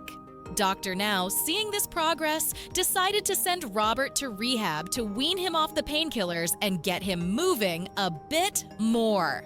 The tension was palpable. Everyone watching was practically holding their breath, waiting to see if Robert could keep it together. I certainly had my doubts at first when I thought about coming down here, but then when the realization of just the prison I've been in all these years, it certainly makes it easier coming here and knowing what I have to do and get done. The most thing I worry about is definitely getting qualified for surgery. I know the doctor wants me to certainly get my weight down. That's why I'm making every effort I possibly can to reach that goal of surgery in time. Let's not get too carried away with hope, because life has a way of throwing curveballs when you least expect them. 9 months into his journey, the physical and mental toll began to crush Robert. After surgery to remove a massive lymphedema, he spiraled into a dark place, sabotaging his recovery in a desperate bid for more painkillers. It was a shocking moment, one that left everyone stunned. How do you root for someone who seems hell-bent on self-destruction? Today we are doing lymphedema removal on Robert to take out the large mass on his right side. He will still have the left one because it will be too much for his body to remove both in the same surgery. So if he does well with this one, we can remove the other one in 5 or 6 weeks. And then, just like that, it was over. On November 15th, 2017, Robert's heart gave out and he passed away at the age of 41. Just 5 months on the show, and his story came to an abrupt, tragic end. When his episode aired in 2018, it was like a gut punch to every viewer who had been rooting for him. His journey, filled with UPS and downs, love and loss, ultimately ended in tragedy. It's the kind of story that sticks with you, a brutal reminder of just how fragile life is and how desperately we need to rethink how we support those battling addiction. Because I figured, well, we're never gonna get a chance. At least let me do it now. Next year we were planning to get married when he was okay and walking and better. And again, that reality had to set in this morning that it's not gonna happen. Everything that we were planning is gone. Absolutely everything. And I don't know how to process the fact that I lost my best friend and person I was supposed to spend the rest of my life with. Brittany's journey is raw, it's messy, and honestly, it's a bit of a roller coaster that had us all watching through our fingers, half wondering if she was going to crash and burn. As a child, she found herself in a hell most people can't even imagine. A family member turned into the worst kind of monster, leaving her with emotional scars that would make even the toughest among us flinch. And what did she do? She turned to food. Because, let's be real, food doesn't judge you, doesn't hurt you, until it does. Most of the time, I'm like, maybe it'd be better if I just don't wake up. Because every single day I look at myself in the mirror and I'm like, what did you do to yourself? A human body should not look the way my body looks. That is the most disgusting thing in the world. I'm so big, I'm almost to the point where I can't even take care of myself. By the time Brittany made her debut on the show, she was tipping the scales at over 600 pounds. It's easy to sit back and judge to say, why didn't she just stop eating? But that's the thing. When food is your only escape, it's not that simple. And Brittany was trapped in a vicious cycle, one that her husband, Bill, might have unintentionally made worse. It's tough being in Bill's shoes, too. He wanted to be there for her, to make her feel better. But sometimes that meant handing her the very thing that was dragging her down. It's a messed up kind of love, where every act of kindness might just be another nail in the coffin. Her personality was bubbly, and I wanted to join the bubble, I guess. So we got married, and it's been me and Bill against everything since then. I needed someone to tell me that I'm okay, and that never happened before in my life. I've wondered if I've been a disappointment to him. Brittany hit a point where life was no longer bearable. The physical pain was overwhelming, but it was the emotional pain that was truly suffocating her. So she reached out to Dr. Now in Houston. He laid it out for Brittany with all the tenderness of a brick through a window. "You need to lose weight," he said, and he didn't sugarcoat it. No surgery until she proved she could stick to a strict 1,200 calorie diet and, heaven forbid, get off the couch and exercise. I've never been on a road trip like this, and I'm scared I might not make the journey. From Tualatin to Houston will take 6 days, and I've never driven more than 3 hours in a car at this weight. So this is pretty terrifying. The thing is, changing habits isn't as easy as flipping a switch. Sure, Brittany started off strong, full of that new year, new me energy, but old habits, they have a way of sneaking back in when you least expect it. She missed appointments with Dr. Now, armed with a fresh excuse each time. Honestly, it was almost comical, except for the fact that her life was on the line. Dr. Now, probably more patient than any of us would be, kept giving her chances, tossing her lifelines. She seemed determined to ignore. You can almost picture him shaking his head, thinking, is she ever going to get it together? I feel like this is a fresh start for Bill and me. We've never had a normal husband and wife relationship, and I feel like I can start being a wife to him. And for the first time in our marriage, we can start to get closer. Like that grilled chicken breast looks really good. That's what I'm getting. It's been a while since we've been out to dinner. And then, just when it seemed like Brittany might be content to coast along in the cycle of half-hearted attempts, something clicked. She got back on track, finally dropping enough weight to qualify for bariatric surgery. After the surgery, the weight didn't just come off, it practically evaporated. 230 pounds gone, like a ghost in the night. The past few months have been amazing. I have made so much progress. I am doing so much more, and I have so much more energy. I'm able to help Bill in the mornings, make him breakfast, do the laundry, and I clean. And it may sound really boring to someone, but it's what I've always wanted. As Brittany's losing the weight, she's definitely back to the Brittany I knew when I first met her. We're able to do more and more together. If these stories are hitting you hard, imagine living through them. Drop a comment below on which moment struck you the most, and let's keep the conversation going on how strength can emerge from the most unexpected places. Let's talk about Kalisa McMillian, a woman whose life was one never-ending test of endurance. Seriously, how much can one person handle before the universe just decides, yeah, that's enough? Kalisa's life was a mix of physical pain, emotional baggage, and, let's be real, a heart that seemed more like a ticking time bomb than an organ designed to keep you alive. Imagine waking up every day knowing your heart could give out on you at any second. Not exactly the stuff motivational posters are made of, right? It's just humiliating, and I hate that I've done this to myself and let things get this bad. But I have no choice. I have to have help to even clean myself. And so me and two of my daughters live with my sister Mindy and her daughter Lily, so my sister can take care of me. Because I just can't do it anymore with all of the weight that's on my body now. By the time she hit 39, Kalisa had been through the ringer more times than anyone should. We're talking about someone who carried not just her body weight, 643 pounds if you can believe it, but also the weight of years of emotional trauma. The kind of trauma that no amount of comfort food can really soothe, though it certainly tries. And the cherry on top? A heart attack that was less of a surprise and more of an inevitable punchline to a really bad joke. The only thing worse than your heart being a literal ticking time bomb is knowing that the bomb squad, aka the doctors, doesn't have a clue how to defuse it. You think you can do that? Yeah. Okay. Well, with your heart history, having a heart attack, you're not going to be a good candidate for weight loss surgery unless you lose a lot of weight. And make sure the surgery is going to be safe.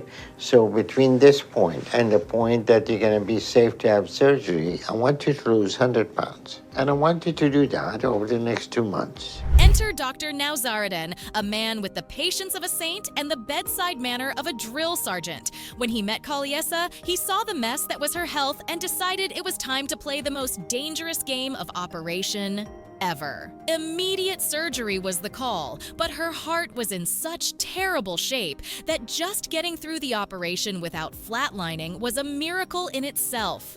Talk about being stuck between a rock and a hard place. You can almost hear the doctor saying, well, we could try this, but don't hold your breath unless that helps. Her health is about to start deteriorating rapidly and get to a point here soon that we won't be able to bring her back from, especially with the poor condition of her heart. My biggest concern right now is the possibility that she may have some sort of intestinal blockage that may require surgery to address to prevent it from becoming life-threatening for her. But her heart may be too weak for her to survive any sort of operation right now. But here's the thing about Kalisa. She wasn't one to just lie down and take it, even if that's exactly what life was pushing her to do. She started making progress, albeit slowly, under Dr. Now's relentless watch. She lost 150 pounds, which is like losing an entire human being. And just when you think things might be looking up, life swoops in with yet another cruel twist. Sure, she lost the weight, but it still wasn't enough for the life-saving surgery she needed. But Dr. Now, bless his heart, decided to go for it anyway. Maybe it was out of sheer desperation, or maybe he just didn't like losing. Either way, he decided to roll the the dice. That this operation will help keep her going in the right direction long enough to get her to start taking more responsibility for her situation to do what she needs. Because what this operation does is that it removes 80 to 90% of the stomach, leaving a small narrow tube that looks similar to a sleeve. This limits the amount of food that the patient can eat at one time, and also changes the patient's metabolism so they feel less hungry. So this operation will give them an opportunity to lose even more weight.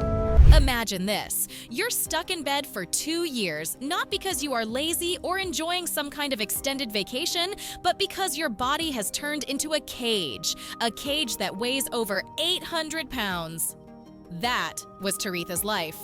Being entirely dependent on others for everything, even the most basic tasks.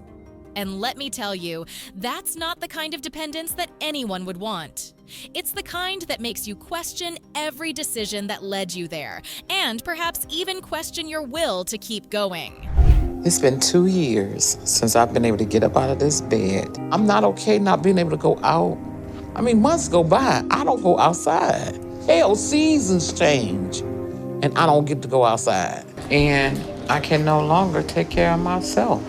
But then, something snapped. Maybe it was the humiliation. Maybe it was the sheer exhaustion of living like that. Or maybe it was just that inner voice saying, enough is enough. Taretha decided to get out of that bed and visit Dr. Now. Now, if you know anything about Dr. Now, you know that he's not the type to hold your hand and tell you everything's going to be okay. No, he's more likely to look you dead in the eye and tell you to get your act together, or else. I'm gonna lose it all anyway, so I have to go. How you doing, ma'am? Hi. You ready to go? But like, this is overwhelming. 1, 2, 3. And then we're gonna roll it the other way. Okay, wait. You guys don't have a stretcher? No, we're gonna carry you. No, you're not. I got 9 strapping men. Okay. 1, 2, 3. And that's exactly what Taretha did. She got her act together and managed to lose a staggering 200 pounds during her first hospital stay. Imagine that, losing 2 whole people's worth of weight. It's almost as if she was shedding years of pain, layer by layer. That kind of weight loss is not just a physical transformation. It's like peeling away the excuses, the self-pity, and the doubt. It's brutal, but necessary. Last time was 6:30, but they weighed me in the bed. You shouldn't be immobile at 630 pounds. You must be higher than that. What kind of diet you following? My doctor has me on a 2,000 calorie diet, 4 carbs a meal. 2,000 calories? No, I take that back. 1,800. 1,800? 1,800 for somebody being in bed doesn't make any sense. Yeah. What are your medical conditions? I have asthma, diabetes, high blood pressure. After the initial success, she went under the knife for weight loss surgery. The pounds kept falling off, another 221 pounds to be exact. At this point, you'd think she'd be on top of the world, right? But no, life has a way of throwing curveballs. When she checked in with Dr. Now again, she was down to 592 pounds. A huge improvement, but still a long way to go. We need to talk about your situation right now. We're gonna keep you here and put you back on controlled diet. And we need to be a little bit more proactive about your ability to do exercise. You need to get up. There is no excuse for this. So here's the rule that I'm gonna give you. You're gonna do what we tell you to do. You want help? Follow the rules. You want surgery? Follow the rules. Or the next time you have a medical issue, we're not gonna be able to pull you out. Despite the impressive weight loss, Taretha's story took a turn for the worse once she got back home. She started gaining weight again and ended up bedridden, just like before. But here's where things get interesting. She went back to Dr. Now, who performed surgery to remove lymphedema from her leg. This allowed her to walk again, albeit with pain. The pain was too much, and she ended up in rehab. And rehab? Well, let's just say it wasn't the miracle cure. She was hoping for. After a month of grueling effort with little to show for it, she went back home to Detroit. Feeling inspired? Make sure to hit that subscribe button and ring the bell to join us for more stories that prove no challenge is too big when the human spirit is involved. Let's keep spreading these powerful stories together.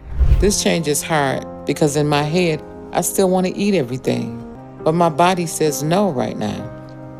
So I don't have that comfort inside when I eat. I'm scared. And right now, I'm just having second thoughts about if I can do this.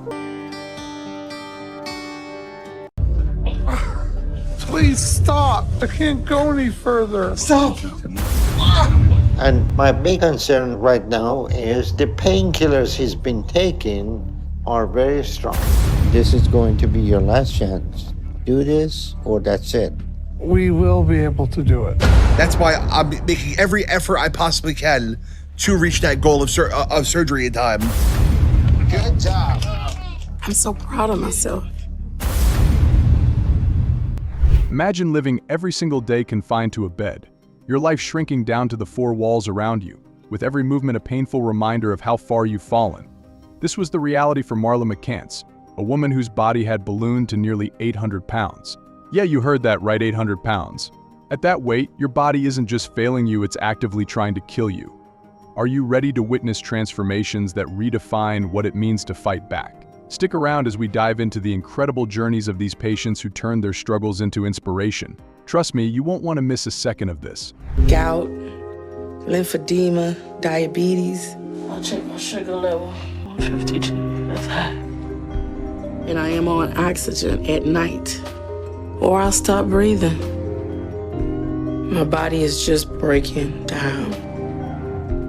I hate this. I hate living like this. No matter where you think your life is going, you never imagined it being this bad.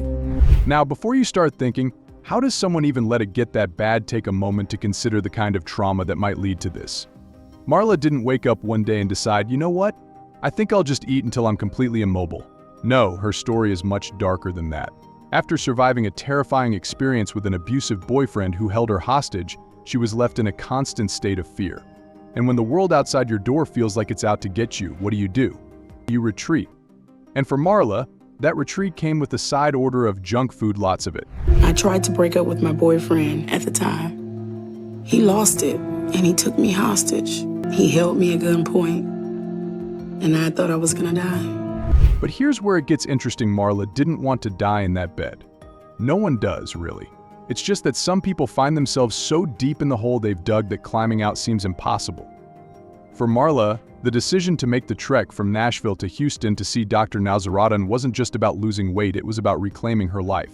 Imagine being so desperate for help that you're willing to endure a 13-hour car ride when you can barely breathe sitting still. That's not just desperation, that's a last-ditch effort to cling to whatever shred of hope you have left.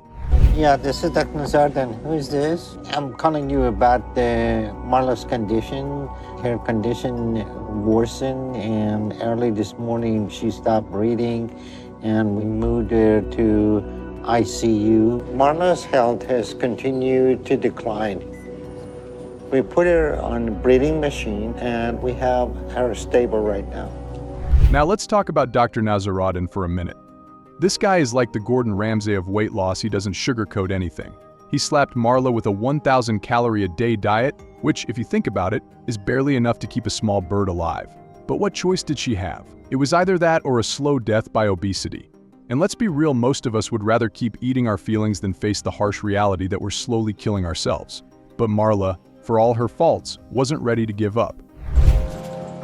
I have been pushed for 4 or 5 months, and I'm ready for a break. Sierra moved into an apartment when we came to Houston, so I'm gonna move in with her while I'm recovering.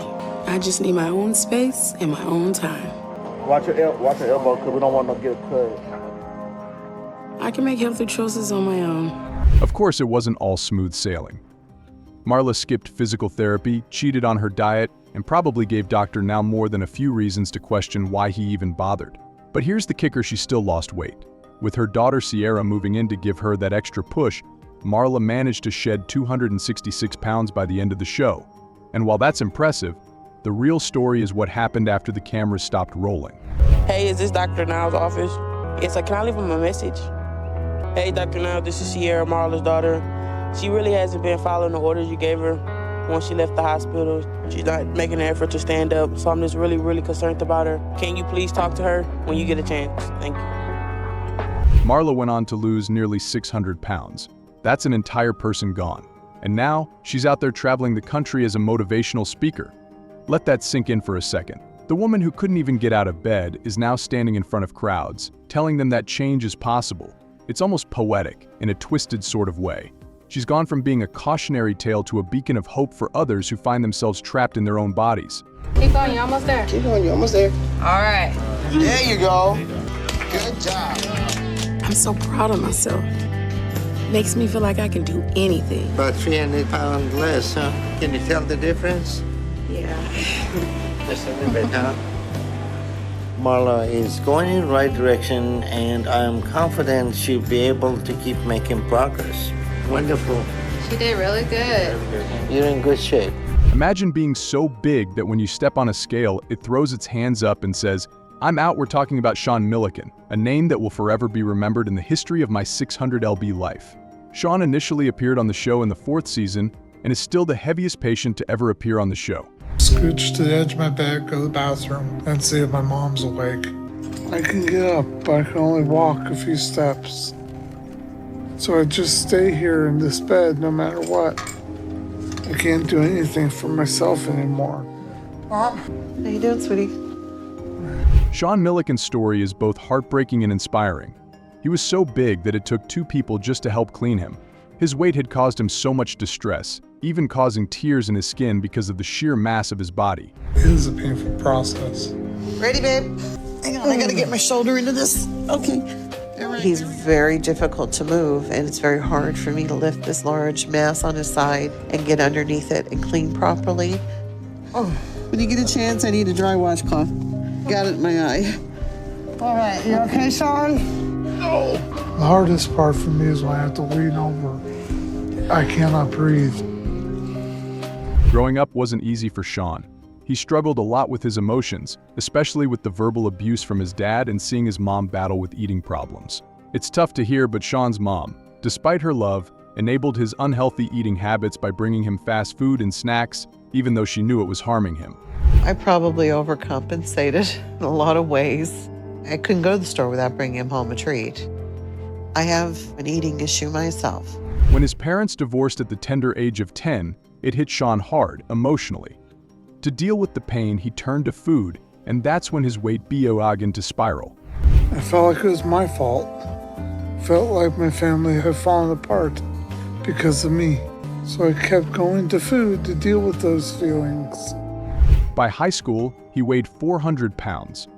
Then, during his senior year, a nasty fall down the stairs left him with a twisted ankle and 2 detached ligaments in his leg.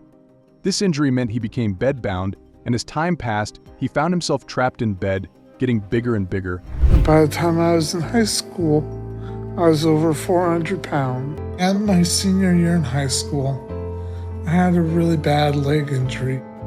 I fell down some stairs, my ankle twisted, and I had 2 detached ligaments in my leg. And that injury made me bedbound and prevented me from finishing my senior year. It's been 8 years since that happened, and I've been trapped in this bed and I've been getting bigger and bigger. Sean was battling a food addiction, and deep down, he knew it was killing him.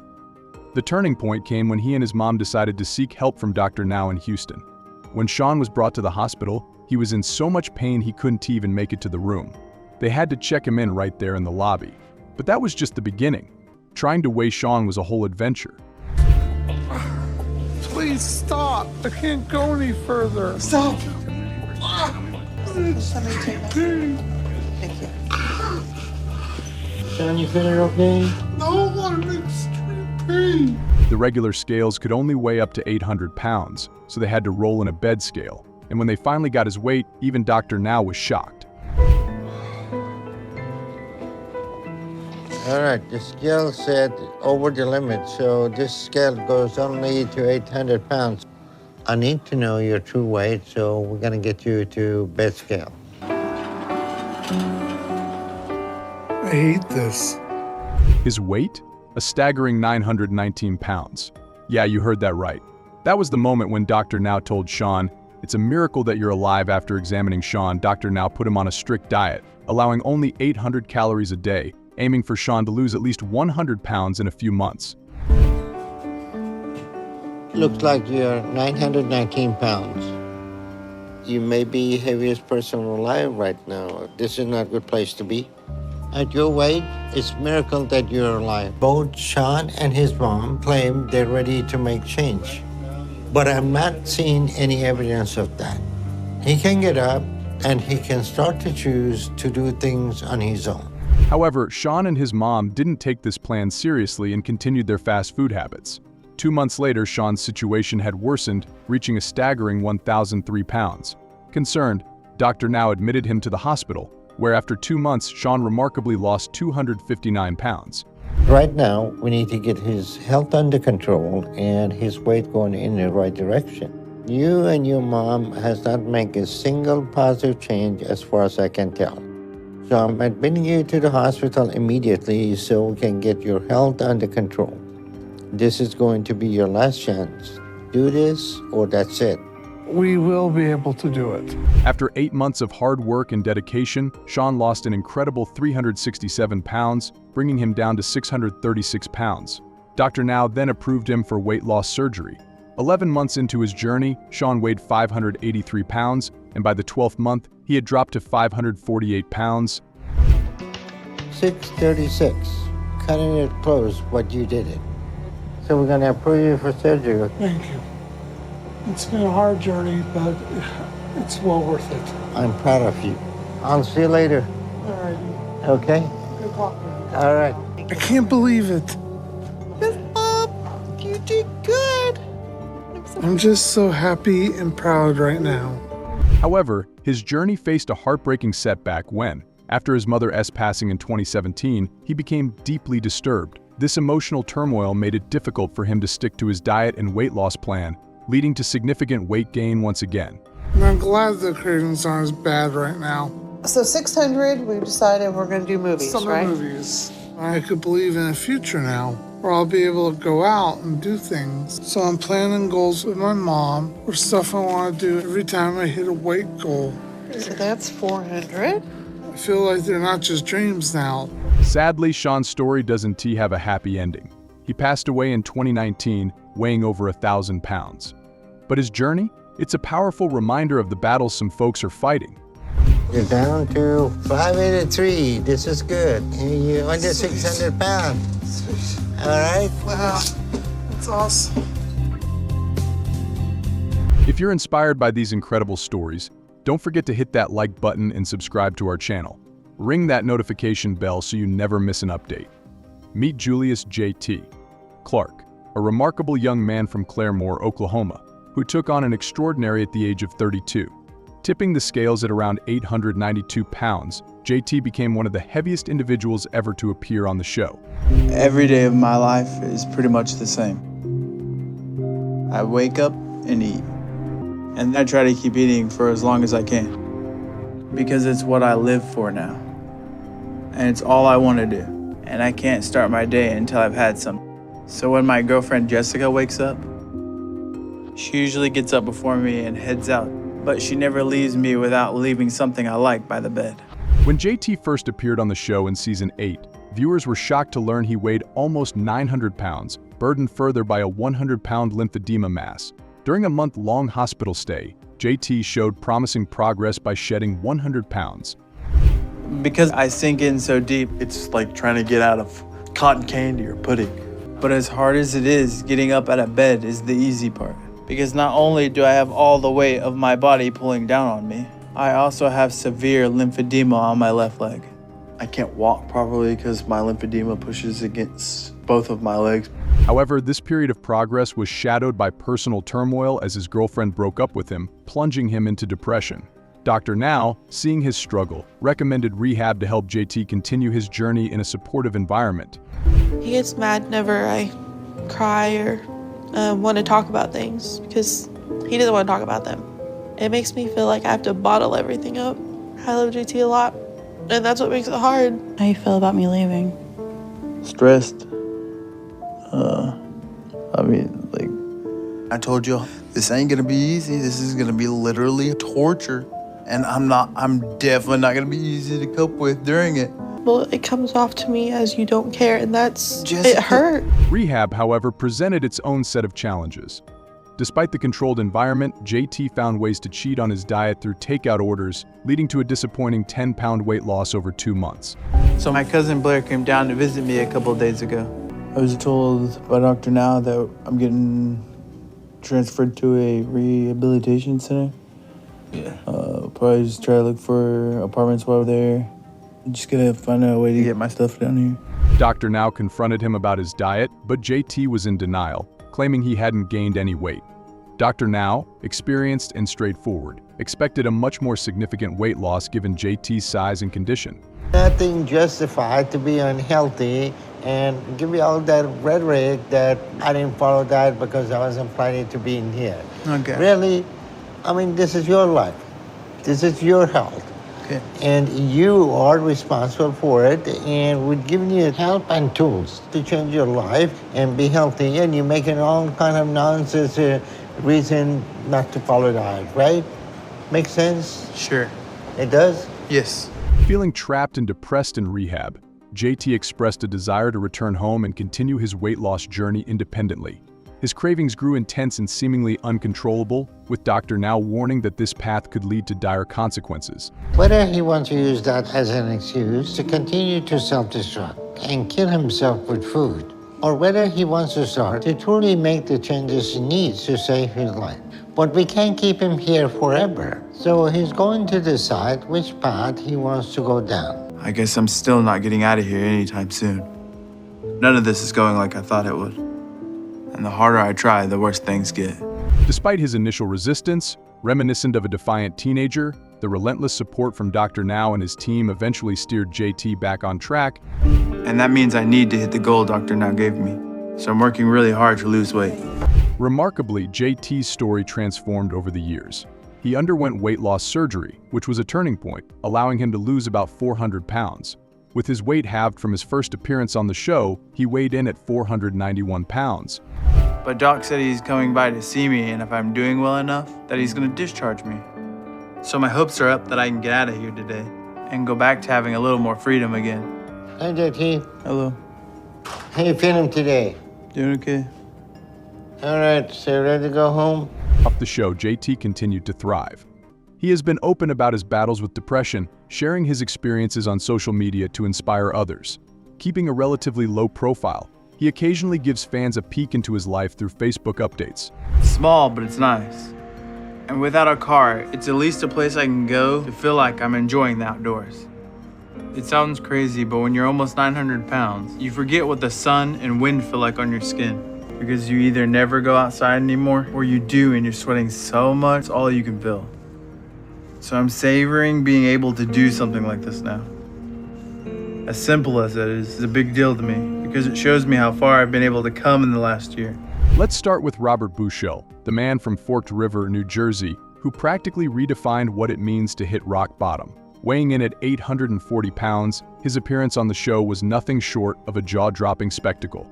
But let's be real here, Robert wasn't just another heavy patient for Dr. Nowzaradan to add to his list of challenges. Robert was a ticking time bomb of complications, from his sheer size to a painkiller addiction that could give even the most seasoned junkie a run for their money.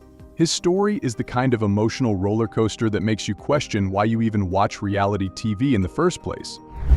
First thing I think of when I wake up in the morning is that I feel blessed and shocked at the same time, because it's almost unbelievable that I woke up.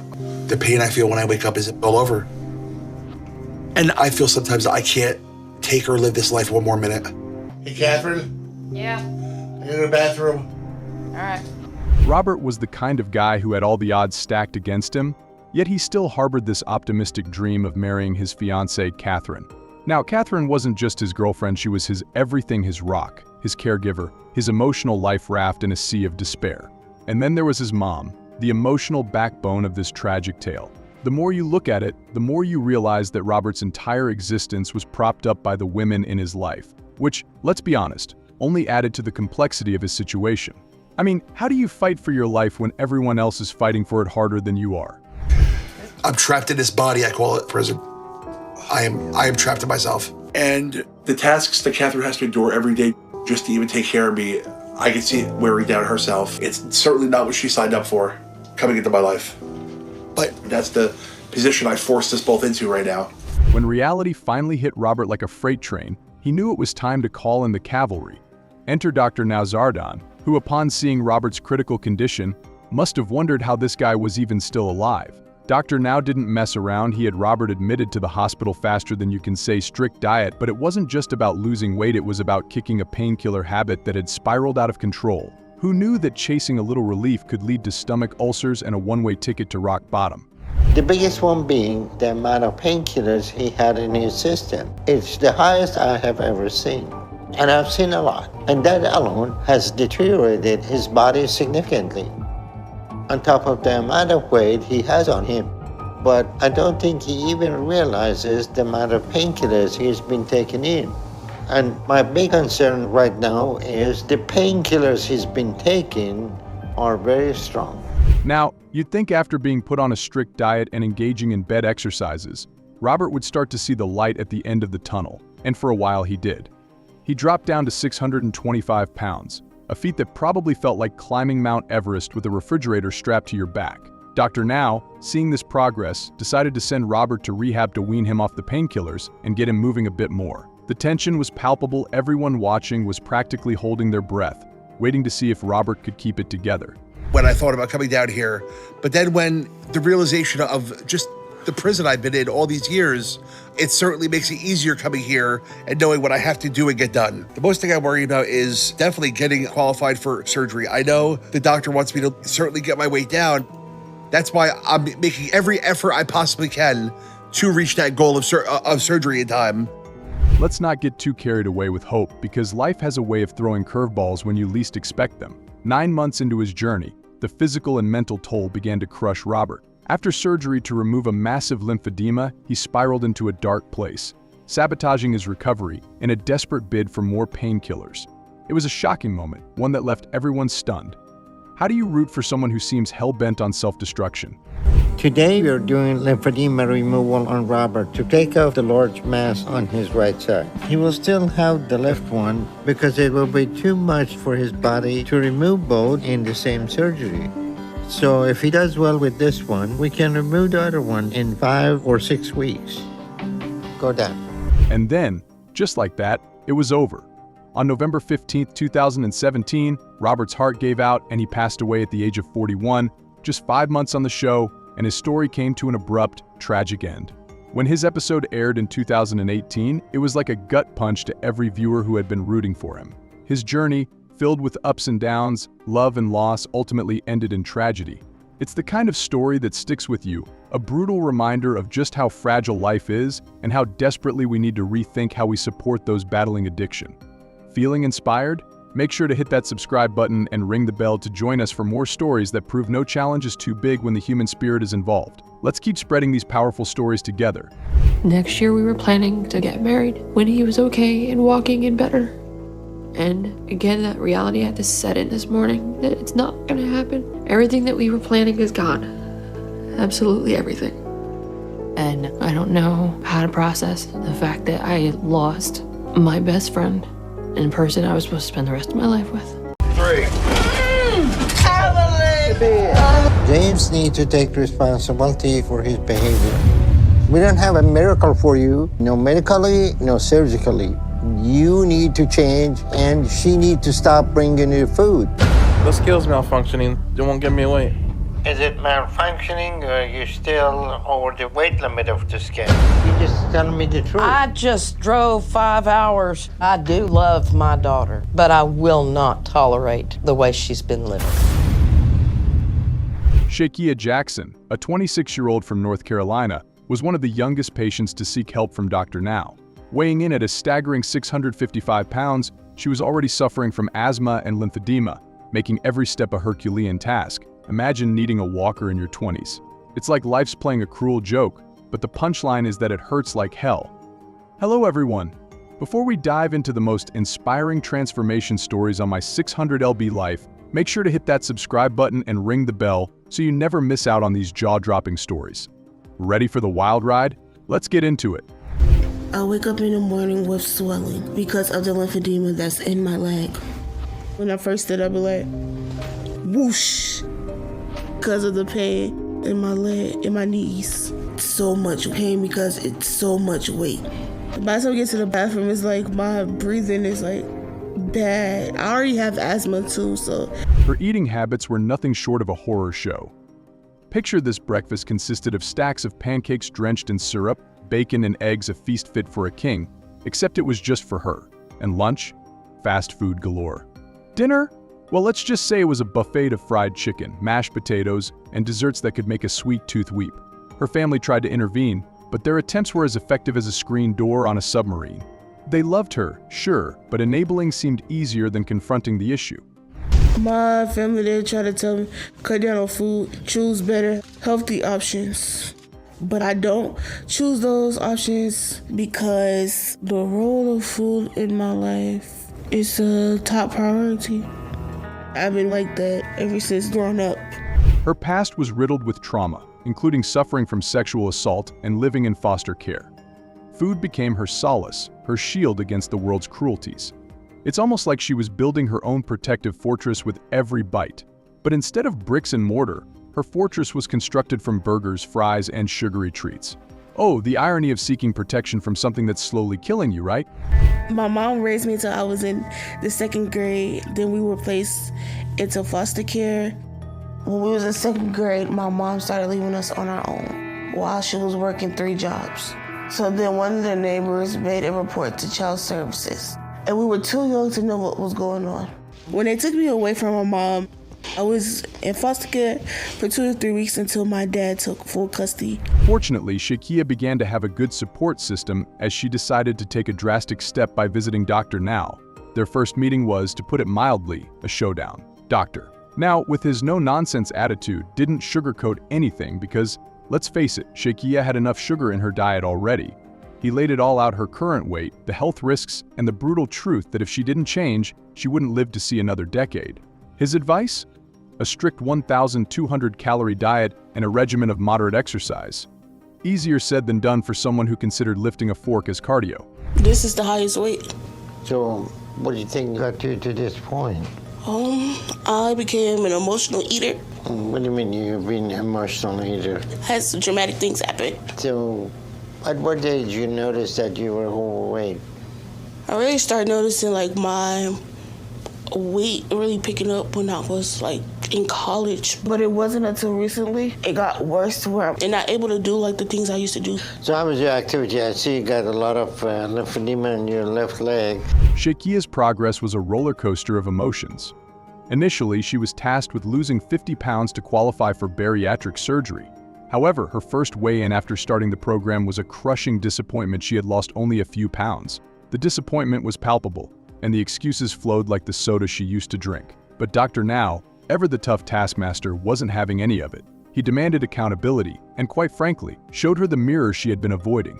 Because your view probably has helped to survive with a BMI like that. You're only 26. If you keep this up, you may not make it to 30. And at this point, we give you the roadmap and start working on this. Okay. So how much weight does she need to lose? Around 500 pounds for her height. But if you're talking about her first goal, she needs to lose 50 pounds over the next 2 months to show me that she's serious if she wants to have weight loss surgery. However, Shakia's journey took a harrowing turn when she suffered from respiratory failure. She recalled going to bed one night and waking up on a ventilator. The ordeal left her using a walker, adding another layer of difficulty to her already challenging path. Despite this, she only managed to drop 20 pounds over a year. Her failure to lose the required weight led Dr. Now to drop her from the program. He told her that he might consider taking her as a patient again if she got herself back on track. You lost 8 pounds instead of 50. And that's not a lot of progress. That's as much as I lost in the past year. That's an improvement. Something is always going to be improvement over nothing. So that's not saying much. The reality is that it's been over a year now, and you only lost 20 pounds. So you haven't changed your diet much at all. I cut back and I cut back even more on these past few months. So I'm trying Dr. Now. If you give me another chance, I can keep going and lose even more. James's life was a mess from the start. Tipping the scales at an astronomical 840 pounds, James was about as mobile as a couch. Seriously, he couldn't bathe or even go to the bathroom without help. Talk about living the dream, right? His girlfriend Lisa and his daughter Bailey were his lifelines, managing his care around the clock. Friends had to step in for tasks that were too much for Lisa alone, like bathing him. Now that's friendship taken to a new, disturbing level. James cannot take care of himself at all. He cannot bathe himself. He cannot use the restroom. He has to wear a catheter. And it breaks my heart to see that James is trapped in a bed and can't do the things that he loves to do. Okay. Don't let me down hard. I'm not. I got you. Mama's good. Born into a chaotic household, his parents split due to his mother's alcohol issues, leaving him in the care of his dad. When his father remarried, James found himself one of 5 children in a financially strained household. This financial pressure led to poverty, and the fear of not having enough food made James eat as much as he could whenever it was available. I mean, you can't blame a kid for wanting to avoid starvation, but James took it to a whole new level. But my dad didn't make enough to provide for a family that big. And we went from having what we needed to being really poor. And I never knew if we were gonna have enough to eat. So I just started to eat much as I could when I got the chance. And I remember the joy and safety there was in food. So I started gaining some. And I was around 250 when I started high school. James's manipulation tactics made his situation even more complex. He was a master manipulator, often using guilt and emotional appeals to get what he wanted, even at the expense of his health and his loved ones' well-being. Imagine having your daughter drop out of school to support you, only to see that sacrifice exploited. Dark, right? This guy had a knack for making everyone around him feel like they owed him something. I always feel guilty because we just keep giving food to him. It looks good, baby. When I tell him he doesn't need it, and he'll get mad and he'll yell. It makes me angry and sad at the same time. I'm so frustrated. Put that gravy on my plate with a new biscuit. 1 for now, or? No, 2. 2. Oh, gravy all over the top. Enter Dr. Now, the bariatric surgeon known for his tough love approach.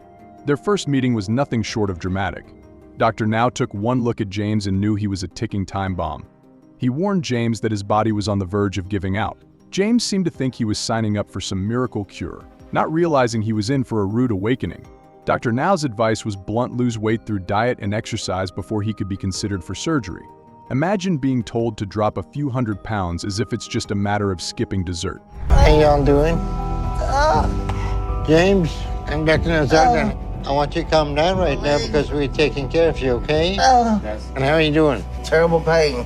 I can't hardly move. I'm hurting so bad. Okay. Let's move to that bed over there. Relax, relax. Oh.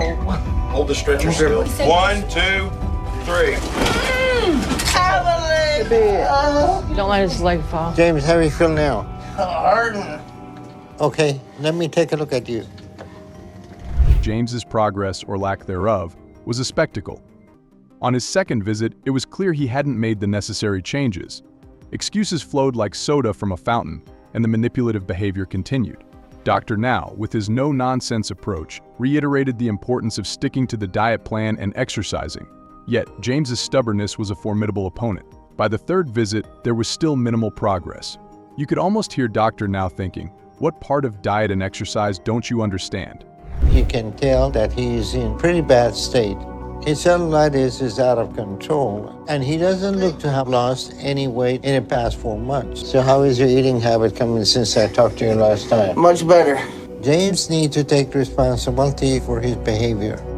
All right, we get you situated. We're going to get some blood tests on you, okay? Okay. All right. But majority of this all falls on his girlfriend, who has been enabling him. During his hospital stay under Dr. Now's watchful eye, the plot thickened.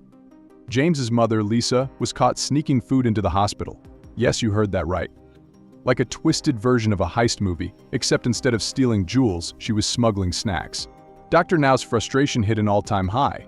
He denied James the weight loss surgery, citing his refusal to adhere to the necessary lifestyle changes as the primary reason. Talk about tough love. You are the one that you got him in this bed, and you're the one making his life miserable right now. I've been trying to get him out of that bed. No, you're not. But If you did, last time I talked to you, you changed his diet. It doesn't look like he lost any weight. Is this a lifestyle of a human being? This is a miserable lifestyle. And you got him into this shape, and you blaming everybody and him. I'm not blaming everybody. I'm not blaming him. Look, if you all don't change the diet right now, he's gonna go back to Kentucky. I'm not gonna take care of him. I have brought him the food, but I didn't get him in that shape. You got him in this shape. He broke his ankle and got in the bed, and the bed broke, and so the fluid started retaining it. James's story took an even darker turn when, despite all the interventions and efforts, he continued to struggle with binge eating.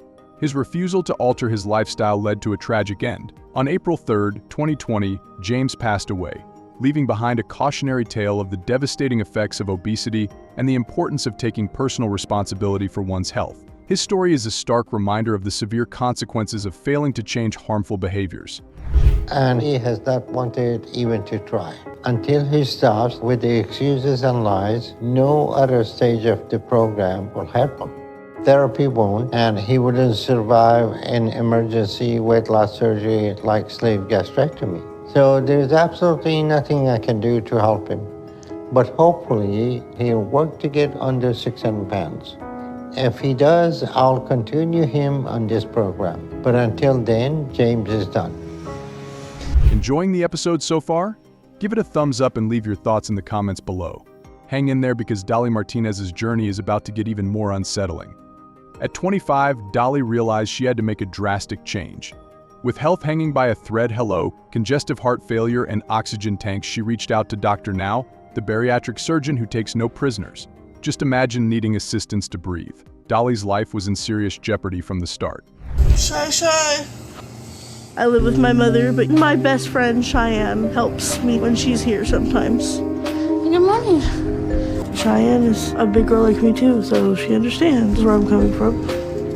Dolly's daily life? A blur of TV marathons, constant snacking and napping. 8 hours in front of the screen, grazing like a cow in a field, and the occasional siesta. What a life, right? Her diet was a sugar orgy. Picture her at the grocery store, her cart gravitating to the candy aisle, piling up sweets like there's no tomorrow, brownies, ice cream, you name it. Dolly compared sugar to cocaine and heroin. Wow. Talk about a sweet addiction. My mom would find the wrappers and get mad at me, but there's nothing she could do, really. In kindergarten, I was diagnosed with attention deficit disorder, oppositional defiant disorder, and bipolar disorder. I know that I am a little special ed because I have mental issues, but teachers made me feel like I was more special ed than I am. Here's the kicker. Her husband liked her bigger. Yep, you heard that right. He married her because of her size. As Dolly began shedding pounds, he morphed into the least supportive husband ever, practically sabotaging her efforts. A spouse who prefers you unhealthy. That's love, twisted style.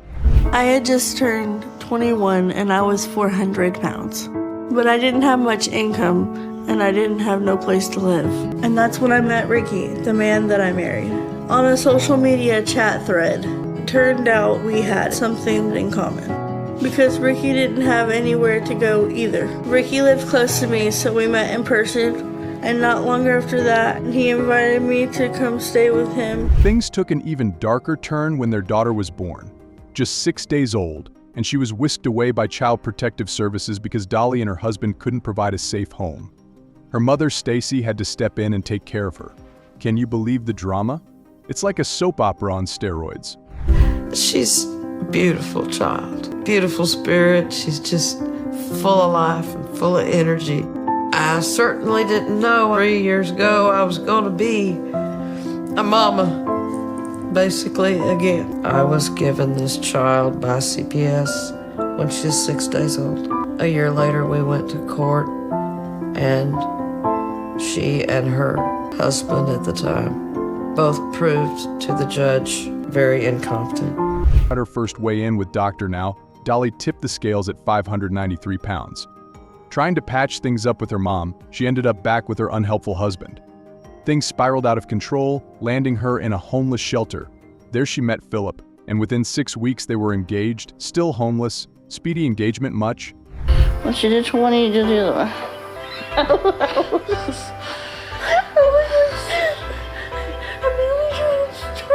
Come on. Alright? You don't have to exceed yourself every single time. Just work up to what you can do. Alright. I think I might go sit on the couch for them. Okay. Dolly's progress was slower than a snail on a treadmill. By her second visit, the numbers barely moved. Dr. Now's patience was wore thin, and understandably so. Her chaotic life was a wrecking ball to her progress. At her third visit, the situation hadn't improved, leaving Dr. Now with no choice but to hit pause on surgery plans. Well, me and Philip finally found a house to move into. It took a lot longer to find an option we could afford than I thought it would. But we finally found one, which means I can go back and see Dr. Now. With her chaotic life and minimal weight loss, Dr. Now couldn't approve her for the life-changing surgery. By the episode's end, Dolly had only lost 40 pounds in a year. That's like running a marathon only to reach the first mile marker. Dolly's updates show her continuing to fight, proving that hope is a stubborn thing. I was told that I'm too controlling. I've encouraged her since she moved in with me to not overeat and to not eat what she shouldn't and to focus on herself, emotionally, physically, all aspects of herself. And she promised that she would do so. That's what I should have done. And she did not. She has moved in and out of my home, in and out on her 3.5-year-old daughter. Ryan Barkdoll's journey on the show is a stark reminder that sometimes, despite the best intentions, reality takes a detour down disaster avenue.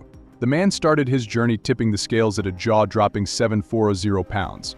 Yep, you heard that right. This wasn't a quick trip to the recliner. Ryan had practically taken up permanent residence in his. Every single task was a Herculean effort.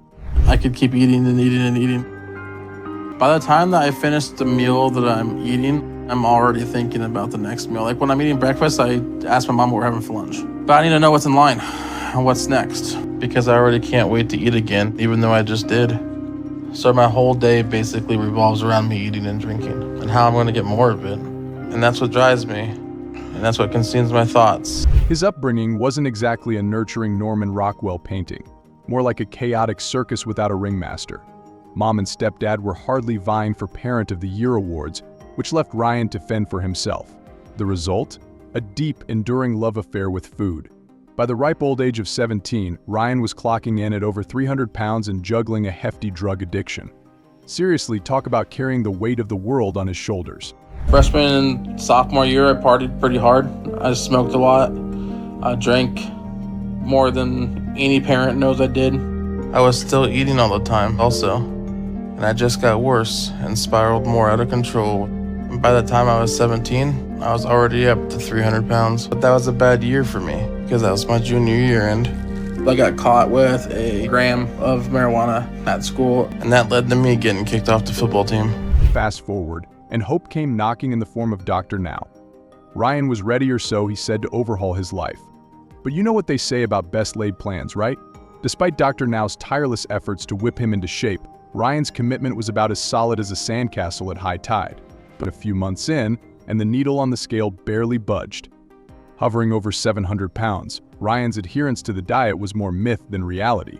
But now, after 5 years, you have no friends, and it snows a lot, and you overeat because of that? I wouldn't say it like that.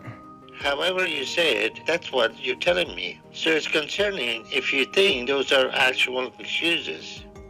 My life's a lot harder than you'd understand. I heard that a lot of times, but that's not the issue. The issue is whether you're going to keep making excuses and blaming everything else for your situation, or if you're ready to wake up and get your life together. But wait, it gets better. Dr. Now, ever the optimist, set a new goal: get below 650 pounds. Predictably, Ryan's weight stubbornly refused to cooperate, thanks in no small part to his penchant for cheat days. And when confronted, his excuse? The scale is malfunctioning. Oh, come on, that's right up there with the dog ate my homework. The scale's malfunctioning. It won't give me weight. Is it malfunctioning, or are you still over the weight limit of the scale? I know I made it to your goal, Dr. Now. I worked hard, so I'm at least under 650 pounds right now. So you believe you're under 650 pounds? That's correct. All right.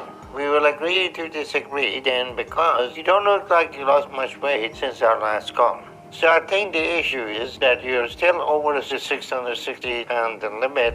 In the end, even Dr. Now's saint-like patience wore thin. With a heavy heart but firm resolve, Ryan was booted from the program.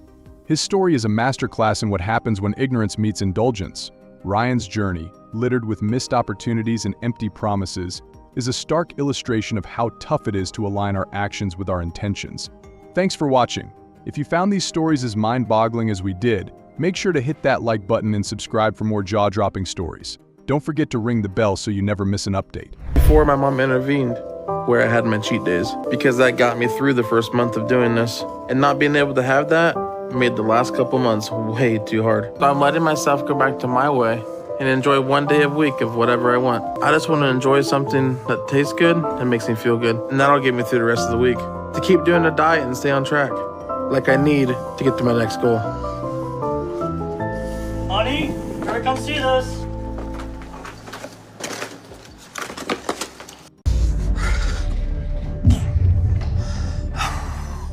I'm stuck. It's not looking good right now. She's very close to die. Before I had that question, surgery. okay?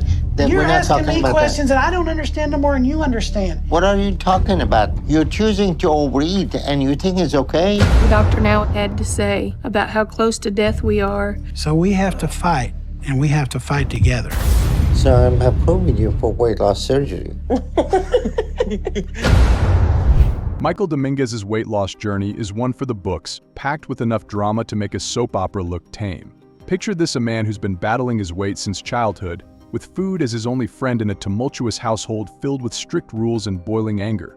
It's easy to sit back and think, well, why not just eat less? But let's be real, when you're a kid, and the only thing that brings you comfort is a bag of chips or a plate of fries, it's a bit more complicated than that.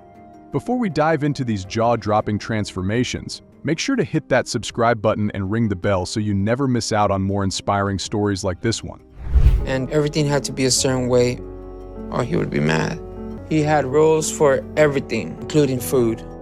And I was just afraid of him being mad at me. I wanted to take all my fear and just eat, but he wouldn't let me. And the way I grew up, I couldn't show emotions. You know, any emotion is a sign of weakness. Now, if you think that's bad, wait until you hear about his family life. The man was practically marinating in isolation, with strained relationships and a temper that flared up more often than not.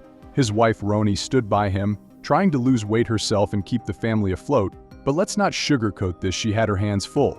Their two grown kids were left to pick up the slack, handling tasks that Michael and Roni simply couldn't manage due to his poor health. It's heartbreaking to think about how loneliness can push someone deeper into the abyss of unhealthy habits. She had 2 kids, Brian and Daniel, which are my kids now. And I'm honored to be called their dad. But they didn't know they were going to become my caregivers. My dad has a problem with food. Every day, all day, he sits there and eats nothing but chocolate, cookies, and it just frustrates me knowing that that's how you got there. I like eating whatever I want to eat whenever I feel like it. So I have a stash behind my couch. Then came the turning point. Michael and his family packed up their lives in Arizona and headed to Houston, Texas, to see Dr. Now-Zarad on the man, the myth, the legend. Now, Dr. Now isn't one to mince words. He laid it out for Michael in no uncertain terms: change your lifestyle, or you won't live to see your kids grow up. Harsh? Maybe. Necessary? Absolutely. Dr. Now slapped Michael with a strict diet plan that cut out all the junk food and zeroed in on high-protein, low-carb meals. If you've ever tried to break a bad habit, you know how brutal it can be. Multiply that by 1,000, and you might get a glimpse of what Michael was up against. Especially if something I want, you know, if something I like, I'm gonna keep eating it until I'm full. So how do you think we can change that if you eat however much you want? Well, I think the surgery would help me. So you think that surgery is just going to magically fix your eating problem for you? Are you looking for the solution without knowing what the problem is? The first few weeks were nothing short of hellish. Michael struggled, and when he went back for his second visit with Dr. Now, the results were, well, let's just say they were less than stellar. He had lost some weight, sure, but not nearly enough to make Dr. Now happy. And here's where the real talk comes in. Surgery isn't a magic wand. It's a tool, and without commitment, it might as well be a paperweight. Old habits die hard, and Michael was learning that the hard way. But we're not here for vacation. I'm just trying to get the help that I need. And I've been working to stay on the diet, but I know I haven't been as active as I should because my knees have been hurting. I wish I could do a little bit more, but little by little, we'll get to that point soon. Are you hungry? Yeah. You want a couple of eggs? Yeah, that'll be fine. But slowly, and I mean slowly, things started to turn around. Michael lost more weight and began inching closer to the goal he needed to reach for surgery. The progress was like watching paint dry, but hey, losing weight is a marathon, not a sprint. Every pound shed was a small victory, and every slip-up was a lesson learned. Finally, Michael hit that elusive weight loss goal, and Dr. Now performed a gastric bypass surgery. The operation was a success, and by the end of his episode, Michael had dropped over 300 pounds. He was healthier, more mobile, and for the first time in a long time, he had a glimmer of hope for the future. It's not as much as I wanted you to lose, but 84 pounds still show me a good amount of progress. So I'm approving you for weight loss surgery. The first month, Michael had me wondering if he was going to get his act together. But I think he's made it to a good place. 84 pounds is enough to show me that he's making the changes he needs and he's sticking to the diet now. Rena Kaiser's journey on the show is nothing short of a wild ride. Imagine being stuck in a never-ending loop, where your closest friend is also your worst enemy food. For Rena, this wasn't just a casual relationship with snacks, it was a full-blown, all-consuming affair that started in her childhood.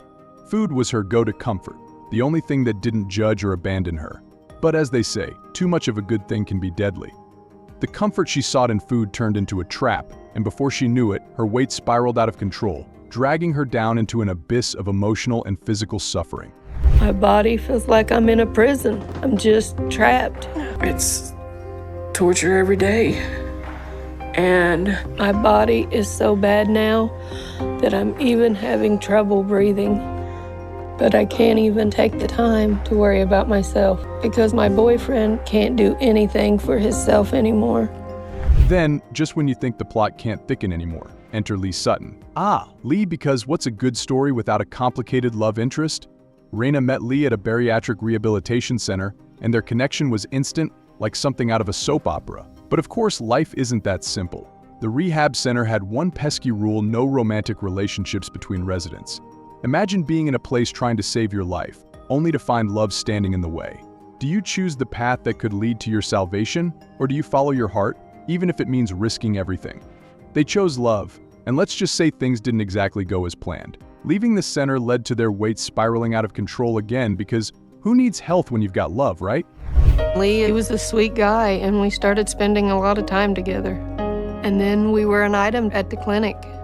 But that broke the rules there, so we either had to stop dating or leave. They would get onto us for holding hands. They would get onto us for showing any kind of emotion or attention to each other. So we just decided we wanted to be together. We wanted a relationship.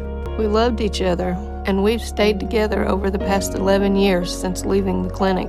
But here's the kicker: they eventually sought help from Dr. Nazaradan, the man with a plan who doesn't sugarcoat anything literally or figuratively.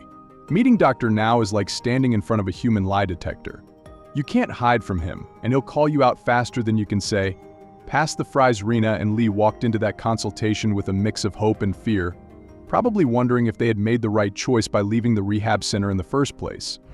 It was hard to hear everything Dr. Now had to say about how close to death we are and how bad our situation really is. And I don't know what's worse, to die too early or to lose Lee first.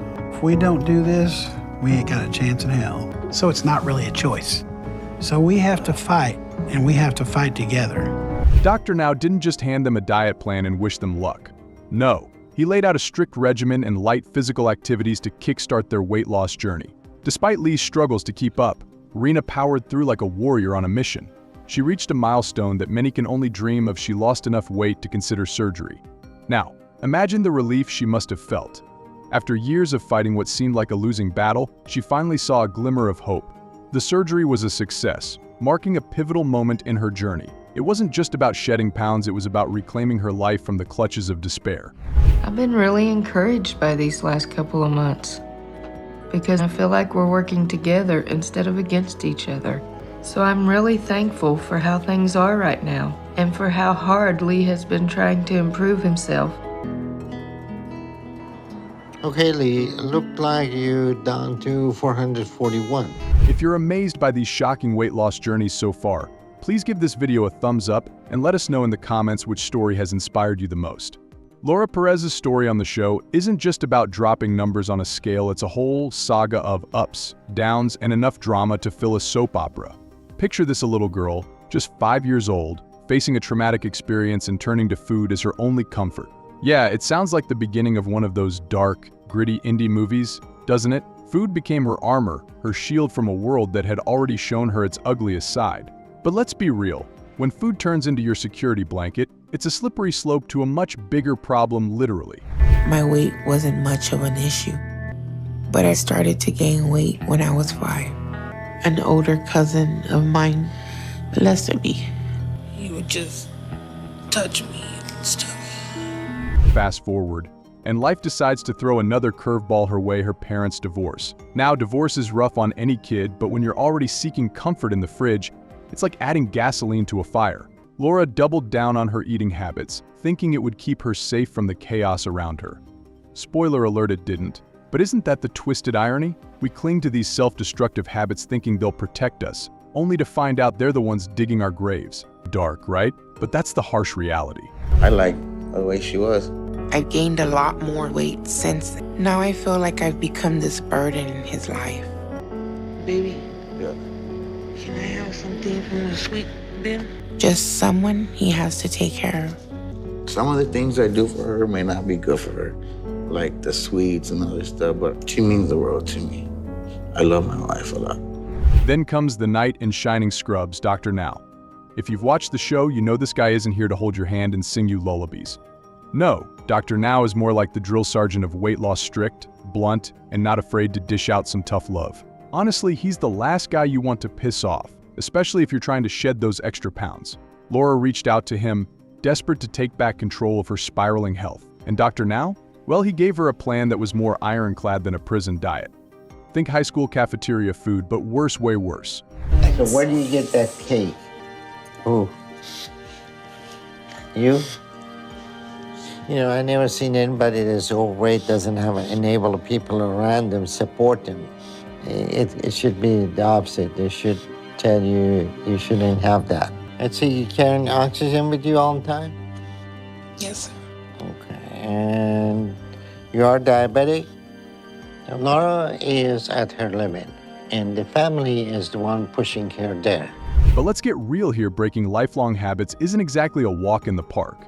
It's more like trying to climb Mount Everest with a donut dangling in front of you. Old habits die hard, and for Laura, they clung on like a bad tattoo. It's like knowing you should eat that salad, but somehow you end up inhaling a pizza instead. Sound familiar? That's the eternal struggle. Folks wanting to change but being held hostage by your own cravings. Dieting isn't just a battle of the bulge, it's a psychological war zone. Her surgery did not go as we planned, but we accomplished some sort of weight loss operation. But under circumstances, that's the only tool we can offer for Laura. So she should recover well, and she should still start losing weight when she go home. Now, if you thought the surgery part of Laura's journey would be smooth sailing, think again. Dr. Now initially planned a gastric bypass, but surprise, surprise, Laura's liver and spleen were so enlarged, he had to switch to a gastrectomy. Just when you think it couldn't get more dramatic, Laura nearly dies from pneumonia post-surgery. But she's a fighter, and by the end of her time on TLC, she managed to shed an unbelievable 237 pounds, bringing her down to 182 pounds. I can do so much more now. I can get around without a wheelchair or any oxygen. I feel like a new person. I can shop at more places like normal people do. When David Nelson first popped up on the show, it was like watching a slow-motion train wreck, and you just knew it wasn't going to be pretty. At 30, David wasn't just carrying a few extra pounds, he was practically drowning in his own body, barely able to breathe without feeling like the world was closing in on him. And honestly, can we really blame him for reaching such a dire point? His life was a veritable buffet of bad luck and misery, with every possible obstacle thrown his way. Because my back is messed up from my weight, the back started getting so bad. I'm in agonizing pain. That's when my weight really been taking its toll. I take muscle relaxers for my back. David's early life was a nightmare straight out of a Dickens novel. Born to a mother whose idea of a good time involved a needle full of heroin and a father who bolted faster than you can say responsibility, he was tossed into the foster care system like an unwanted toy. He was shuffled from home to home, where food wasn't exactly a guarantee. It was more like a cruel game of chance. Sometimes there was too much, and other times, well, you were better off imagining a sandwich than actually eating one. This feast or famine lifestyle turned eating into a survival sport for David. Whenever there was food, he ate like it was his last meal, not knowing when or if he'd eat again. And so I went right into foster care. I bounced around to different foster care houses while I was young. Sometimes I was put in houses that weren't very good with foster parents that didn't really care about kids. Some people are just in it for the money that the state gives them for taking in kids. We'd eat really poorly. So from an early age, I learned to eat as much as I could. As he stumbled into adulthood, David somehow managed to hold down a job. First at Walmart, because nothing says I've made it like a blue vest and minimum wage, and then as a truck driver. Now, being a truck driver might sound like freedom to some, but let's be real. It's a lonely existence, just you, the open road, and a diet consisting of whatever grease-laden monstrosity you can grab at the next truck stop. It was less a job and more a slow descent into isolation, where fast food became his only reliable companion. And in trucks for farmers. And then that got me into long-distance driving. I wanted to see the United States. And I could afford to because when I was sleeping in my semi-truck, I didn't have to pay rent. So I got to see all the states. I didn't leave the road for a year. This was pretty cool. But at the same time, on an emotional level, I noticed that I was depressed. And I kept eating fast food because that is what's available on the road. Then, the big scare. David developed cellulitis, a nasty infection that flirted with death and left him clinging to life by a thread. At 763 pounds, it was a miracle he hadn't already met his maker. Desperate and terrified, David reached out to Dr. Nazaraden, hoping the good doctor could pull off some kind of medical Hail Mary. But even David knew this wasn't going to be some fairy tale miracle. It was going to be an uphill battle with no guarantees. And I could barely walk. And they sent me to the emergency room. I had a severe cellulitis infection. After some physical therapy and a bunch of antibiotics and tests and stuff, they got rid of the cellulitis infection. But I was a mess. And that's when I reached out to Robin. That's when I decided to try to lose weight and start taking my mental health and physical health more serious. For a brief moment, David became an inspiration, a beacon of hope for anyone who's ever been crushed by life's unfairness. He managed to drop 68 pounds in a matter of months. But life doesn't just let you win that easily, does it? David hit a rough patch and slid right back into old habits, undoing all his hard work. And just like that, Dr. Now was like, no surgery for you, buddy. It was a brutal wake-up call. But did David give up? Nope. He dug deep, probably into reserves of strength he didn't even know he had, and shed 94 pounds, dragging himself back on track for surgery. Now, if these stories inspired you, make sure to hit that like button and subscribe for more amazing content. Do not forget to ring the notification bell so you never miss an update. Share your thoughts in the comments below. We love hearing from you. Until next time, stay motivated and stay strong. You gained 38 pounds. So you're just about 70 pounds away from where you should be today. So we're not going to be able to do your surgery. So I'm canceling it because of your weight gain, okay? Okay. All right. So what happened? Yeah, it was just stressful with the move and everything, and I think got off track a little bit, so. We're going to see if you can get some changes made on your eating habit. And if you do that, I'll work with you. Okay. But if you're not able to lose weight, then not much we can. Decided to follow with physical therapy to help you start getting out of your chair. And you didn't do that. And you were supposed to lose 40 pounds over the last month. But instead, we give you the diet to follow, and you're trying to figure out another way to lose weight. So what is your objective coming here? What do you want us to do? Make you Some folks claim they're big boned until a reality check lands harder than their last snack. They swear it's all metabolism, but we know better. It's those midnight fridge raids. It usually takes an unflattering photo or struggling to tie a shoelace to realize gravity isn't their biggest problem. Even Dr. Now would agree. And his reality checks are exactly what we are here for. First up, we have Stephanie, who can't handle it all. And as they're getting ready for school, we watch cartoons. The smell's making me more hungry.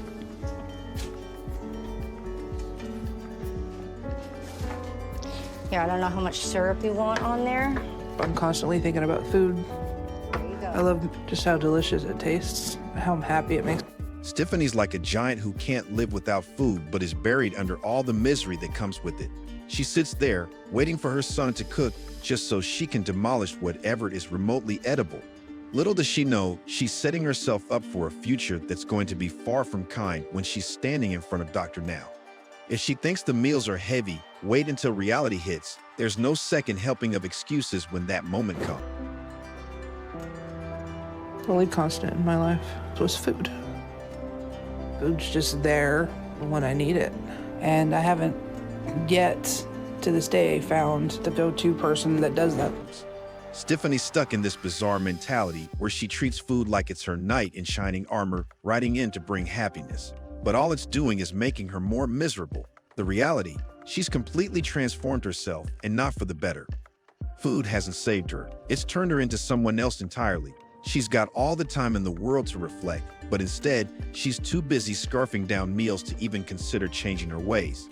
I'm roughly 600 pounds due to a car accident I had, and I was bedridden. Stephanie's been holding on to that car accident story like it's her personal life's turning point. But let's be honest, at this stage, the car was probably the only thing that got damaged. She acted like an airbag, cushioning the blow. But we all know there wasn't any air involved, just fat. It's almost like she's been treating that accident as a free pass to let herself go. So that should give us enough time to get there, even if... Well, Stephanie better brace herself, because if Dr. Now doesn't hit her with the truth, I will. She claims she's twice as slow as a normal person.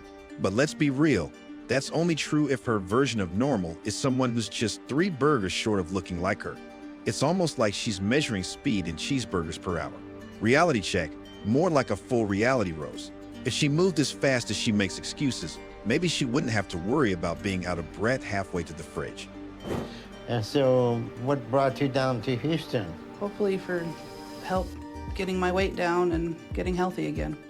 What do you mean, healthy again? Darnell, without skipping a beat, reminded her that she was never healthy to begin with. It was like watching someone ask for a refund on a product they never bought. Stephanie's idea of getting healthy seems more like a dream than a memory, considering her relationship with fast food has been longer than most of her friendships. That reality check hit harder than a treadmill on level 10, leaving her to wonder if she'd ever even seen the starting line, let alone crossed it. I'm skeptical if you're gonna change anything. Okay. And it's not that you just woke up and realized that your weight was your problem. You've known all along, but you haven't done anything about it. Nobody around you seems like is supportive of you to change. Everybody's supporting you to make you happy to eat what you want. And that's good. DR now didn't hold back, even going as far as to say he didn't have much faith in her plan, especially since her parents have been funding her lifestyle while she's unemployed and providing her endless food deliveries. It's hard to get healthy again when the only exercise you're doing is walking to the fridge. The harsh truth hit her harder than expected. Her biggest supporters were also her enablers. It's not just her body that needs a reality check, but her entire way of life. Now comes Latonia, who thinks healthy food is for dogs. 1, 2, 3, 4, 5, 6.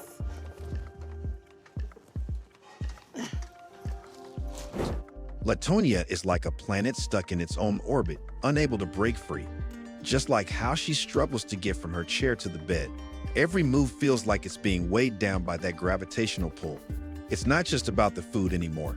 It's about how she's become trapped in her own body, with every meal adding another layer to the weight she's carrying, not just physically, but mentally too, making her unable to think. He's like my best friend. Thank you. Can I have some juice, Miss V? When I eat, It takes the stress away. That's what I do to help me cope with things.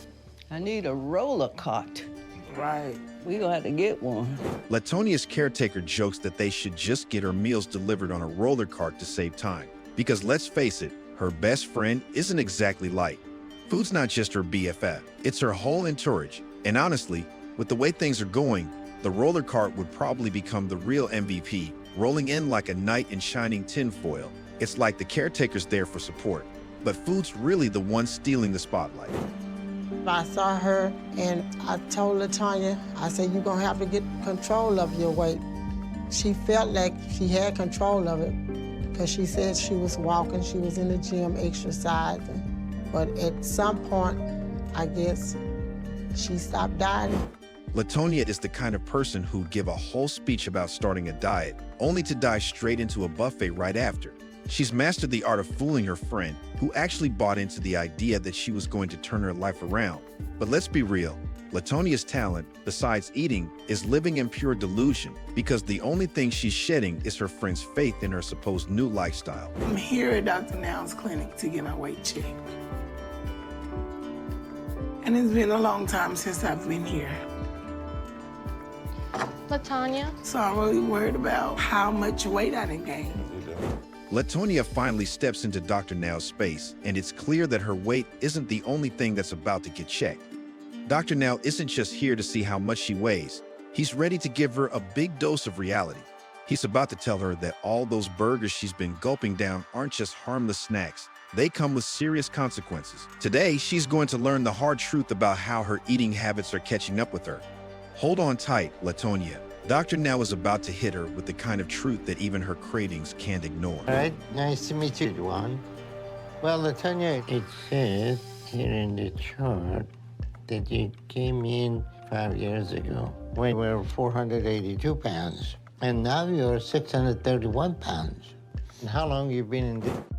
Dr. Now isn't holding back, making it clear that this isn't Latonia's first rodeo with trying to shed the pounds, and that's just brutal to witness. It's especially tough when her fiancé is sitting there, clinging to the hope that this time will be different, only to watch her put on a masterclass in empty promises. He's probably realizing that her willpower is as flimsy as the salad she never touches, and all the motivation in the world won't help when the only weight she's lifting is the fork. You'll have to eat something. No, eating the food that belongs to the next 4 years ahead of time. So if you don't eat, you're gonna be all right. At your weight, body got the reserve that you don't eat anything for a week or two, you're not gonna have anything gonna happen. Dr. Now isn't pulling any punches with Latonia, reminding her that she's just one burger away from a catastrophic health crisis and 1 million calories from even thinking about making progress. It's laughable that she's eaten enough food to keep a small village fed for years, and yet here she is, acting like a chicken is a foreign concept. He's ready to tell her that if she thinks food is her best friend, it's time for a serious intervention because that friend has been leading her straight to the emergency room. Next up is Paul, who doesn't know what's coming for him. The age when everyone starts to date.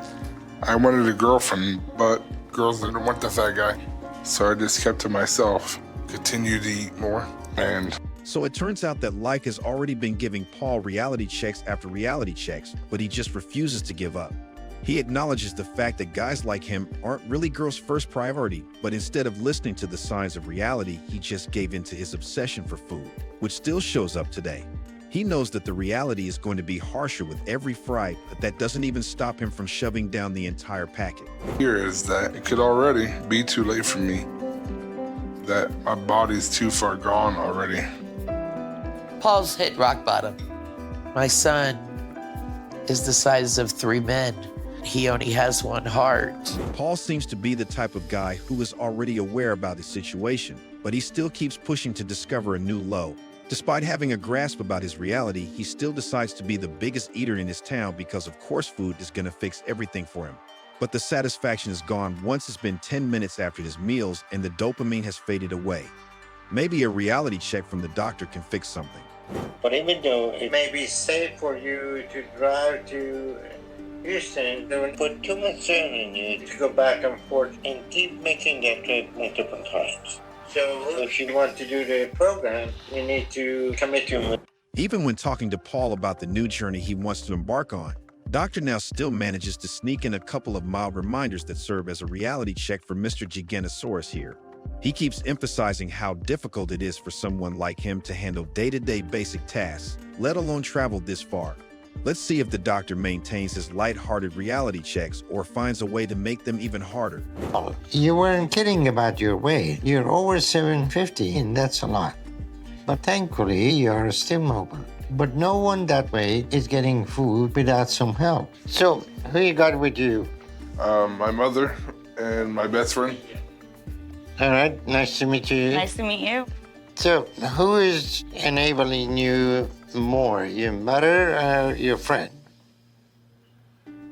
Probably me, because he's with me more. It's good to see Paul receiving reminders from Dr. Now that his enormous weight of 750 pounds isn't entirely his own doing. There must be others supporting him in destroying his life for the sake of indulging in a little snack.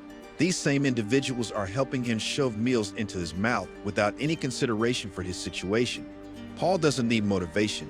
He needs a reality check, and Dr. Now is here to provide it for him. It started out, I had a gallbladder problem, and so I took my gallbladder out, and then I just decided to take a change on my way. And I tried to go on just like chicken, very little starches, and, you know, lots of vegetables, and no sweets. Well, you're doing that for yourself, but you're not doing that for Paul. Why? Paul, And here comes the hard realization for Paul's mom, who is undeniably his enabler. She knows what it's like to be overweight and managed to pull herself out of that deep dungeon by controlling her food intake. Yet for some reason, she doesn't encourage her son to do the same. Instead, she is pushing him to become the worst version of himself by being the very reason for it. It seems that Paul's mother needs reality checks even more than Paul himself. Then when he was home, I tried to make him happy and fix what he wanted to eat. Well, but you know, I didn't see it before. looking at his leg, and you think he's happy now? No, sir. So this is the dynamic that we need to change, but I don't know how we're going to change. And here comes another blow from Dr. Now. At this point, you really begin to wonder whose fault all of this truly is. Paul has the capacity to eat all the unhealthy food in the world, but who is really helping him by providing the worst options for his health? It's surprising, to say the least, that his mom, who has a very clear understanding of the struggles that come with being overweight, is still trying to ensure that her son goes through the same hardships. Well, let's hope it isn't bad parenting with Randy at least, because we can't take two blows. Hey, Dia, could you help me with my shoes and socks, please? Yeah. Now, there's 11 of us in this house, 7 adults and 4 kids. And I'm just like an extra kid that they have to take care of. No matter how much delusion a person embodies, there's always some voice inside that keeps offering reality checks. You just choose not to accept it. This seems to be the case for Randy, but the difference is that not only is he ignoring it, he's also refusing to acknowledge it altogether. Randy is a giant of a man who has to endure all the extra hurdles because of his weight, yet he does little to nothing to change his situation. He has just become a burden on himself and for his family. 22, I met my wife, Danielle, and we dated for 4 years. During that time, I put on another 100 pounds and was just over 400 when we decided to get married and start a family. But we couldn't get pregnant. And Danielle got tested, but it wasn't her. So then I needed to get tested, but I refused. I've always wanted kids. And if that wasn't possible, I don't think I could take the news. So Danielle left me, and we got. It's not that Randy hasn't faced enough issues in his life to be unaware that his weight is the root cause of most of his problems. Even with his wife, when things could have been worked out through some other solution, she chose to leave him because of how out of control he was getting with his weight. Randy has been confronted by reality his whole life, but what he truly needs is a hard reality check to make him realize exactly where he stands. I don't even put in a full day's work because I get too tired. I can't do anything too physical. I gotta take breaks a lot more because I get winded.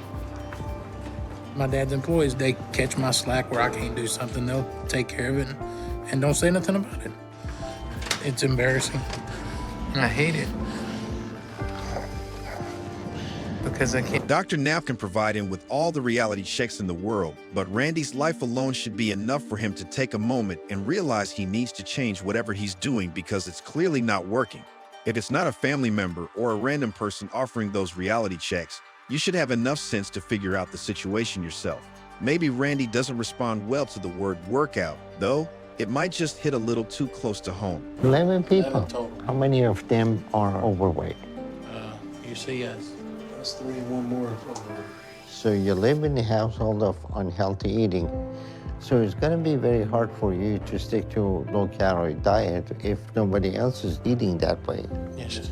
This is a very unusual dynamic with Randy. Despite the fact that he is on track to be 700 pounds soon, he's still able to get around, so he's getting food for himself.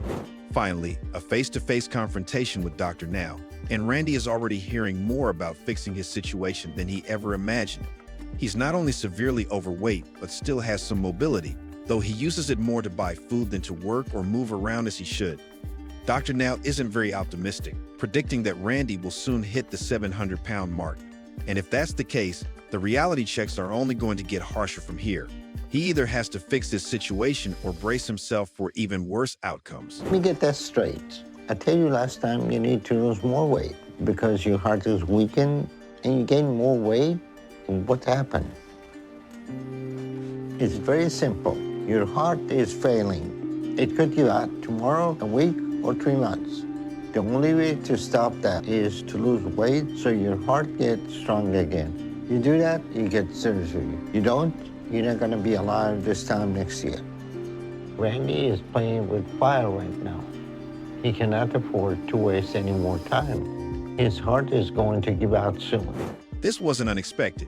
Dr. Now doesn't hold back, and he's shown, no matter how harsh he gets, it's the only thing that might save Randy because, without it, he won't survive more than a year, and even that's a generous estimate. Beyond the reality check, Randy desperately needs a sense of responsibility, which seems to be completely missing. It really raises the question, is it about the food or is it about life? Something tells me Randy will still choose food. It's time for a wake-up call with Randy. I'm going to see you again in 2 months. I want you to lose 55 pounds. The 40 pounds you should have lost, plus 15 for what you gained this past month. Okay. If you want to live, lose the weight. Yes, Okay? sir. I can't believe I messed up like this. It's Dr. Now's generosity that allows him to speak to Randy the way he does. It's almost as if the doctor is speaking on behalf of Randy, who wants to live for his family but refuses to put in the effort it requires. If there's one kind thing Dr. Now can do for Randy, it's to be brutally honest about his dangerous heart condition. Reality check or not, Dr. Now is doing all of this to ensure Randy lives long enough to enjoy life with his family. Similarly, those who enjoyed this video better hit the like button and subscribe to this channel. What is the problem that you think the solution is weight loss surgery? Because I'm too heavy and I can't do it. Bring anything. She want water, get up, get it yourself. She want food, get up, get it yourself. This is a very bad behavior and you shouldn't reward it. Yes, sir. Did last time I talked to you, you changed his diet. It doesn't look like he lost any weight. Is this the lifestyle of a human being? This is a miserable life. You have to change all that dynamic. So that means, Tammy, you stop manipulating everyone and You know, it's funny people always assume that just because someone's shaped like a globe, they don't have layers, but sometimes they just prove you wrong. Like some are terrible at hygiene and absolutely excels at making their room smell like a fast food dumpster, while some hold interesting attributes like a talent or an interesting past. Well, buckle up, 'cause this is exactly what we are going to discuss today. Meet Charles, a former drug addict. Know that I can't stay standing for more than 15 seconds. If I do that for too long, my knees start to hurt too much.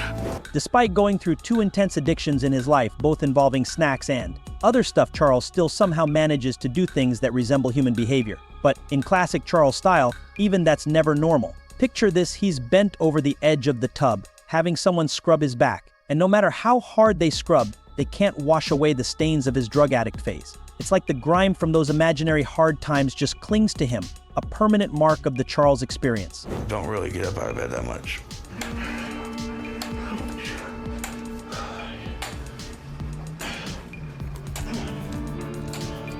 The way Carl's walks with his stick, making that tick-tick-tick sound every time he wobbles, is like watching a human pendulum swing back and forth. It's almost like he's not just walking through the pain of life, he's dancing his way through it. And honestly, every time I see him move like that, I can't help but picture him sprinting toward a snack with the same wobbly grace. You know he'd somehow make that look both tragic and hilarious at the same time. It is an addiction. It does make me happy and it makes me feel good.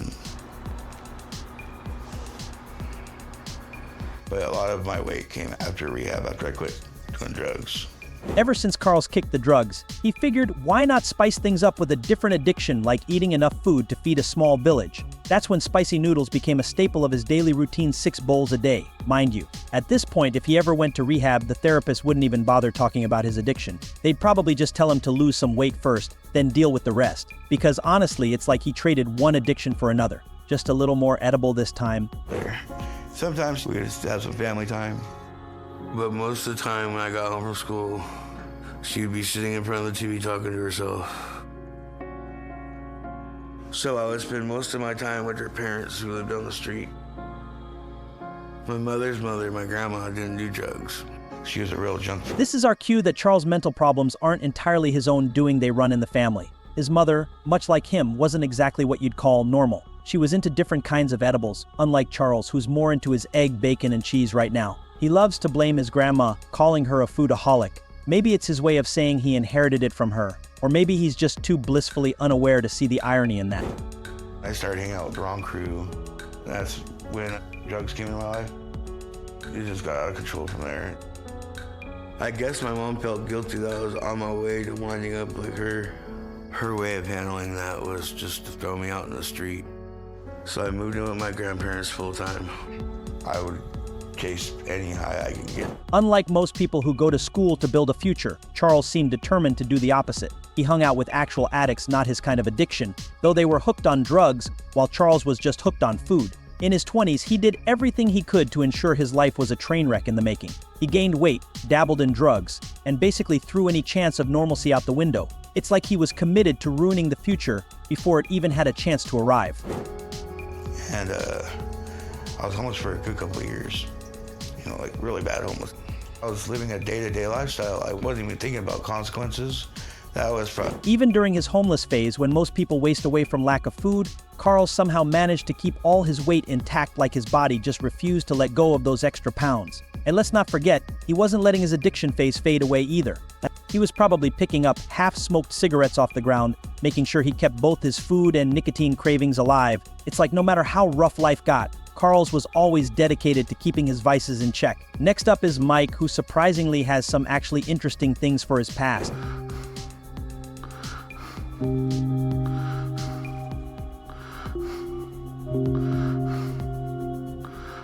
No matter how good Mike's past might have been, his present is just like everyone else's. He's a fully grown adult who's literally outgrown his body and still lives with his parents, except of course he's got the honor of residing in the basement. The humiliating part? He refuses to get off his bed to find a job to support his late-night food cravings. Instead, he's glued to his screen, playing video games while struggling for breath, his lungs getting squished under layers of fat.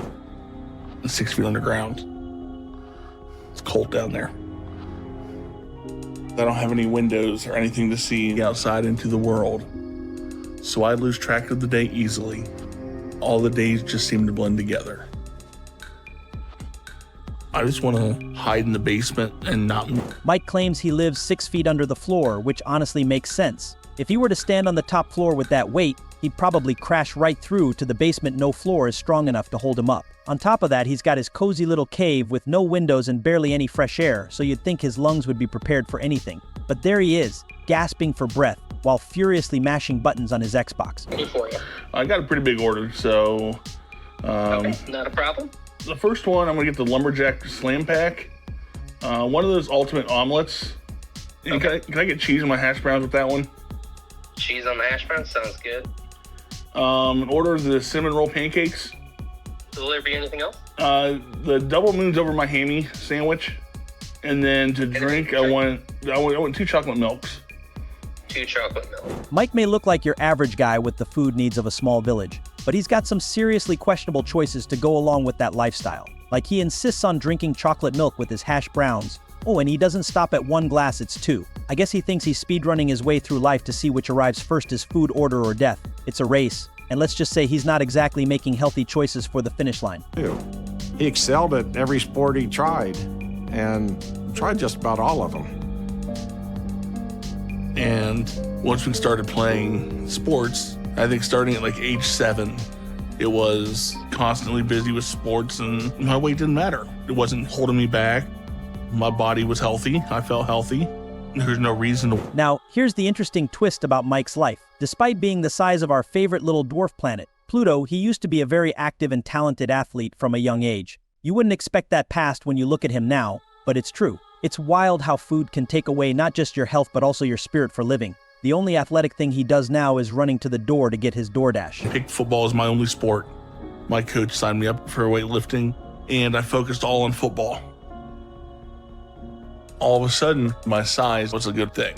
By the time I was 16, I was 275 pounds.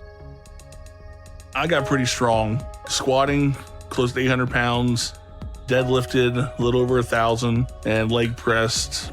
You've got to give Mike some credit for the numbers he used to push and pull. I mean, leg pressing 1,500 pounds is no joke. You can only imagine how cool he must have been in his prime, a real powerhouse. But here's the kicker now, he can't even lift himself off the bed. It's the ultimate irony this former gym legend reduced to a guy who needs a rescue mission just to roll over. She set me up on a date.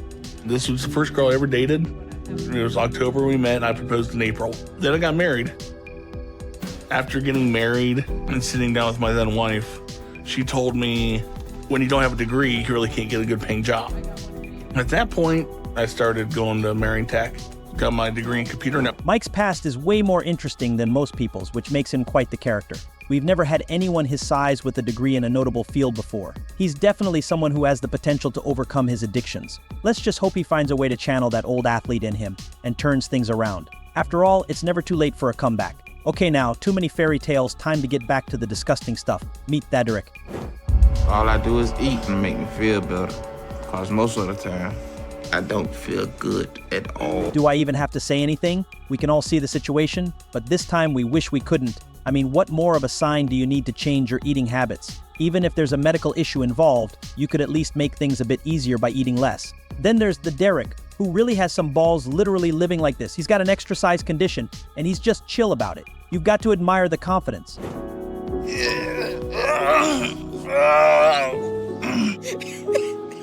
Thadderik is really like a giant ogre. If the back of the car is the only place you can fit, you know you're a special case. It's hard to believe that sticking to a salad could eliminate all this misery from his life, but then you realize it's not just about food addiction. These folks are often battling depression, and for them, thinking about food is a way to escape, if only for a moment. That's why it occupies their minds all the time. It's not just hunger they're trying to satisfy, but a deeper need to forget.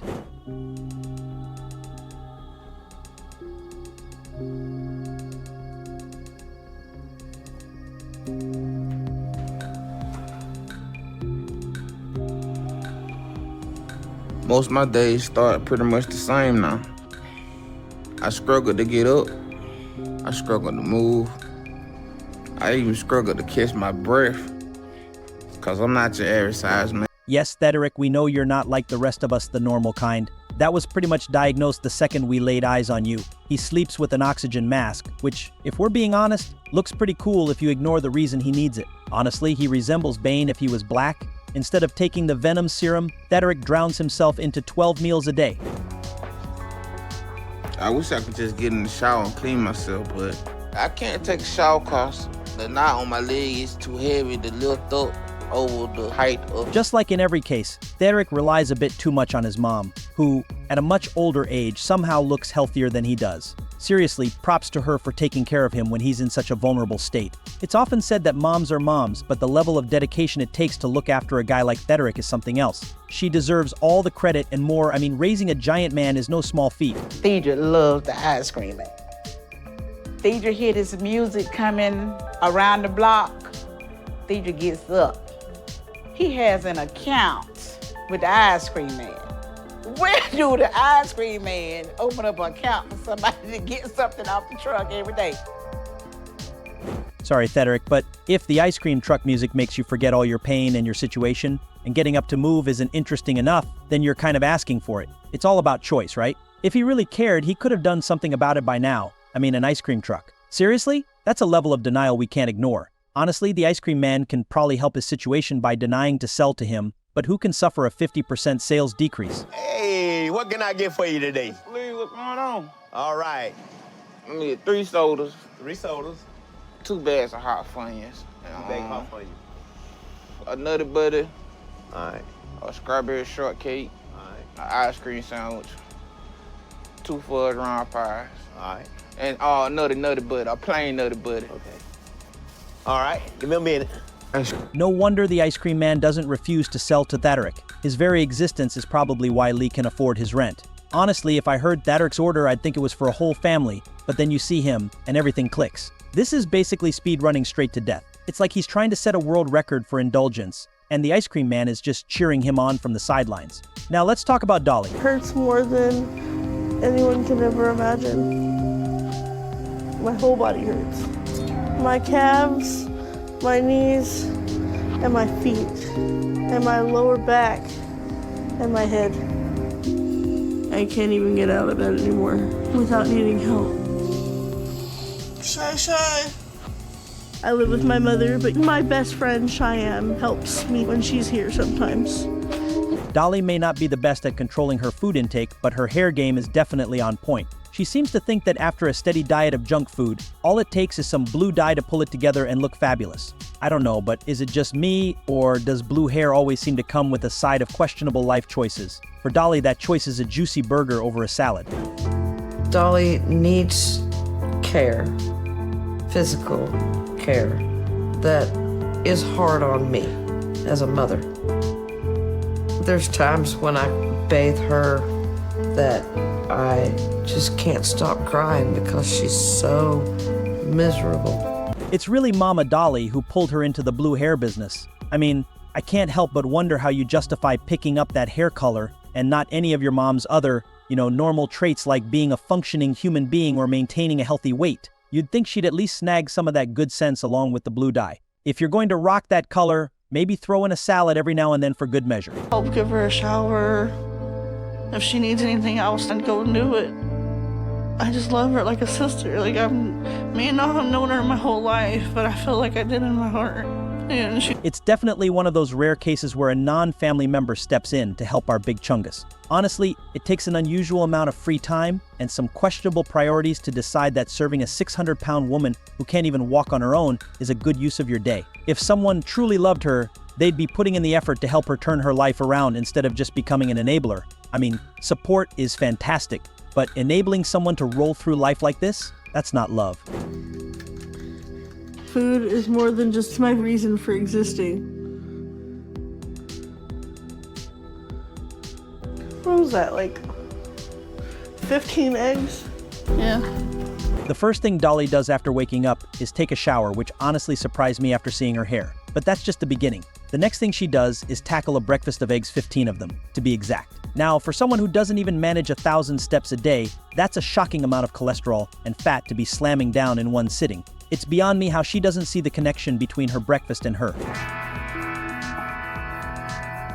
Can you give me a little bit more eggs, please? Yeah. Is that good or more? No, that's good. Okay. It's almost like Dolly's got this twisted plan where only death can separate her from food, and the way she's going about it, it's like she's accelerating that timeline with every unhealthy bite. It's kind of like her genius diet strategy. But in all seriousness, the saddest part isn't just her obsession with food, it's how she's using Chen's kindness without even realizing it. If Dolly had even half the concern for Chen as Chen has for her, maybe she'd understand how unfair it is to expect her friend to shoulder that burden. Kindergarten. I was diagnosed with attention deficit disorder, oppositional defiant disorder, and bipolar disorder. I know that I am a little special ed because I have mental issues, but teachers made me feel like I was more special ed. Dolly really is a different case altogether, preloaded with a bunch of issues, and then, instead of fixing them, she somehow figured the solution was to pile on more. It's a wild approach when you think about it rationally. But here's the thing, no matter what disorder someone starts with, anyone who's handed endless resources to satisfy every whim eventually ends up miserable. And that's exactly what we're seeing here, someone with all the means to change things, but instead, she spiraled into creating a new set of problems for herself. And if she's determined to create problems for herself, the least we can do is raise awareness for others. The best way you can do that is by liking the video and subscribing to the channel. But I just kept eating and getting bigger. And now, I rarely go out and... Que pienso que no estuve ahí para cuidarlo mejor. A lo mejor si hubiera estado ahí, no hubiera llegado a eso.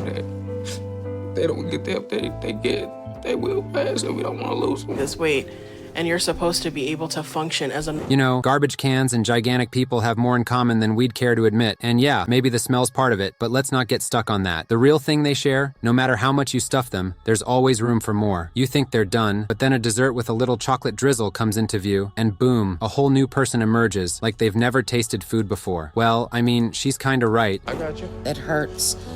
I have to ride the little carts. And I feel like the biggest person in the whole world, and I feel like all eyes are on me. Sure, her calorie counting might be way off, but her awareness of the situation is pretty spot on. When you're the type of person who could probably end a third of world hunger just by cutting your daily meals from 24 to 2, of course all eyes are going to be on you. And let's not forget the constant squeak of those cartwheels struggling across the floor under all that weight. Well, that's got to add to the frustration. Maybe it's time to think about shedding a few pounds. In my house again. She must have known. The combination of the pain of actually moving and then the anxiety, which causes pain, it gets to a point where she can't take it anymore. So when that happens, the only thing that helps her feel better is eating. Did you hear that? I've never seen a problem so perfectly constructed as a never-ending loop where solving it only leads you back to where you started. Brittany is frustrated by her weight and anxiety, so she tries to fix it by eating more food, which just adds more weight and anxiety. It's like she's stuck in a perpetual circle. Kind of like if you put snow into a sphere and make it roll, it just turns into a snowball. That's exactly what's happened to Brittany. She's caught in a never-ending cycle. When I'm eating food, everything's okay for that one moment. Nothing else matters. I'm not thinking about the past. It's bliss. And so I'm constantly trying to find that moment where I'm okay. Brittany alone could eat as much food as a normal family of 4 would order. That's your wings. I will eat until I feel like I'm gonna throw up. And then that doesn't even stop me. Food seems to be Brittany's escape from reality, but what she doesn't realize is that it's also driving her further away from living like a normal person, actually engaging with the world around her. People usually learn from their mistakes. Maybe after stuffing yourself with calories, you'd take a moment to reflect on how unnecessary it all was, but not Brittany. Nope, she goes right ahead and orders 4 more boxes of large pizza and starts her second mukbang. Meanwhile, her husband, Captain Obvious Pants, casually tells us, as if we didn't already know that, and yes, all of this food is for her. As a married man, I do wish there was more intimacy, but that's an impossibility. All I've ever wanted to be is a housewife and a mommy. And with me being this size, it's physically impossible. Good Lord, I mean, I wouldn't even try it. Her husband is definitely blinded by love. Maybe his dream girl was some kind of McChicken princess, and you can even tell by looking at him too. Brittany says that she had always wanted to be a mommy and have kids, but something tells me that the only thing she wants to have right now is a chicken sandwich. At this point, trying to be intimate and strengthen their marital bond would require a Herculean effort. To be romantic and strong enough to lift her in his arms, they'd both need a gym membership first. This body that I'm in is because of that little girl screaming inside saying, no one protected you, and so you have to protect yourself. But by protecting myself, I'm killing myself. What on God's green earth is that excuse? Ironically, we've gotten caught in the same loop where we keep coming back to discussing how she's trapped in a never-ending cycle. And seriously, who eats chocolate sweets before bed? It's like deliberately trying to undermine everything you've been given by giving in to your cravings rather than striving to be a positive force in society. Now, I've been really strict on my diet, literally writing every single thing down that I eat. Doctor wants us to eat protein, we're eating protein. And my husband's been doing it with me as well, so teamwork makes it better. I've never, ever lost weight in my life. So to try to lose 40 pounds seems impossible. It's hilarious that Brittany writes down everything she eats on paper, especially when you consider that a single page has only 60 lines. That might be enough for someone like us, but for Brittany, she'd need at least 3 times that. And the irony of her being paranoid about not losing weight while holding the answer right in her hands is beyond anyone's understanding. Talk about reliving the same misery every day. Karina here knows all about it. She knows exactly what she needs to do, but somehow she keeps going back to stuffing food in her mouth. Ran to food. I just started gaining and gaining and gaining. When I was 10 years old, I probably was 100 pounds. Before school, with my allowance, I would buy junk food. Chips, soda, cookies, cupcakes. Food was always there to comfort me no matter what. We listened to her talk about her dependency on food and how she's always been a big eater, regardless of her age. Even with her allowance money, all she could think about was buying as much food as possible, trying to break her own mukbang records. By the age of 10, she thought it'd be cool to keep the same digit as her weight but add another 0, and it really shows. She's displayed 0 signs of self-control ever since her very birth.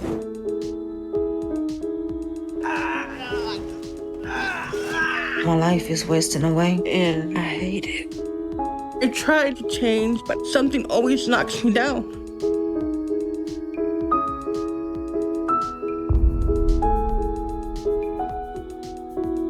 My life, it's like... She talks about her weight gain like it's a badge of honor, as if she was destined for greatness and her father was the one holding her back, clipping her wings. Meanwhile, she claims all she really wanted was to hurt herself by eating more and more. Now, it's come to a point where it takes her 5 minutes just to make it to the bathroom. Considering her father is Mexican, he probably had more authority over her than she has on herself, but now it's too late.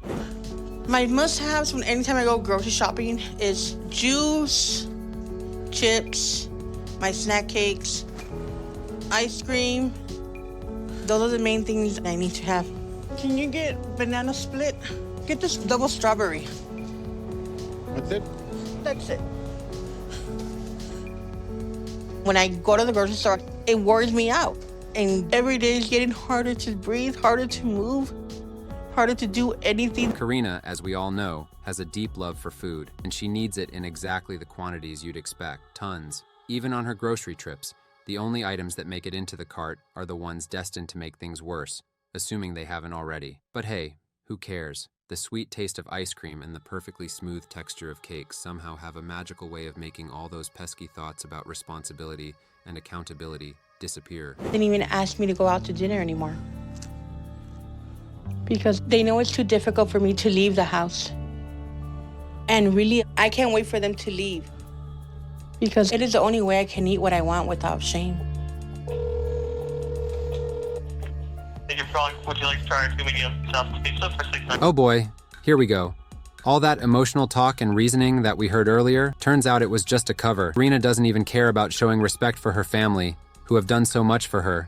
Instead, she's actually relieved when they're not around so she can eat without feeling any shame, as if she hasn't been doing that all her life. The fact that she enjoys being alone just to enjoy more and more food is pretty disgusting. Given her situation, even more than a few bites of salad should probably feel pretty shameful.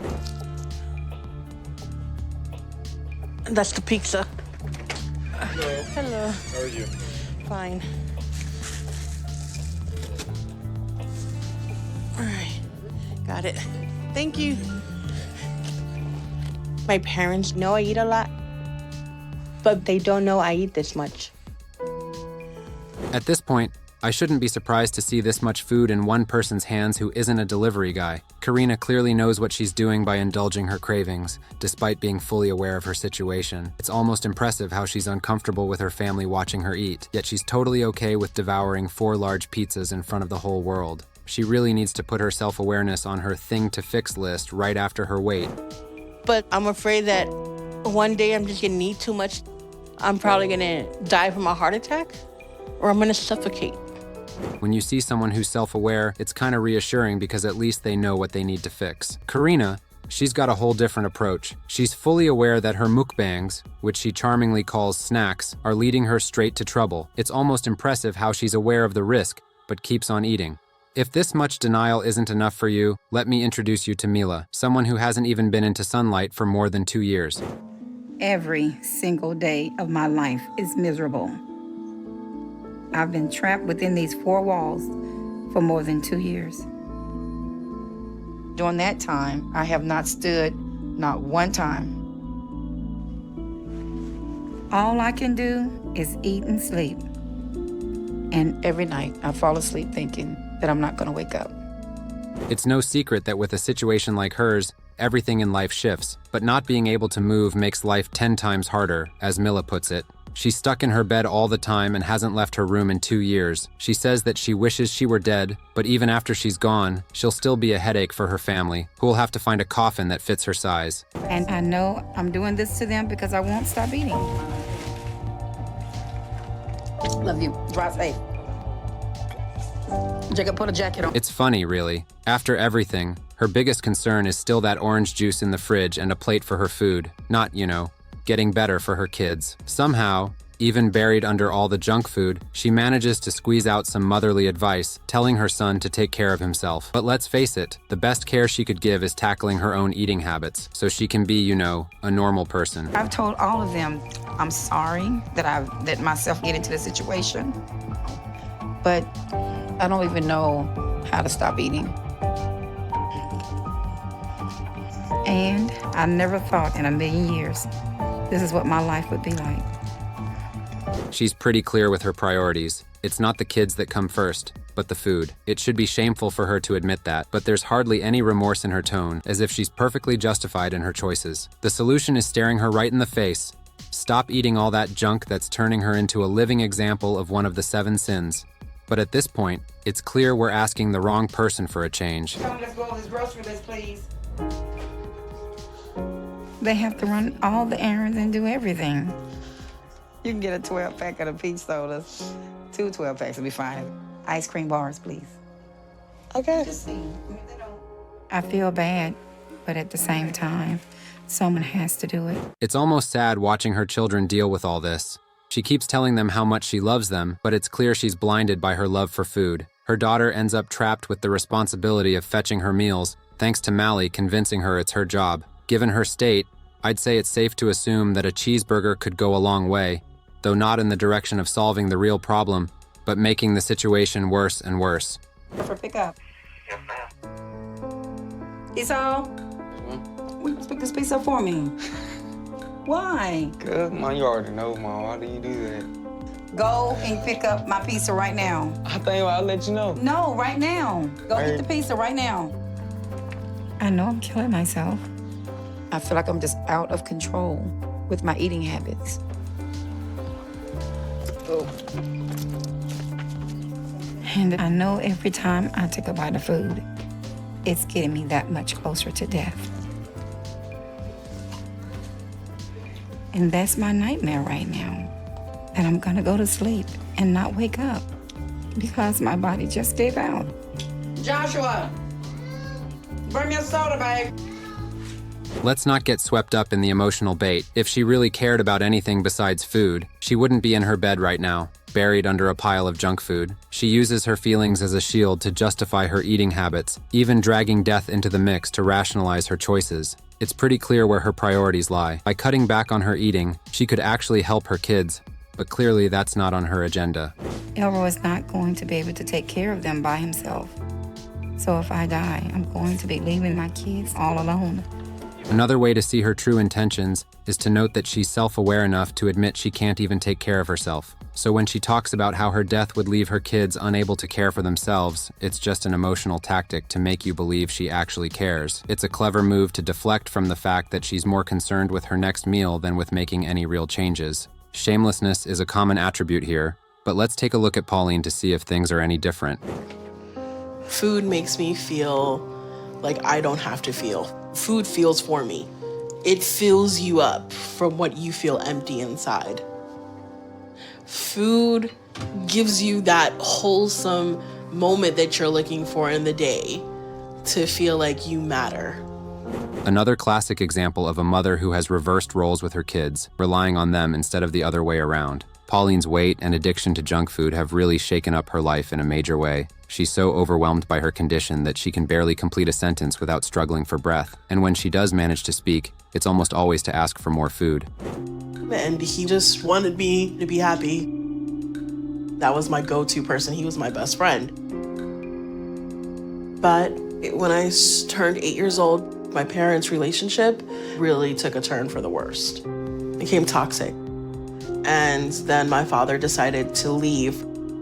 Let's be real. She strolls into the store like she's the final boss of an eating competition, and I had to hold back my laughter right then and there. Her addiction, not just to food, but to its freshness, truly marks her as a professional eater. She's fully aware of where all this is leading her, but somehow she manages to forget about it for a moment. But that moment of forgetfulness lasts only for 10 minutes, as she says herself. But losing my father like that devastated me because he was out of my life so fast. So it was hard for me. She's very self-aware about her situation and understands its severity. She knows she got herself into this mess and that only she can get herself out. Despite this, she's still asking the cashier to pack up her food so she can eat it, all while shedding tears of regret. It's almost ironic. She's fully aware of the problem but keeps adding to it, even though avoiding the food in the first place would have been the simplest solution. My size. My mother would constantly comment on my weight. Like, she would say, "You're fat, you're a girl, you're supposed to be attractive." So that upset me more. But I also tried to stop eating as much. Just because I wanted all the things my mom was saying to me to stop. And so I lost some weight between the ages of 13 to 15 years old. She keeps crying about her situation, but all she really needs to do is change her food choices. Not even completely stop eating, just make better choices. That alone could have a significant impact on her weight. Yet we see her unpacking ice cream and loading it up with all the sugary goodies she can find. She says she regrets it, but continues this behavior. It's hard to take her remorse seriously. Even mukbangs of salads can help one lose weight, but nobody wants to do that, especially those who should. And over the summer, I finished barely and graduated.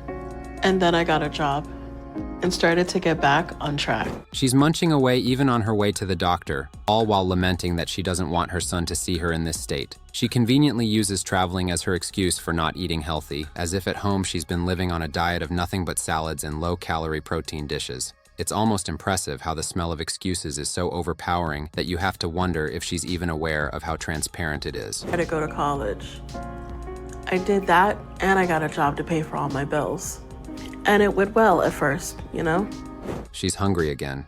Shock of the century. I get it. We all get a little snacky on the road, but this is a whole different ballgame. The amount of food she's ordering could probably feed a small village, and here she is, acting like it's just for a quick bite. Honestly, it wouldn't be surprising if she claimed she was ordering for the whole family, and then quietly ate it all herself. Maybe the dog will get a sniff, if he's lucky. Sadly, we can't leave everything up to luck. This gluttony is being normalized, and someone's got to call it out. Now that's something you can help us with by liking the video and subscribing to the channel. But I just can't stop. I really can't. I just cannot stop. I try everything in my... Something drastic happened, and how large he was, it was like my heart broke for him. It just absolutely broke. When you're overweight, you don't want to be around people. Some people just have this endless relationship with food, like every meal is their last supper. You know, the type of people whose idea of portion control is whether or not they need to use a second plate. Their stomach has no off switch, only a pause button between meals. Every meal is a cheat day, but the only thing they're cheating is their arteries. That's really the case with James, who wakes up every day only to think about food. I wake up in the morning time. The first thing I do before I even brush my teeth, good morning, how you doing? I'm calling to put in an order for breakfast this morning, please. I gotta look at whatever service I need, do what I'm gonna order for breakfast. That's the first thing I do. All right, can I get the 2 slices of Steakhouse Premium Pancake? Can I get 2 orders of that, please? I spend most of my time on these delivery services. Can I get the Game Day Family Feast? Can I get the original French toast? The amount of stuff that you could get is just crazy, so I get excited. It's like the Super Bowl. You can get whatever you want now, you understand? And let me get a slice of ham. 2 of them. This is an absurd amount of food, let alone for just breakfast. And the way James keeps saying, when ordering makes you wonder if he's begging or bargaining with the waiter for just one more pancake. We're talking about people who can't stop eating, and James here can't even stop thinking about his next meal. To James, food is as exciting as the Super Bowl, but let's be real. The only thing athletic about his food is the workout his jaw gets while chewing. The Super Bowl is an intense competitive sport. Food, well, it just makes you like James. Food just takes away the pain. It takes away all the guilt. It takes away all the issues. Everything just goes away whenever I have that first bite. It just takes me to another place.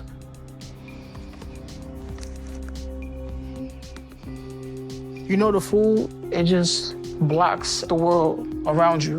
And then you feel comfortable. You feel like nobody could see you. It gives me everything I want. But there's nothing worse than coming to an end of a meal. So. You heard him. Food is the ultimate source of happiness for James. The second he's done with one meal, he's already daydreaming about the next. Because James likes to be future-proof when it comes to food. Planning ahead isn't about savings or life goals for him. It's about making sure he never faces that terrifying moment of being between meals. You think your breakup was painful? Please, ask James what real heartbreak feels like. It's when his plate is empty, and for those grueling 3 seconds, he hasn't eaten a thing. I was over 100 pounds when I was 6 years old. And when I started going to school, I had to find ways to feed my appetite during the day because I was always hungry. So I got cool with the lunch ladies in the cafeteria. I would sweet talk them, so they'll sneak me some food in the morning. I would lie to the teacher and tell the teacher I'm going to the bathroom, and I'll be end up in the lunchroom. Multiple times all day. And then I have a heavy meal at night, so it's just basically eating. James, well, he's always been ahead of the curve, literally. While most of us were weighing in at a healthy 40 to 50 pounds by age 6, James was 50 pounds over. Because, let's face it, James isn't like the rest of us. He's a big man, but being big is less of a strength and more of a burden because his knees tell a different story. And unlike us, James had a way with the ladies. Well, the lunch ladies at least. By age 6, he was charming his way to extra helpings in the cafeteria, rizzing them up for those golden scoops of mashed potatoes. But all that free food came at a cost, and, well, James became James. I love red velvet cake. That's something I adore. I got introduced to red velvet cake when I had moved to Florida. I have to have it daily. It's a part of my meals. It's such and such, and red velvet cake. Yeah, I need a big piece. I need a large one. Oh, yeah, that's what I'm talking about. Another bigger one? No, that's good. That's good? Yeah. No, it tastes good. Good, right? It's not good, it's the best. James could eat a whole bakery of red velvet cakes and still look like he's just warming up. But credit where it's due. It's impressive that he manages to hold off on devouring everything in sight when the camera's rolling. The way his eyes were glued to that creamy goodness, you just know as soon as they cut to another shot, he went back for at least 3 more slices. That's the thing with James, though. His stomach isn't just a bottomless pit. It's a full-on black hole for anything remotely edible. The world has just pushed me away, and because of that, I resort to food. I'm loving the food. These ribs, oh God. Is that the best thing for you? Yeah, but I know at the end of the day... Not even 5 minutes after polishing off that cake, James has already dived headfirst into the world of grilled meat. With enough food to feed a small village, let's hope James decides to call it quits for the day because it's still broad daylight and things are already getting out of hand. Despite James's absurd claims that the world is pushing him away, it's pretty clear that nothing could ever push him away. Even if the entire world tried to move him, he wouldn't shift an inch. But I know I have a long trip ahead of me. I just hope that I can make it because I don't have any help here.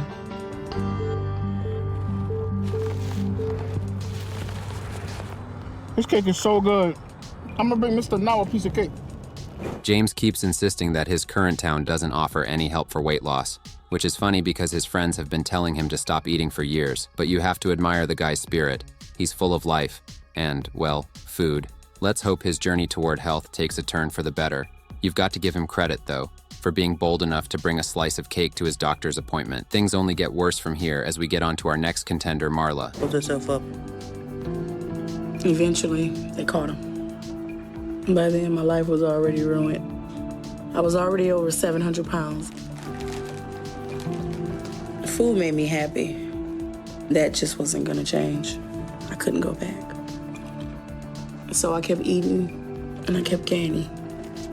Marla places the blame for her weight on the trauma from her boyfriend's attempted kidnapping and the tragic deaths of 2 officers, but at the end of the day, it's still her own choices that led her here. Yes, the trauma is real, and it's understandable that it would affect her. It's how you deal with them that matters. Instead of fighting her pain, Marla let food take over, using it as a comfort rather than confronting her struggles. While the trauma shaped her, it didn't force her hand.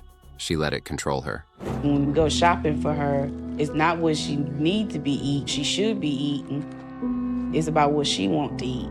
And if you ain't got what she wants, she mad. Go cook me up 2 boxes. You want one? Marla's obsession with food has warped her sense of reality to the point where she can't even see how everything around her is crumbling. Her eating habits have taken over her life, and any offer of help is immediately brushed aside because, in her world, food is king. It's heartbreaking, really. Her daughter watches helplessly as the addiction tightens its grip. No matter how much love or concern her family shows, the hold food has over her is just too strong for her to face right now. Your stuff, because I know that's what's gonna make her happy. She loves food. Baby, thank you. That's been her biggest issue, period. She loves food. When I start eating those foods, I can't stop. It's not bad at all.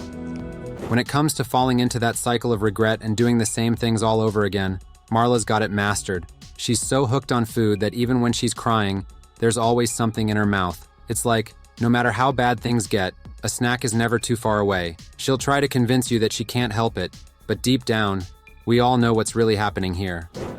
I love the way it all tastes. I love the way it makes me feel. It's my comfort. But Marla's situation is plain as day, yet she keeps surrendering to the comfort of food, letting it control her every move and mood. You can see it in her eyes. She's completely hooked on junk food, even proudly calling herself a junk food junkie. None of this is normal behavior, and what makes it worse is that it's all happening right in front of her daughter. It's like she's lost in this cycle, and her daughter is watching it unfold in real time.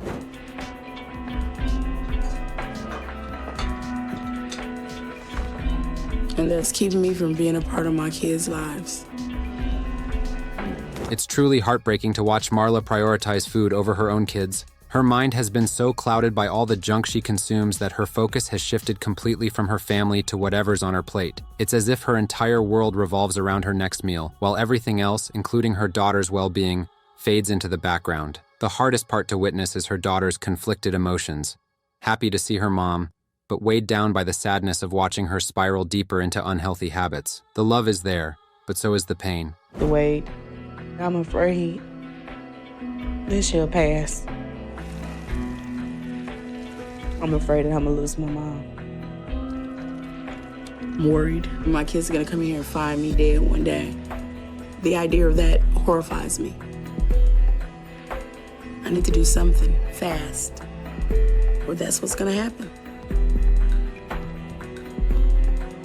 I need to change, or I'm gonna die. She's fully aware of her situation, and it's not like she doesn't grasp the seriousness of it. Yet, there she is, going about her day, frying up chicken on the same bed where she lies naked to be clean. It's like she's daring fate, adding even more ways for something to go wrong. The weight doesn't get her first, the hygiene situation just might. And let's not forget the enablers, always around to make things worse, letting it spiral to this point. If that's not enough sadness for you, meet Justin. And what I do is stay here and eat. And a lot of days, the only people I'll see or talk to are the delivery people. Justin, unlike Marla, seems to have the mental ability to control his desires, but his situation is equally grim in its own way. He doesn't go out, doesn't socialize, and has essentially trapped himself in a bubble. The only thing keeping him going is food. It's sad because if he had more friends or a reason to be excited about something other than his next meal, maybe he wouldn't feel so trapped. Right now, though, food is his only companion, filling the void where connections and joy should be. But this is what my life has come to. And doing normal things and having a normal day is just not something that's possible for me anymore. So I just eat, because food always makes me happy. Justin is letting food create a void in his life, and it's probably a good thing he's not a parent, given that children require energy and effort that he's clearly not able to muster right now. He's falling into the same pattern many others do, believing that the only relief he can find is through eating. But even Justin knows this brief comfort doesn't last long. As soon as the meal is over, he's already looking for the next one, trying to shift his focus away from the underlying issues that the food can't actually solve. So I don't really ever want to stop. But at the same time, I know food is why my life is like this. And the more I eat, the worse it gets. And I know that. As I'm eating, there's like this internal monologue of, why are you doing this? you don't need this. This isn't good for you.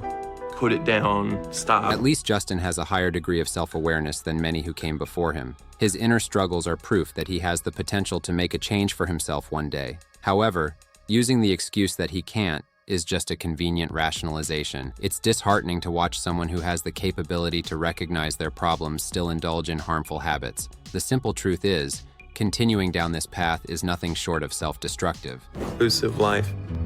You about ready for yours? Yeah. Could I get with that? Yeah, sure. Thank you. Nothing can save a person from their unquenchable desire for more. Once that feeling takes over, self-control is nothing but an illusion. Whether it's power or waffles, it all comes down to the same thing. Justin clearly understands the consequences of his choices, yet he chooses to sweep it all under the carpet for his future self to clean up. It's a classic case of knowing better, but doing worse, leaving tomorrow's problems for someone. Misery away. So I never really stop. It's the only way I can deal with it all. But at this point, I know I'm killing myself with food, and every bite I take gets me closer to ending my life. And what I feel in my body now, that type of pain, is like nothing I felt before. It's hard to describe, but it's like even my bones hurt at times. And I know it's because my body is starting to break down because of all the weight. Justin, like many others, lets his emotions drive his actions. Even when he's already full, he heads to the kitchen to make another pizza, fully aware that he's letting his life slip away because of his food obsession. Almost like he's stuck in a loop, repeatedly falling back into old habits despite knowing the harm they're causing. He hasn't given up, but he keeps falling into the same patterns, letting the cycle of overeating and regret go on. So I'm terrified right now, because I know there's a good chance I could go to sleep one night and just not wake up. But what's even scarier to me is that there are days where I'm starting not to care if I die, because it means I won't have to fight. Despite caring about his life, Justin is slowly letting it slip away. He keeps convincing himself that a day might come when he won't care about living at all. And that's when he fears he'll become the worst version of himself, even worse than he is now. Let's find out if it gets better from here with Melissa. Gain slowed down when I went back to school, and I wasn't eating as much, but I was still finding ways to sneak food and eat the way. First off, considering her size, the fact that she can even move is impressive, but then you have to wonder if this effort is just for getting lasagna from the kitchen, or if it applies to every task she does. Now that we've given her some credit, let's get real. She's essentially carrying all that lasagna for herself. And so I put on another 100 pounds in the next 5 years. And I was around 250 when I was 13. And when it got like that was when my mom started to really point out. It's almost comical that it took someone else to point out that she was putting on weight. At 13, you might not have the wisdom of an adult, but checking the mirror every now and then could give you a hint. If her mom had been a bit more observant earlier, Melissa might have become self-aware sooner and avoided letting things get this out of hand. She used to go out, she used to travel. Now it's much different. Even though she gained excessive weight now, she doesn't go. Melissa's life has devolved into a train wreck, with food being her primary focus, while she barely manages to step outside. It's almost surreal that someone with so many people around to care for them ends up letting everyone down so thoroughly. Watching her, I can't help but wonder if there's any thought behind those eyes as she indulges. All I see is a look of immense pleasure, as if the only thing that matters is the next bite. I don't want to share any of these, but I'm going to be nice. That's fine, you can have them. You sure? I'm positive. All right.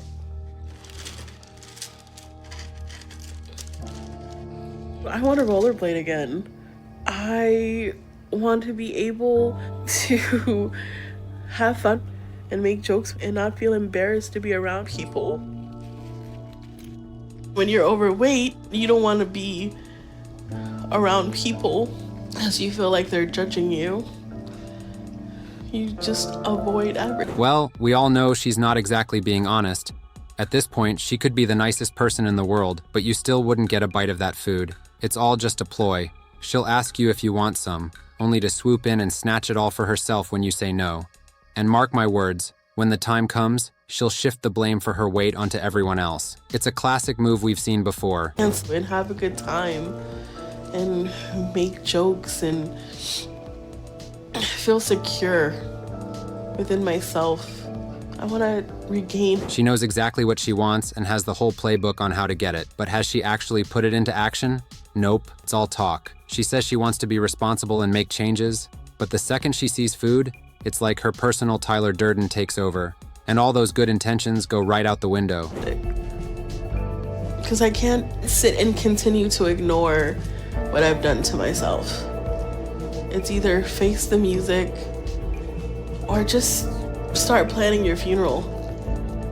And I don't want to die.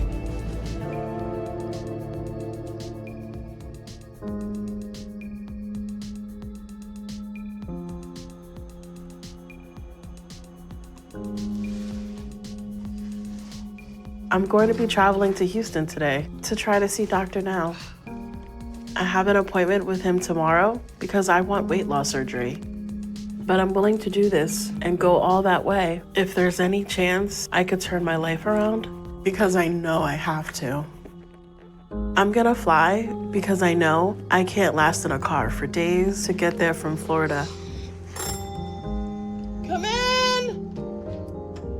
And my best friend Shay is coming with me to Houston to meet Dr. Now as support and to help me, because I also want to be able to do this trip on my own.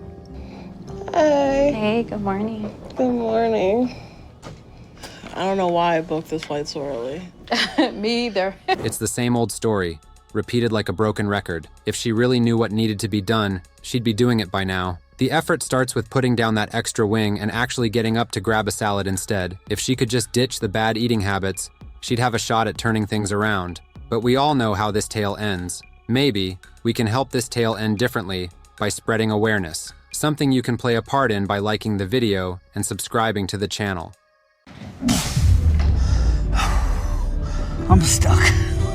At this point, Steven is having a behavioral problem, but at the meantime, he's very sick and he needs medical help. And we're not gonna, that is Steven's problem. You come here for help, and at this point, there's nothing I can do to help you. So you're done here. Sit down right over there. No, this is completely unacceptable. Lacy's story on the show is one for the books. We're talking diabetes, cholesterol through the roof, and blood pressure that could give a rocket launch a run for its money. And let's not forget her bones practically screaming for mercy under all that weight. She once said she felt like a T-Rex big steps, but moving at a snail-s pace. You can only imagine the emotional roller coaster she's on. Hello everyone. Today we're diving into the drama when Dr. Now canceled rude patients on my 600 pounds life. Trust me, you don't want to miss these epic showdowns. So before we get started, hit that subscribe button, ring the bell for notifications, and get ready for some serious sass. Let's jump right in. Heat rash in places that never goes away no matter how clean I am. I have stabbing pain in my feet and really dull crushing pain in my lower back. It's not a fun time. My right knee is the worst pain I've ever had in my life. I struggle with diabetes, high cholesterol, high blood pressure, and it's all because of my weight. But let's rewind to her childhood. Lacy didn't exactly have a fairy tale upbringing. Her dad had an anger problem, and her mom? Well, she made it clear Lacy was an unplanned surprise. Born despite her mother's IEU'd, Lacy grew up with constant reminders that she was not exactly wanted. It is no wonder she turned to food for comfort. When I was writing Christmas cards, I'd get really emotional. Dad told me, oh my gosh, I think I'm pregnant. Yeah. When I was very young, she told me that I was an IUD baby in an accident. It made me feel like a disaster. So my self-esteem was disgustingly low as a child. The trauma train did not stop there. Imagine being in 3rd grade and enduring the horror of rape, only to have your own mom not believe you. That is when food became more than just sustenance for Lacy. It became her escape, her solace. This is where her complicated relationship with food began, setting the stage for her future struggles. The summer before 3rd grade, I began hanging out with a new kid on the block, and we were playing one day, and he wanted me to go to his house. And when I went over, his older brother lived in the basement, and I was dragged to the basement by my friend for his elder brother to have sex with me. It was a horrific experience. I didn't know what to do. I didn't think anyone would believe me, so I never told anyone about this. When we first met Lacy on the show, she was 539 pounds and had Ricky, her knight in shining armor, by her side. Ricky did everything for her, from cooking meals to helping her with basic hygiene. But was he really helping, or just enabling her unhealthy habits? Technically, I've been in 3 feeder relationships with men, but I haven't done that in a long time. Thankfully, I have Ricky now, who's not like those other guys, because he wants the best for me. So we're together now, and I'm thankful to have him. Not just to have somebody to help me, but because I know he loves me. Lacy's turning point came when she met Dr. Now. He set her a tough goal: lose 50 pounds in a month. She started off with gusto, but life, as always, had other plans. She missed appointments and fell back into her old eating habits. The million-dollar question is, can she ever break free from this cycle of emotional eating? That will break down at 1,200 calories a day, low-carb, high-protein diet that you need to follow completely. Okay. And understand to correct your eating habit. And I'm going to give you some exercises that you can do at home. And I want you to do those twice a day, once in the morning and once in the evening. So in 2 months, you need to lose 50 pounds. That won't be hard to do at all. Okay. The drama did not stop there. Things got so heated between Lacy and Ricky that she ended up calling the cops on him and his sister Sharon, claiming she did not feel safe. This all went down on the road to Houston, leaving Lacy abandoned on the roadside. Talk about hitting rock bottom. In my case, she's trying to blame me for abusing her. Get whatever the she needs off my U-Haul, and her is gone. You want your it will be at the U-Haul place. Woman, you don't even know what you just did. I'm not abuse a person. I am the realest, nicest. As for her weight loss journey, sticking to Dr. Now's strict diet plan proved to be a Herculean task. Despite the best intentions, the pounds just would not come off. Dr. Now gave her multiple chances, but in the end, he had to make the tough call to remove her from the program. Commitment is key, and Lacy just could not make it stick. Well, you have the guidance that we give you, and you have to use that. And if you don't follow that, there's nothing we can do to change that, okay? Yes. So stick with the healthy eating habit. Read the stuff we gave you every night and check out and see what you did wrong, and don't make those mistakes tomorrow. Yes, okay? sir. When we first met David Nelson on the show, it was pretty obvious that his story was going to be one of those heart-wrenching tales that stick with you. At 30, David's struggle with his weight had hit a critical point, leaving him gasping for breath like a fish out of water. It's so hard to force myself to get up in the mornings because my back is messed up from my weight. The back started getting so bad. I'm in agonizing pain. That's when my weight really is. David's life started off rough. Born to a heroin addict mother and abandoned by his father, he was tossed into the foster care system at a young age. Moving from one foster home to another, the availability of food was a lottery. Some days he ate well, other days he starved. So he learned to eat whatever he could, whenever he could, turning this survival tactic into a lifelong struggle with food. And so I went right into foster care. I bounced around to different foster care houses while I was young. Sometimes I was put in houses that weren't very good with foster parents that didn't really care about kids. Some people are just in it for the money that the state gives them for taking in kids. We'd eat really poorly. So from an early age, I learned to eat as much as I could. Adopted at 6, you might think things got better, right? Wrong. His foster dad was the kind who thought discipline meant leaving marks with a belt, and his foster mom was no saint either. She once dragged him to the garage and broke his nose with a punch. In the middle of all this chaos, food became David's only comfort. When I would get disciplined, he would hit me so hard with the belt, it would leave marks. My foster mom would hit me too. I remember she took me to the garage as a punishment and slapped me in the face a bunch, and I broke my nose. I would eat to make myself feel better because food calmed my nerves. It was comfort. All through my childhood years, I was taking comfort in food any chance I could get.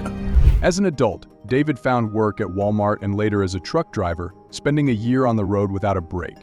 This job took him all over the country, sleeping in his truck and seeing America from behind a windshield. But the constant travel only deepened his depression, and fast food became his go-to diet, causing his weight to skyrocket. Trucks for farmers, and then that got me into long-distance driving. I wanted to see the United States, and I could afford to because when I was sleeping in my semi-truck, I didn't have to pay rent. So I got to see all the states. I didn't leave the road for a year. This was pretty cool. But at the same time, on an emotional level, I noticed that I was depressed. And I kept eating fast food because that is what's available on the road. At his lowest point, David even considered ending it all, a dark reflection of the immense internal battles he faced daily. Things took a terrifying turn when he developed cellulitis, a severe skin infection that nearly took his life. Weighing in at a staggering 763 pounds, David realized he needed a miracle. Enter Dr. Now. I had a severe cellulitis infection. After some physical therapy and a bunch of antibiotics and tests and stuff, they got rid of the cellulitis infection. But I was a mess, and that's when I reached out to Robin. That's when I decided to try to lose weight and start taking my mental health and physical health more serious. I moved in with Robin after I left the hospital because they were gonna find me a physical therapy unit to move into, but they couldn't find one that would take my size. David's initial progress was impressive, dropping 68 pounds in just a few months. But then, life threw him a curveball, and he slid back to his original weight of 733 pounds. Dr. Now had no choice but to cancel his surgery. Talk about a gut punch. But David did not give up. He dug deep, lost 94 pounds, and finally got his surgery. Instead of losing 30 pounds, you gain 38 pounds. So you're just about 70 pounds away from where you should be today. So we're not going to be able to do your surgery. So I'm canceling it because of your weight gain, okay? Okay. All right, so what happened? Yeah, it was just stressful with the move and everything, and I think got off track a little bit, so. All right, folks. If you're enjoying these jaw-dropping moments, make sure to give this video a thumbs up and share it with your friends. And drop a comment below with your favorite savage moment from Dr. Now so far. Things are about to heat up even more, so stick around. Antreon Shannon's journey on the show is nothing short of a wild roller coaster ride, packed with UPS, downs, and a lot of failures. Antreon was grappling with some serious health issues, congestive heart failure, diabetes, and a cocktail of 13 to 14 medications every day. Imagine having to juggle all those pills daily. But how did he end up like this? The worst is already beginning to happen. It's definitely no way to live. I take about 13 to 14 different medications to make sure my heart does not fail. And that's the only thing that keeps me out of the hospital. Delving into Antreon's past, it is clear his relationship with food runs deep. Since he was a kid, Antreon found comfort in food. He would hang out with his grandmother, playing games and munching on snacks. By the time he was 18, he already weighed around 450 pounds. Was his grandmother an enabler, perhaps? And what do? We eat. We play games, but we eat. We do this, but we eat. And so food and good food was always present. How many calories is that? What you're supposed to eat. You gonna put some honey on it? Oh. Dream on. We was a church-going family. My grandparents and my mother definitely kept me in church a lot. His background was tough, too. Growing up in a single-parent family, Antreon experienced the loss of his grandfather and father to heart issues. He lost his job and then got hit with his own heart failure diagnosis. When things got rough, Antreon turned to food for comfort. How will these factors influence his quest for a healthier life? Between 10 to 14-hour days. At first, my size worked in my favor. Being big helped intimidate customers who came to steal things. And that's when I started to have health issues of my own. And I got diagnosed with congestive heart failure. And then the cardiologist cut me off as her patient. And she said that there's nothing that we can do for you. I lost my job at the store and had a total mental breakdown. I ended up becoming suicidal. Things got even tougher when he lost his job as a security guard because of his heart condition. Antreon's wife, Musa, was his main support. He wanted to start a family with her, but she was worried about his health and asked him to lose weight first. What will he do to turn his life around? I saw that he was willing to change, and so I gave him a chance. But now he wants a family. I cannot give it to him unless he loses that weight so that we help each other. You done? Thank you very much. Oh. It was really actually good. Compliments to the show. In a critical turn of events, Antreon decided to seek help from Dr. Now, weighing in at 702 pounds. Dr. Now gave him a plan, a 1,200 calorie diet and some exercise, hoping to see him lose 80 pounds in 2 months. But sticking to the plan was harder than expected. Will he really commit to the program? But the first step is you showing that you are willing to do what you say, because it sounds like you said all this before. And so far, it seems like you go in the other direction, okay? So to get you started, I'm going to give you a 1,200 calorie diet that is high protein, low carb. I'm going to walk you through it, and I want you to start that immediately. Yes, sir. 3 months later, Antrian had only lost 19 pounds. Instead of following the diet, he added protein shakes and peanut butter. When Dr. Now asked him about it, Antrian could not really explain why. He was non-serious during the whole conversation, laughing it off. Why was he not following the diet? Till we go back to the doctor so that he can explain to you, because it's not there. Like, it feels like maybe the food is the same. I told him, if you go through the book and look at the food, it's not the same, it's different kinds. Just because you don't like it, but it's good for you, just take it. Because if you're full, you're not gonna think of taking peanut butter. That's what I told him. So we're waiting to come back so that you tell him that the shakes is a no-no, peanut butter is a no-no. Despite Dr. Now's warning, Antrian's subsequent actions were disheartening, to say the least. Frustrated but not defeated, Dr. Now set another 80-pound challenge, hinting at the grim reality that Antrian might not make it another 4 months if things did not change. But change, it seemed, was a tough ask. At his next checkup, Antrian had actually gained 6 pounds. Still joking, still shrugging it off.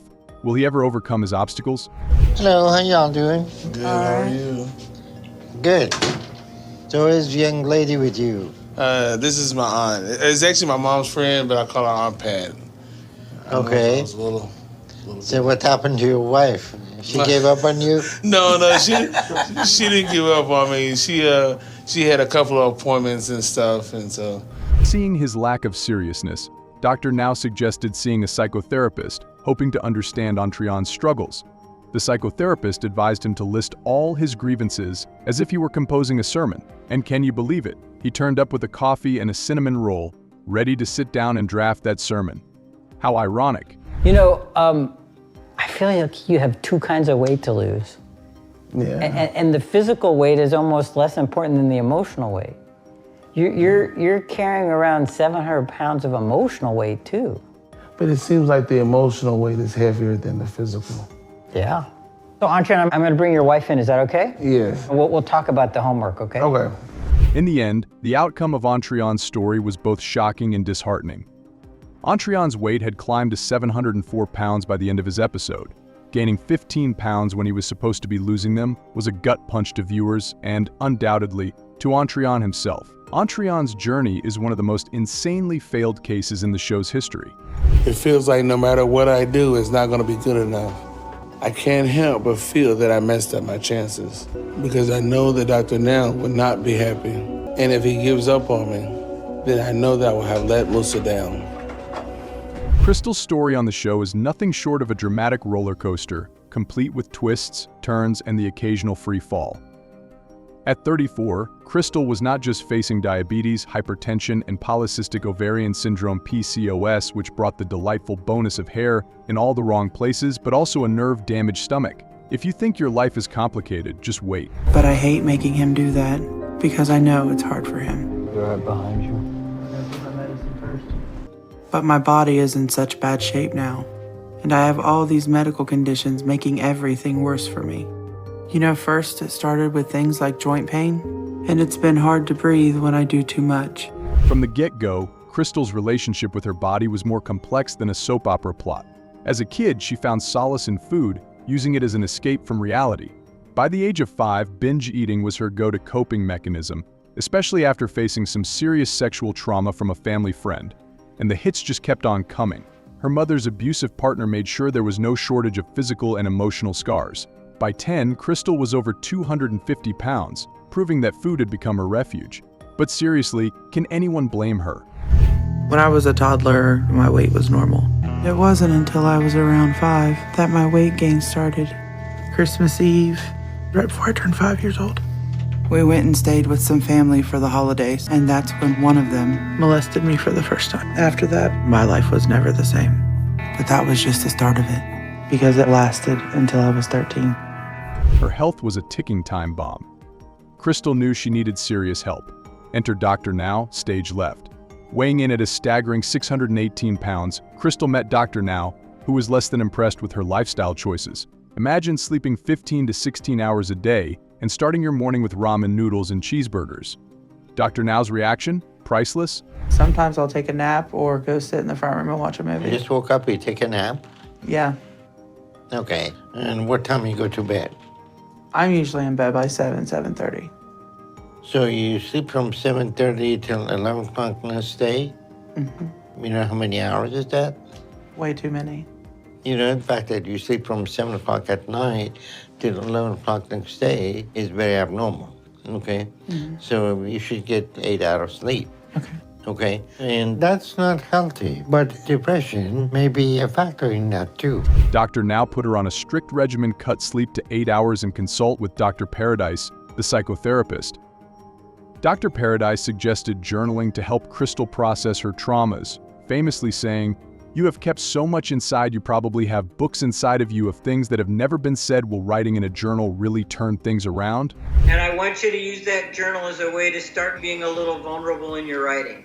Okay. Because you were quiet for so long. You kept so much inside. You probably have books inside of you of things that didn't get said. Start writing it now. Okay. Get it out. Okay. Crystal, thank you so much for talking to me. Thank you. Crystal's initial efforts were promising. At her second checkup, she weighed 591 pounds. Dr. Now set a new goal: lose 80 pounds in 2 months. Crystal worked hard, and at her next visit, she dropped to 526 pounds, finally getting cleared for surgery.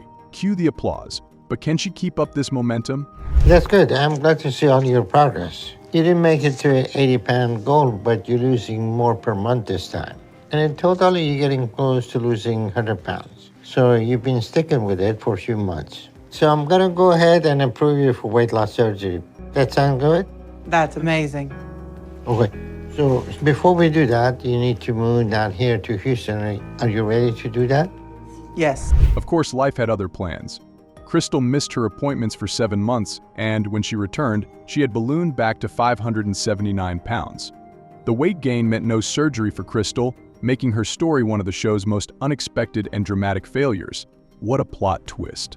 There you have it, folks. Thanks for sticking with us through all the drama and savage confrontations.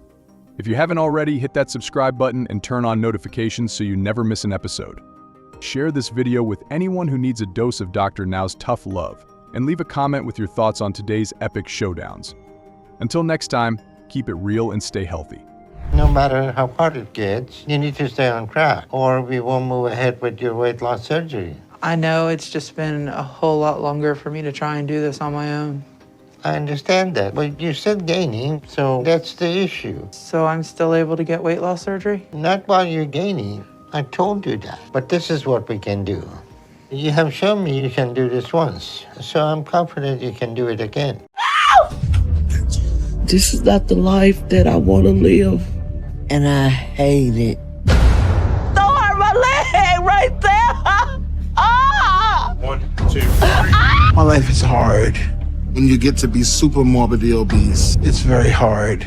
Larry, I can tell that you're pretty smart, but being a smart and being a self-destructive is a bad combination. So you need to decide if you want to live or die right now. You're not going to be around much longer if you keep doing this. Picture this: James L.B. Bonner, a name that rings bells for anyone following the emotional roller coaster of my 600-pound life. So let's dive into the darkness. James hailed from the Deep South, South Carolina, to be exact. He was adopted as a newborn, fulfilling his family's long-held dream of having a son. Now, if you were the only boy among 3 sisters, you'd probably think you hit the jackpot, right? Hello, everyone. Before diving into the stories, the people who never gave up on my 600-pound life, make sure to hit that subscribe button and ring the notification bell so you never miss an update. From impossible odds to inspiring victories, these stories are sure to captivate you. So let's get started. So it was like everyone was raising me, including my aunt. So I spent a lot of time with my Uncle Sam and my Aunt Dora. I called them Ma too and Dad too. I was always excited to go stay with my aunt and uncle because every time I'd get down there, the first thing she'd do was go open up the cabinets and say, "What you want?" It was always beef sticks or pig in a blankets or snack cakes. I guess that's when I started associating that. Spoiled, adored, and doted on, James had all the attention a kid could want, and all the treats too. It's every kid's fantasy to have an endless supply of candy, but let's be real. When the candy jar never empties, the dream quickly turns into a calorie-laden curse. James developed a love for food that spiraled out of control, like a runaway train with no brakes. And by the time I was 8, I was already 150 pounds. But when I was almost 9, Aunt Dora got diagnosed with cancer, and she ended up passing away. I'm telling you, when his ma too died, it's like this little boy was just crushed. It's just like his whole world fell apart. I'm 29 now, and it's still the hardest loss I've ever went through. By the time James was 12, the scales tipped over 200 pounds. That's not just chubby folks, that's dangerously overweight. By 17, he'd ballooned to a staggering 400 pounds. The weight wasn't just a number, it was a ticking time bomb strapped to his body, and it exploded in the most brutal way possible. With his health in free fall, James had no choice but to abandon football, the one thing that brought him joy and a sense of belonging. You know that sinking feeling when you lose something you love? Multiply that by 1,000 and you might get close to what James felt. LB was a good player, and when he was a sophomore in high school, he won Offensive Player of the Year, so that's a big achievement for somebody being a sophomore, and I was proud of him. But that couldn't last because I started to get so big it affected my health. I was 17 and over 400 pounds at that point. So I quit football. And I felt like I was letting everybody down, especially my dad. But just when you think the story couldn't get any worse, the universe decided to throw a wrench in his life on Mother's Day of all days. James was out riding four-wheelers with his buddies, just trying to enjoy a bit of normalcy. And then, bam! Tragedy struck. A horrific accident left him with a foot injury so severe that amputation was the only option. Think about that for a second. 1 minute, you're cruising through the woods. The next, you're staring down the possibility of losing a leg. And let's not even get started on the challenge of adapting to a prosthetic leg when you're already battling a body that feels like it's working against you. I knew it wasn't a good idea at my weight, but I wanted to have some fun. The last trail we were on is where I ended up getting into my accident, shattering a bunch of stuff in my foot. And after a failed surgery attempt, I ended up with a bone infection. And it left me with only a few options, and the option we went with was amputation.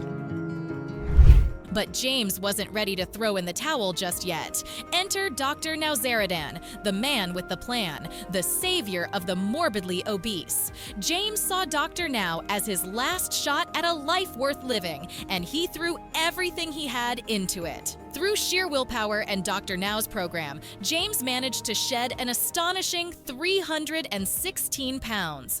Post-surgery, he slimmed down to 326 pounds, and the world got a glimpse of a new James, hopeful, determined, and sharing his progress on social media like it was his lifeline. But behind those posts, there was a storm brewing. So if you keep going like this, you'll be in the 800 soon. And you won't last much longer after that. Oh, yeah, I know. So how did you end up at this point? I got a bad habit of binge eating, binge drinking, eating real late at night. So what do you eat when you do that? I eat a lot of fried food, or burger, or wings. Okay. Do you get one? No, sir. Okay, so you're just getting bigger and bigger. In August August of 2018, James took to social media with a cryptic message, something about facing his demons head on. It's the kind of post that makes you pause and wonder what's really going on behind the scenes. Sadly, the answer came just days later when the police found James at his home in Lexington, South Carolina, dead from a self-inflicted wound. He was just 30 years old. 30 years, a life that was supposed to be full of second chances, snuffed out in an instant. I know you've heard a lot about me, and I've made a lot of mistakes, but I'm still your dad, and I went off. I was like, actually, you're not my dad. I want nothing to do with you. You know, you're a horrible excuse for a human being. What'd he get arrested for? Drug possession. There's one thing I'm thankful for. At 45, Larry Myers wasn't just battling his scale. He was locked in an all-out war with his body. Picture this: asthma, sleep apnea, thyroid disease, and depression, all lined up like the 4 horsemen of his personal apocalypse. But wait, it gets worse. Severe lymphedema in his right leg pretty much turned him into a human statue.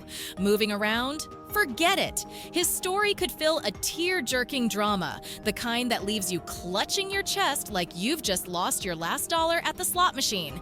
But let's dive a little deeper into the messy reality of Larry's life. My leg is a mass of hardened lymphedema tissue, which makes it significantly larger than my left, and it's very painful. The most difficult part of my day is getting up off the floor. It takes all my strength, and it pains me a lot.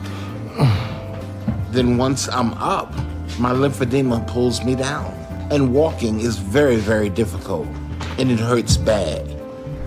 Imagine being so big that even the simple act of cleaning yourself feels like trying to climb Mount Everest in flip-flops. For Larry, cleanliness wasn't just a preference, it was an obsession. The guy had a germ phobia so intense that even Howard Hughes would have told him to take it down a notch. But the kicker? He didn't just take showers, he basically marinated himself in bleach. Yeah, you heard me right.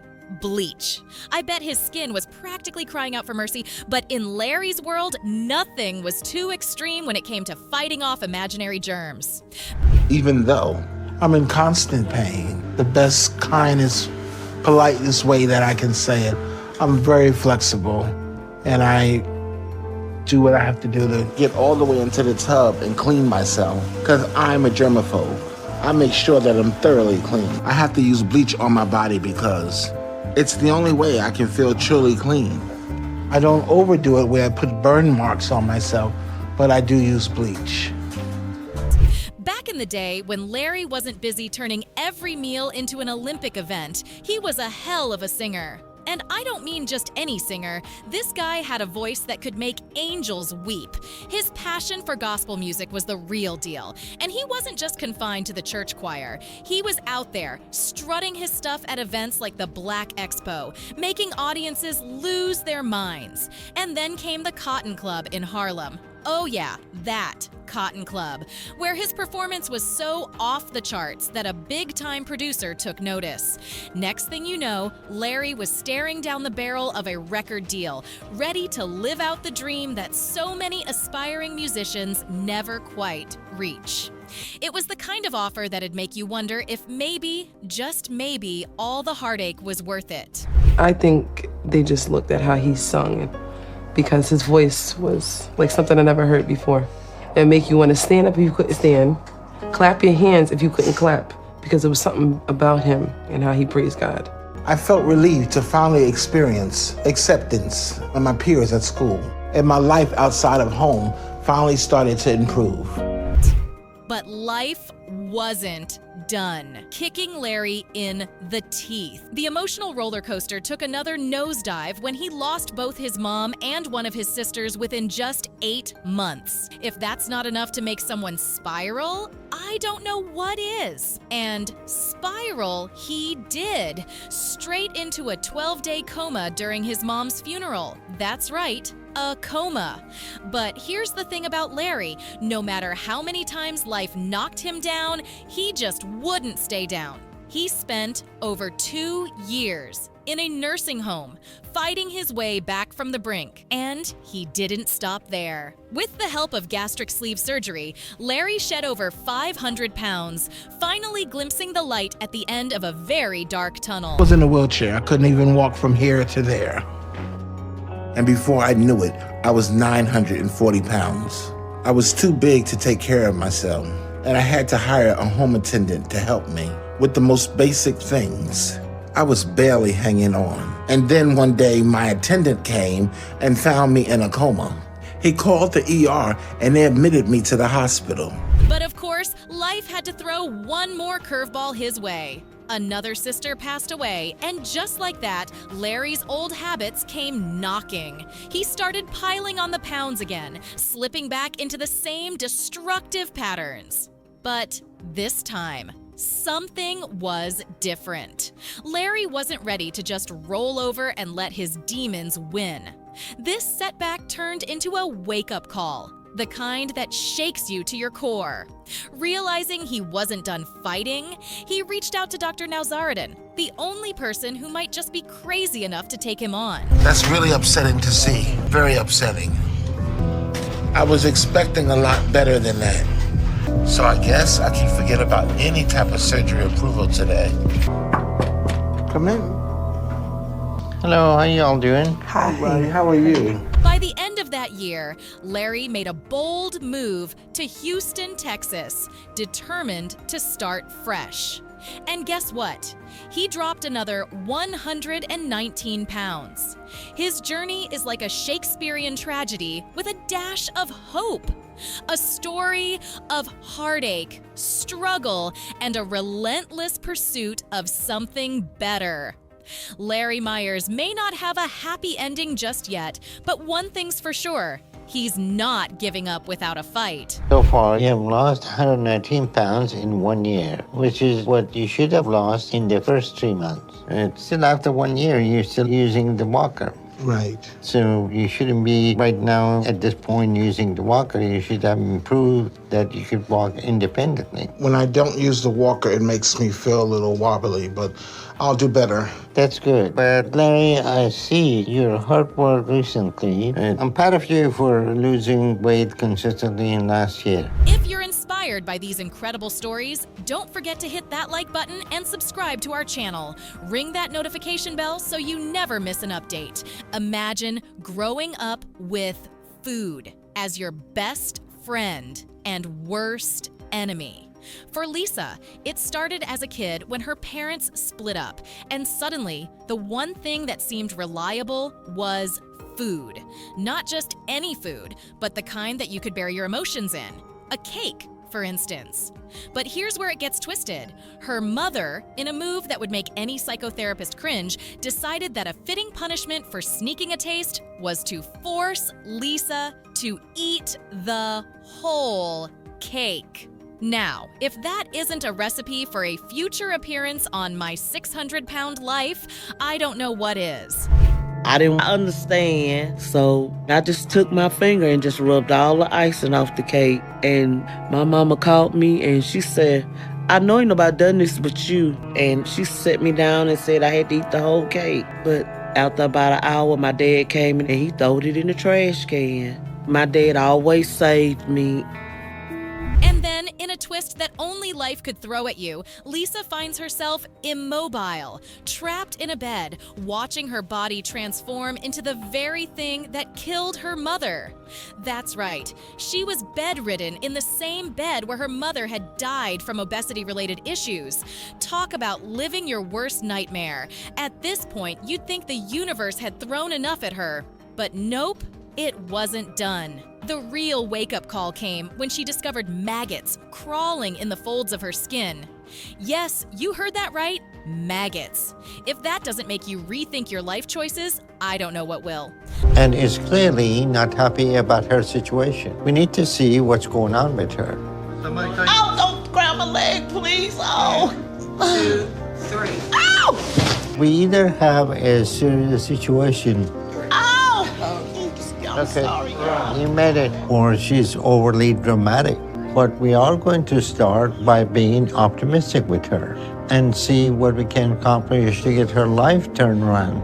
Lisa's arrival at Dr. Now's office was nothing short of a spectacle, requiring 7 paramedics just to get her out of bed and into an ambulance. 7.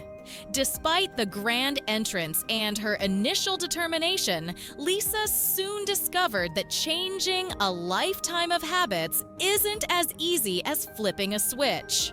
Dr. Now's program is not for the faint-hearted. It's brutal, it's demanding, and it's exactly what Lisa needed. But here's the thing about personal demons. They don't just disappear because you want them to. And Lisa's demons? They were stubborn as hell. You are not willing to lose any weight. You're not willing to change your habit. I just don't have no willpower anymore. Okay. It's gone. Right. It's gone. And if that's all this is, I'd rather you just send me back to my house and leave me alone, because this is not helping me. It's not helping me. What kind of help you need? I'm trying, but this is not helping me. And then, just when you think the story can't get any darker, Lisa's journey comes to an abrupt and tragic end. After months of struggling, in August 2018, Lisa Fleming, aged 50, died of a heart attack in her Texas home. The irony here is painful.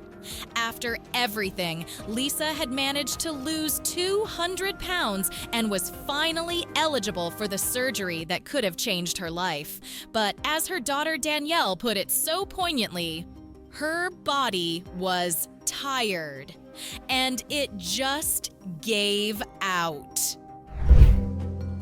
Oh my God. Hey, babies. Say hey, Gigi.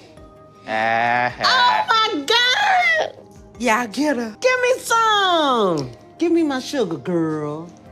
Oh my goodness. I miss my babies. I really came down here to find out what was going on and see if he was really losing some weight. Kelly Mason tipped the scales at a jaw-dropping 725 pounds.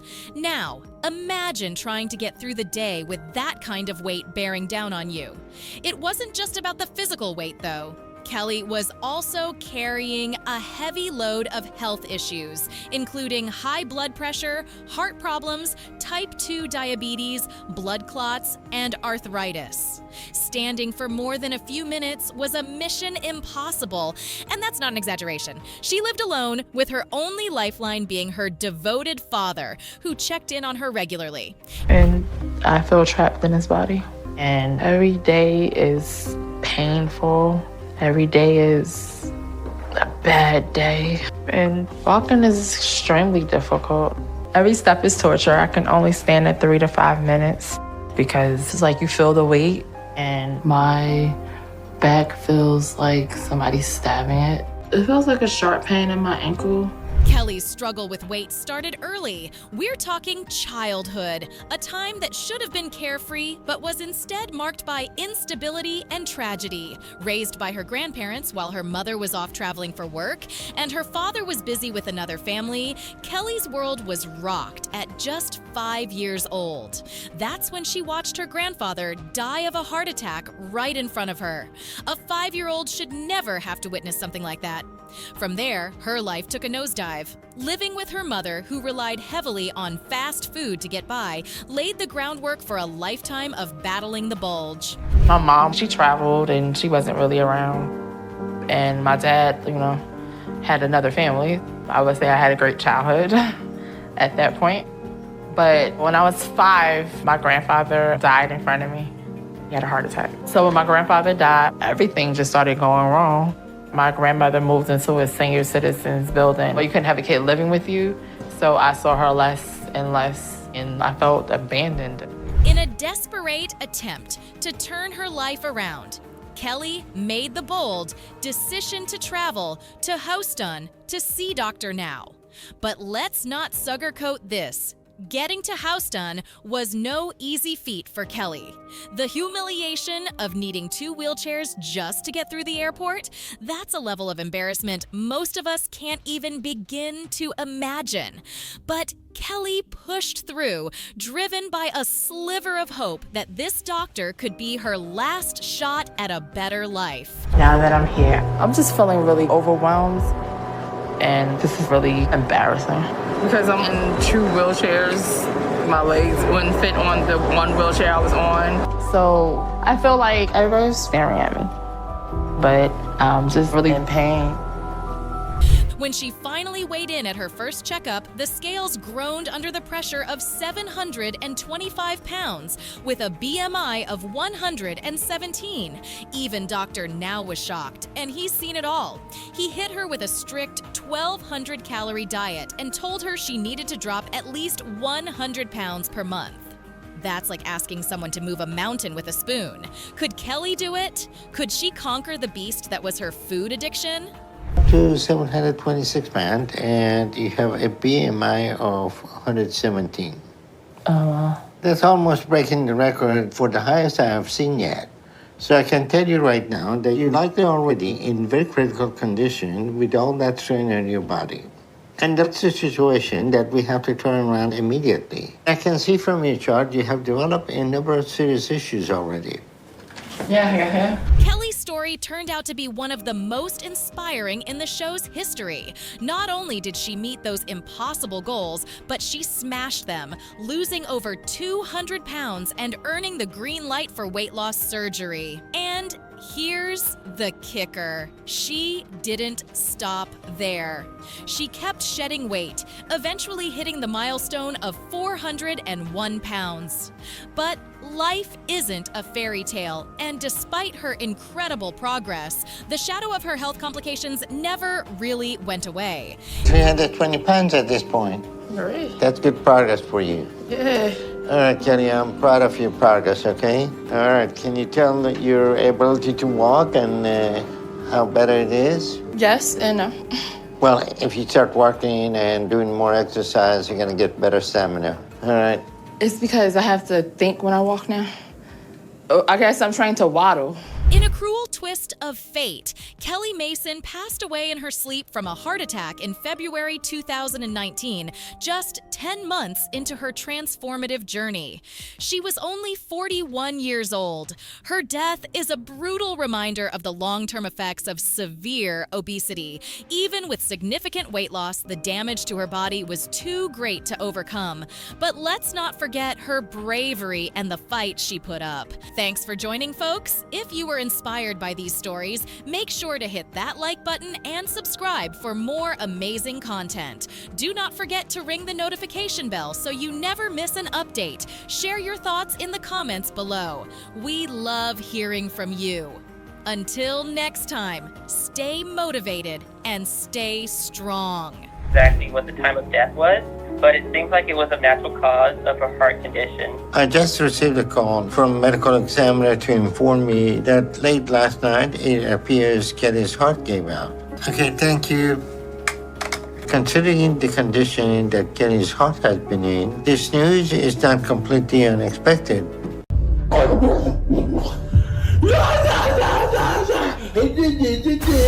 You are finished. Can I please have another chance? No. Your behavior at this point dictates that nobody can help you in here. Please, I want to. For 4 months, I have seen you from day one. You haven't lost any weight. I don't eat a third what Then You're we're not asking talking me about questions and I don't understand them more than you understand. What are you talking about? You're choosing to overeat and you think it's okay? You know, if there's one thing that gets under Dr. Now's skin faster than a pizza delivery during a weight loss program, it's someone who refuses to play by the rules. And let me tell you, Shani Murray wasn't just bending the rules, she was practically tearing them apart and tossing them out the window. Her story on the show is like a masterclass in defiance, sprinkled with a good dose of denial, and topped off with a few helpings of dark humor. Hello everyone! Before we dive into the wildest moments that made these contestants your favorite, make sure to hit that subscribe button and turn on notifications. You won't want to miss out on the shocking twists and turns we've got in store. Because there was one time where we was at my uncle's house and I was molested by my cousin. I didn't know as a child what was going on. Shanae had came from the basement, and she started kind of whining, and she was touching her front area. She was hurting. All I remember is my mom had took me to the doctor because I couldn't use the bathroom. Let's start with Shanae's childhood because, honestly, it reads like the backstory of a tragic character in a twisted novel. Picture this: the only child in the house, living what most would think is the dream, getting all the love and attention a kid could want. But nope, life took a sledgehammer to that fantasy pretty early on. But things took a dark turn when she was just 5 years old. She was raped by her cousin. Poor Shanae. I started sneaking food right after that incident. Food made me feel better. It made me feel happy. So then I started putting on weight. And when I was 7, I was about 130 pounds. When I was in elementary, my teacher did throw away my lunch because I was too fat. Now that's a game no one signed up for, right? Poor Shanae. As if that wasn't enough, she drags herself out of the basement, tears streaming down her face, and heads straight to her mom. The situation escalates quickly as mom rushes her to the doctor. And here's where the plot really thickens. Turns out, that kick was more than just a bruise.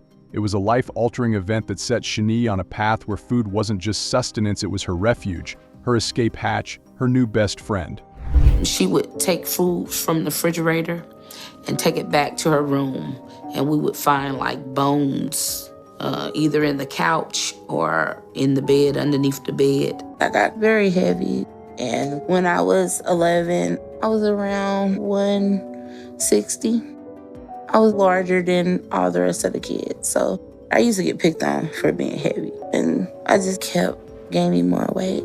Now here's the kicker literally. Food became her comfort. But like any toxic relationship, what starts as comfort soon turns into a nightmare. Fast forward a few years, and Shanae finds herself face to face with Dr. Now, the man who's seen it all.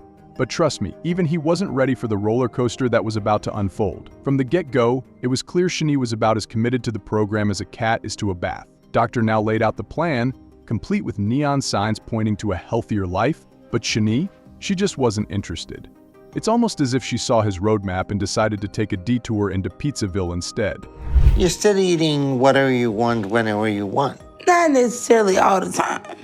All right, I don't think you're grasping how dangerous your situation is, Shanae. With all the health issues you got, you may not even make it to 30. You're not even trying. Did you even reduce a single thing in your diet? I cut pork out, and I started eating crab meat and shrimp. But oh, it gets better, much better. You see, Keeny had a secret weapon in her arsenal of bad decisions. Her husband, the unofficial food smuggler of the year. The pair was like the Bonnie and Clyde of unhealthy eating. Even in a hospital, with all the tools to turn her life around, they couldn't resist the call of greasy fast food. We're talking pizzas, burgers, the whole forbidden feast. And when Dr. Now found out, let's just say, it wasn't the happy kind of surprise. The tension could have cut through a thick crust pizza. Here's the situation. Okay. For 4 months, I have seen you from day one. You haven't lost any weight. Plus, the hospital staff not only seen you eating pizza, but burgers. And then you're smart enough not to throw it your own trash, throw it in somebody else's trash. It was me that ate it. She didn't eat any of that. You both need to stop lying. You came here to have weight loss surgery. As if the story couldn't get any wilder, 6 months later, Keeny decided to ghost the program entirely. She skipped appointments, dodged the psychologists, and when Dr. Now finally managed to check in on her, she hit him with a curveball that left everyone speechless. She questioned his beliefs in God, as if that had anything to do with the fact that she was still dangerously overweight. And then, the grand finale, she hung up on him. I mean, who does that? It's like hanging up on Batman when he's about to save Gotham. It's not just rude, it's downright reckless. I'm telling you simple science, and you don't want to listen, so don't try to teach me medicine. Oh, I'm not trying to teach you medicine, but I'm trying to teach you about my body. Do you believe in God? What does that have to do with this discussion? What I'm telling you is not a matter of faith. It's a matter of medicine and science and physiology. And I understand that, but do you believe in God? Lee's episode is a tale of struggle, support, and some seriously crazy moments. Lee faced more than his fair share of challenges from a young age. After his parents split and he got a new stepmom and step-siblings at just 2 years old, Lee's life took a dark turn. But life had more for him. because my boyfriend can't do anything for himself anymore. You ready to help me, Pete, sweetheart? Yeah. All right. So I have to help him before I can take care of myself. Just living life is a struggle daily. So there's many days that I don't get out of bed because of the pain. And I hate what I'm doing to Renee. Something even more terrible happened to him when he was just 9 years old. One of his step-siblings molested him, and it continued for 3 years. It was a secret he kept locked away, too ashamed and embarrassed to share. This pain led him to seek solace in food, and by 10, he weighed around 230 pounds. Let's see how he ended up with his unhealthy eating habits. With the cousins that lived with us, there was 8 kids in our family growing up. And when I was 9 or 10 years old, one of my siblings sexually abused me. That went on for 3 years. I didn't tell anybody over shame and embarrassment. It's one of those things that none of my family talk about, even to this day. And it's really messed with my head. So food is how I dealt with it. I started stealing food out of the refrigerator, going in my room in the closet and hiding eat it. It didn't matter what it was, as long as it tasted good. Emerging from a childhood filled with turmoil, Lee's weight spiraled out of control as he hit a staggering 714 pounds. That was his wake-up call, leading him straight to Dr. Now's door. The moment Lee and his girlfriend Rena sat down with Dr. Now, the air was thick, but not with excitement, with disappointment. But why the disappointment? You'll soon realize. Lee, you are 714 pounds, and Renee, you are 549 pounds. And you both have significant health issues as a result of your weight.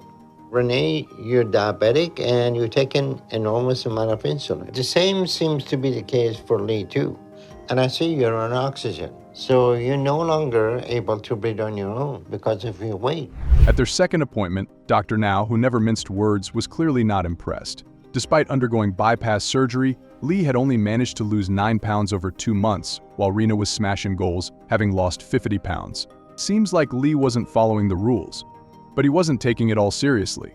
And when you left the hospital, you were down to 546. So you lost only 9 pounds instead. But Renee has lost almost 50 pounds at the same time. And she hasn't even had her bypass yet. What in the world is going on with you? Facing the harsh realities of his journey, Lee's attempt to bring lightness to the situation backfired. But laughter was the last thing on Dr. Now's mind. He laid down the hard truth: surgery isn't a magic fix. In fact, without the surgery, Lee might have found himself 100 pounds heavier. Lee's response to these harsh truths will shock you. You think it's funny? You have a gastric bypass. I had a gastric bypass, to yes. lose weight. To lose weight. And you're not losing weight. I don't eat a third what I ate just before I had answer the that question, surgery. okay? Then You're we're not asking talking me about questions and I don't understand no more than you understand. What are you talking about? You're choosing to overeat and you think it's okay? No, I don't think it's okay at all. So what is going on? That blunt reality hit Lee hard. Feeling attacked, he made a dramatic choice to storm out, leaving Dr. Now's advice in attempts to ground him in the dust. Despite Dr. Now's best efforts to pull him back to reality, Lee was determined to leave. Definitely one for the books in terms of the craziest moments. Oh, we're not finishing with me. You're making me mad. You sit down right there. You sit down right over there. No, I'm... Wait, sit down. Okay. Let go of me, Renee. All right, this is completely unacceptable. Lee's behavior right now is very alarming, but he's starting to realize some of the issues. Lee's story wasn't just a clash of wills, it was a vivid illustration of the importance of accountability and facing up to the tough truths about personal responsibility in the weight loss journey. And if Lee chooses to avoid those issues and run right now, then he's going to continue on the same path that he was, where he's not going to survive another year. Renee, you stayed on track, despite how Lee's behaving, and I'm proud of you for that. If you're as hooked on these jaw-dropping stories as we are, make sure to hit that like button and subscribe to our channel. Now buckle up, because Stephen Asante's journey is one roller coaster ride of drama, tears, and some seriously questionable choices. Just at the start of his episode, Stephen, tipping the scales at a whopping 730 pounds, gets booted from Rhode Island Hospital. Why, you ask? Well, our boy Stephen thought it would be a great idea to order pizza while trying to qualify for weight loss surgery. Yes, you heard that right. His desperate father, fearing this might be Stephen's end, decides against taking him home. Instead, they hit the road, hoping for a miracle. An 800-pound man from Cranston desperate for help after he says Rhode Island Hospital told him to leave. For the past 80 days, Stephen was getting the help he needed at Rhode Island Hospital. But after Stephen violated his care plan by ordering pizza, Stephen said the hospital told him he could no longer stay. Stephen's father says taking his son home will be a death sentence, so the two men say they'll continue to drive until they find a place that can help. I just don't know where to turn to. I called everybody you could think of in the state of Rhode Island, and nobody can help me. It seemed like Stephen had burned all his bridges. Enter Dr. Now, the kindest and most helpful doctor you could imagine, who decided to give Stephen a shot and called them to Houston. But even Dr. Now knew he was in for a ride with Stephen, labeling him one of the toughest cases ever. The big question was, would Stephen be committed enough to follow the rules? Stephen Asante is being transported to my care in Houston right now, and I'm not sure what to expect. From what I understand, he suffers from severe psychological issues that make it problematic to treat him. So he's going to be a unique case. This looks really yummy.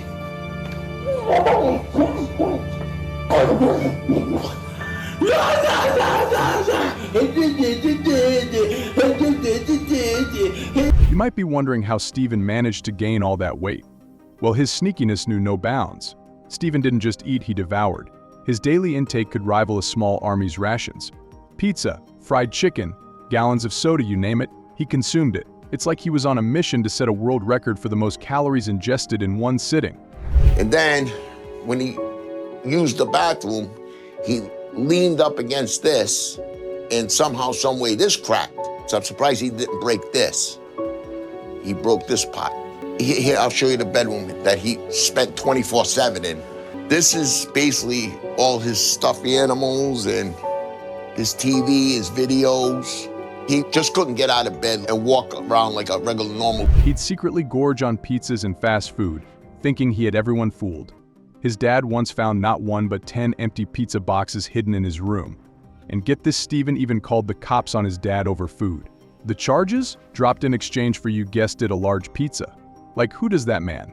One day I happened to open up that closet and I see 10 piles of empty pizza boxes in here where he tried to hide them from me. I said, let me tell you something, it's gonna stop because I don't wanna see that ever again. And then he says to me like, oh, all right, well, what are you gonna get me to eat now? I said, you serious, dude? I said, how do I know you just didn't have a pizza today and you want something to eat again? But all this sneakiness had to be stopped. After reaching Houston, Stephen weighed in at a staggering 730 pounds. Dr. Now, hoping to see some progress, put him on a strict 1,000-calorie diet. Fast forward 3 months, and Stephen's true colors began to shine. He disrespected staff and started manipulating them for food and pain meds. Dr. Now had enough, declaring it was game over at the hospital. The story takes an even more dramatic turn next. At this point, there's nothing I can do to help you. So you're done here. I've been doing good and everything, please. And unless you have an emergency, you will not be admitted back. I've been good. I swear, I apologize to everybody. If you want to stay in the program, you need to find a place to stay because you're not staying here anymore. So your father needs to set you up somewhere else. Despite the doctor's best efforts, Stephen didn't change his tune. He missed appointments, ghosted Dr. Now's calls, and yes, ordered a large pizza and Coke the moment he got his new freedom. But when he overdosed on painkillers to get more meds from another hospital, Dr. Now confronted him. Stephen's response? Non-seriousness and laughs. Oh boy, he definitely wasn't ready to change his life. You missed your appointment with me last week. Do you think you lost any weight? Well, I mean, you know. I see pizza in here. How many times you ordered pizza since you've been here? Probably like two. Two times that she knows. How many times that she didn't know that you ordered pizza? Don't look at her. Well, when I first got here to the apartment, I had a pizza. Stephen's journey wasn't just about the weight, it was a constant battle of manipulation and excuses. After all the non-seriousness and ignorance, Dr. Now finally lost his patience. He laid down the law, telling Stephen his painkiller and manipulation days were done. Get it through your head, he said, or you're looking at death or jail. Stephen Asante was truly the craziest patient to ever appear on the show. You lied about it, and right now, At least you got to the point about it. But here's the situation. This is the end of your road for now. Okay. You're done manipulating the system with me and Mom. So here's what we're gonna do. I'm suspending you from the weight loss program. And you're going from here to a drug addiction program. Because right now, there's nothing we can do to wake you up.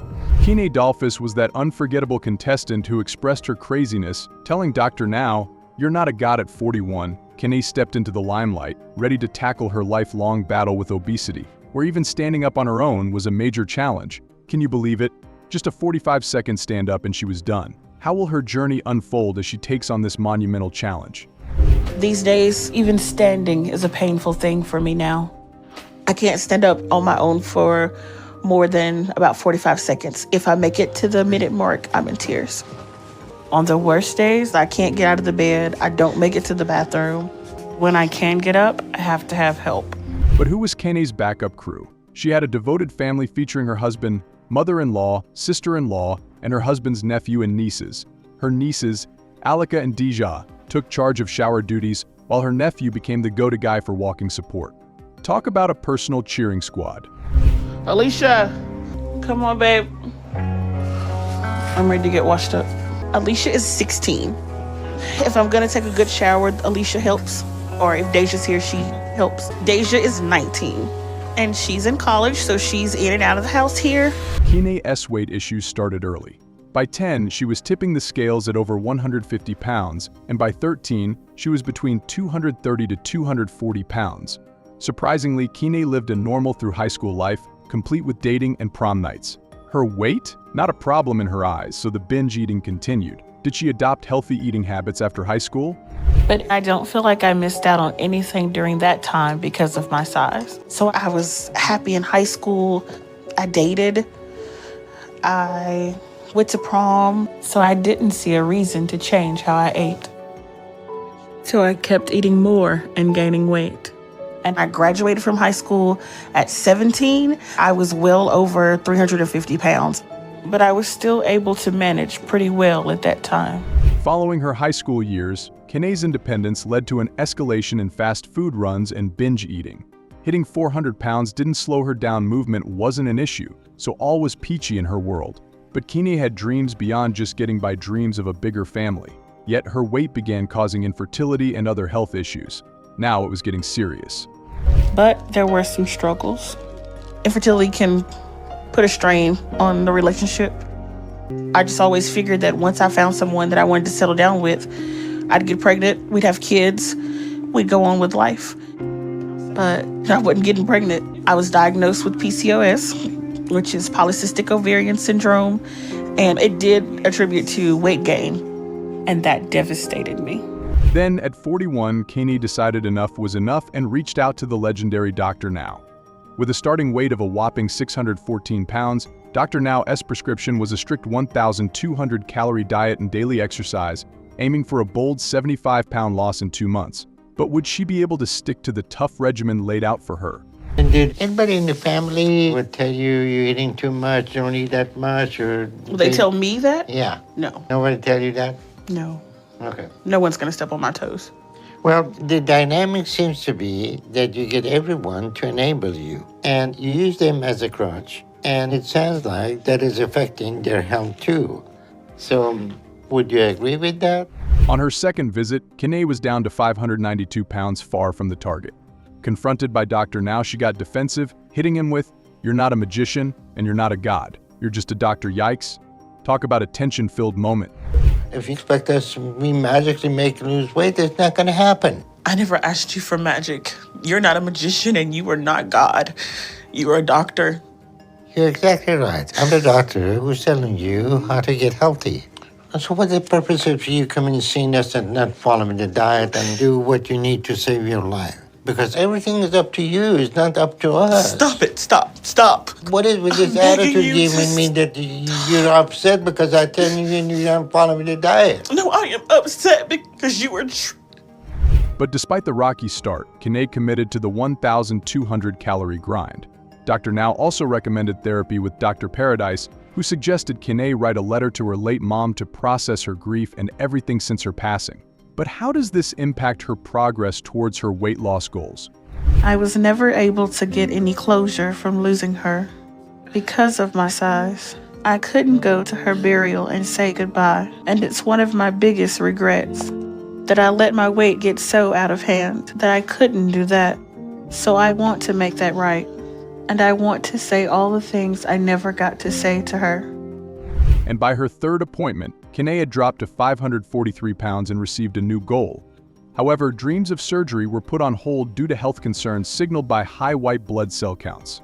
Keeny's journey is a testament to the fact that the path to health is as much about mental and emotional strength as it is about physical change. What a wild ride, right? These episodes of My 600-Pound Life prove that no matter how tough life gets, there's always a chance for insanity and to make life more challenging. If you've been as captivated as we have, don't forget to like, subscribe, and hit that notification bell. That way you'll never miss out on more amazing stories just like these. Thanks for watching, and we'll see you in the next video. Rapid heartbeat and atrial fibrillation, and that is something that we need to be concerned, because with that issue you won't survive surgery. And the reality is, with this issue, your body is getting close to a breaking point, and right now you're not going to live very long unless you lose a lot more weight before things get worse.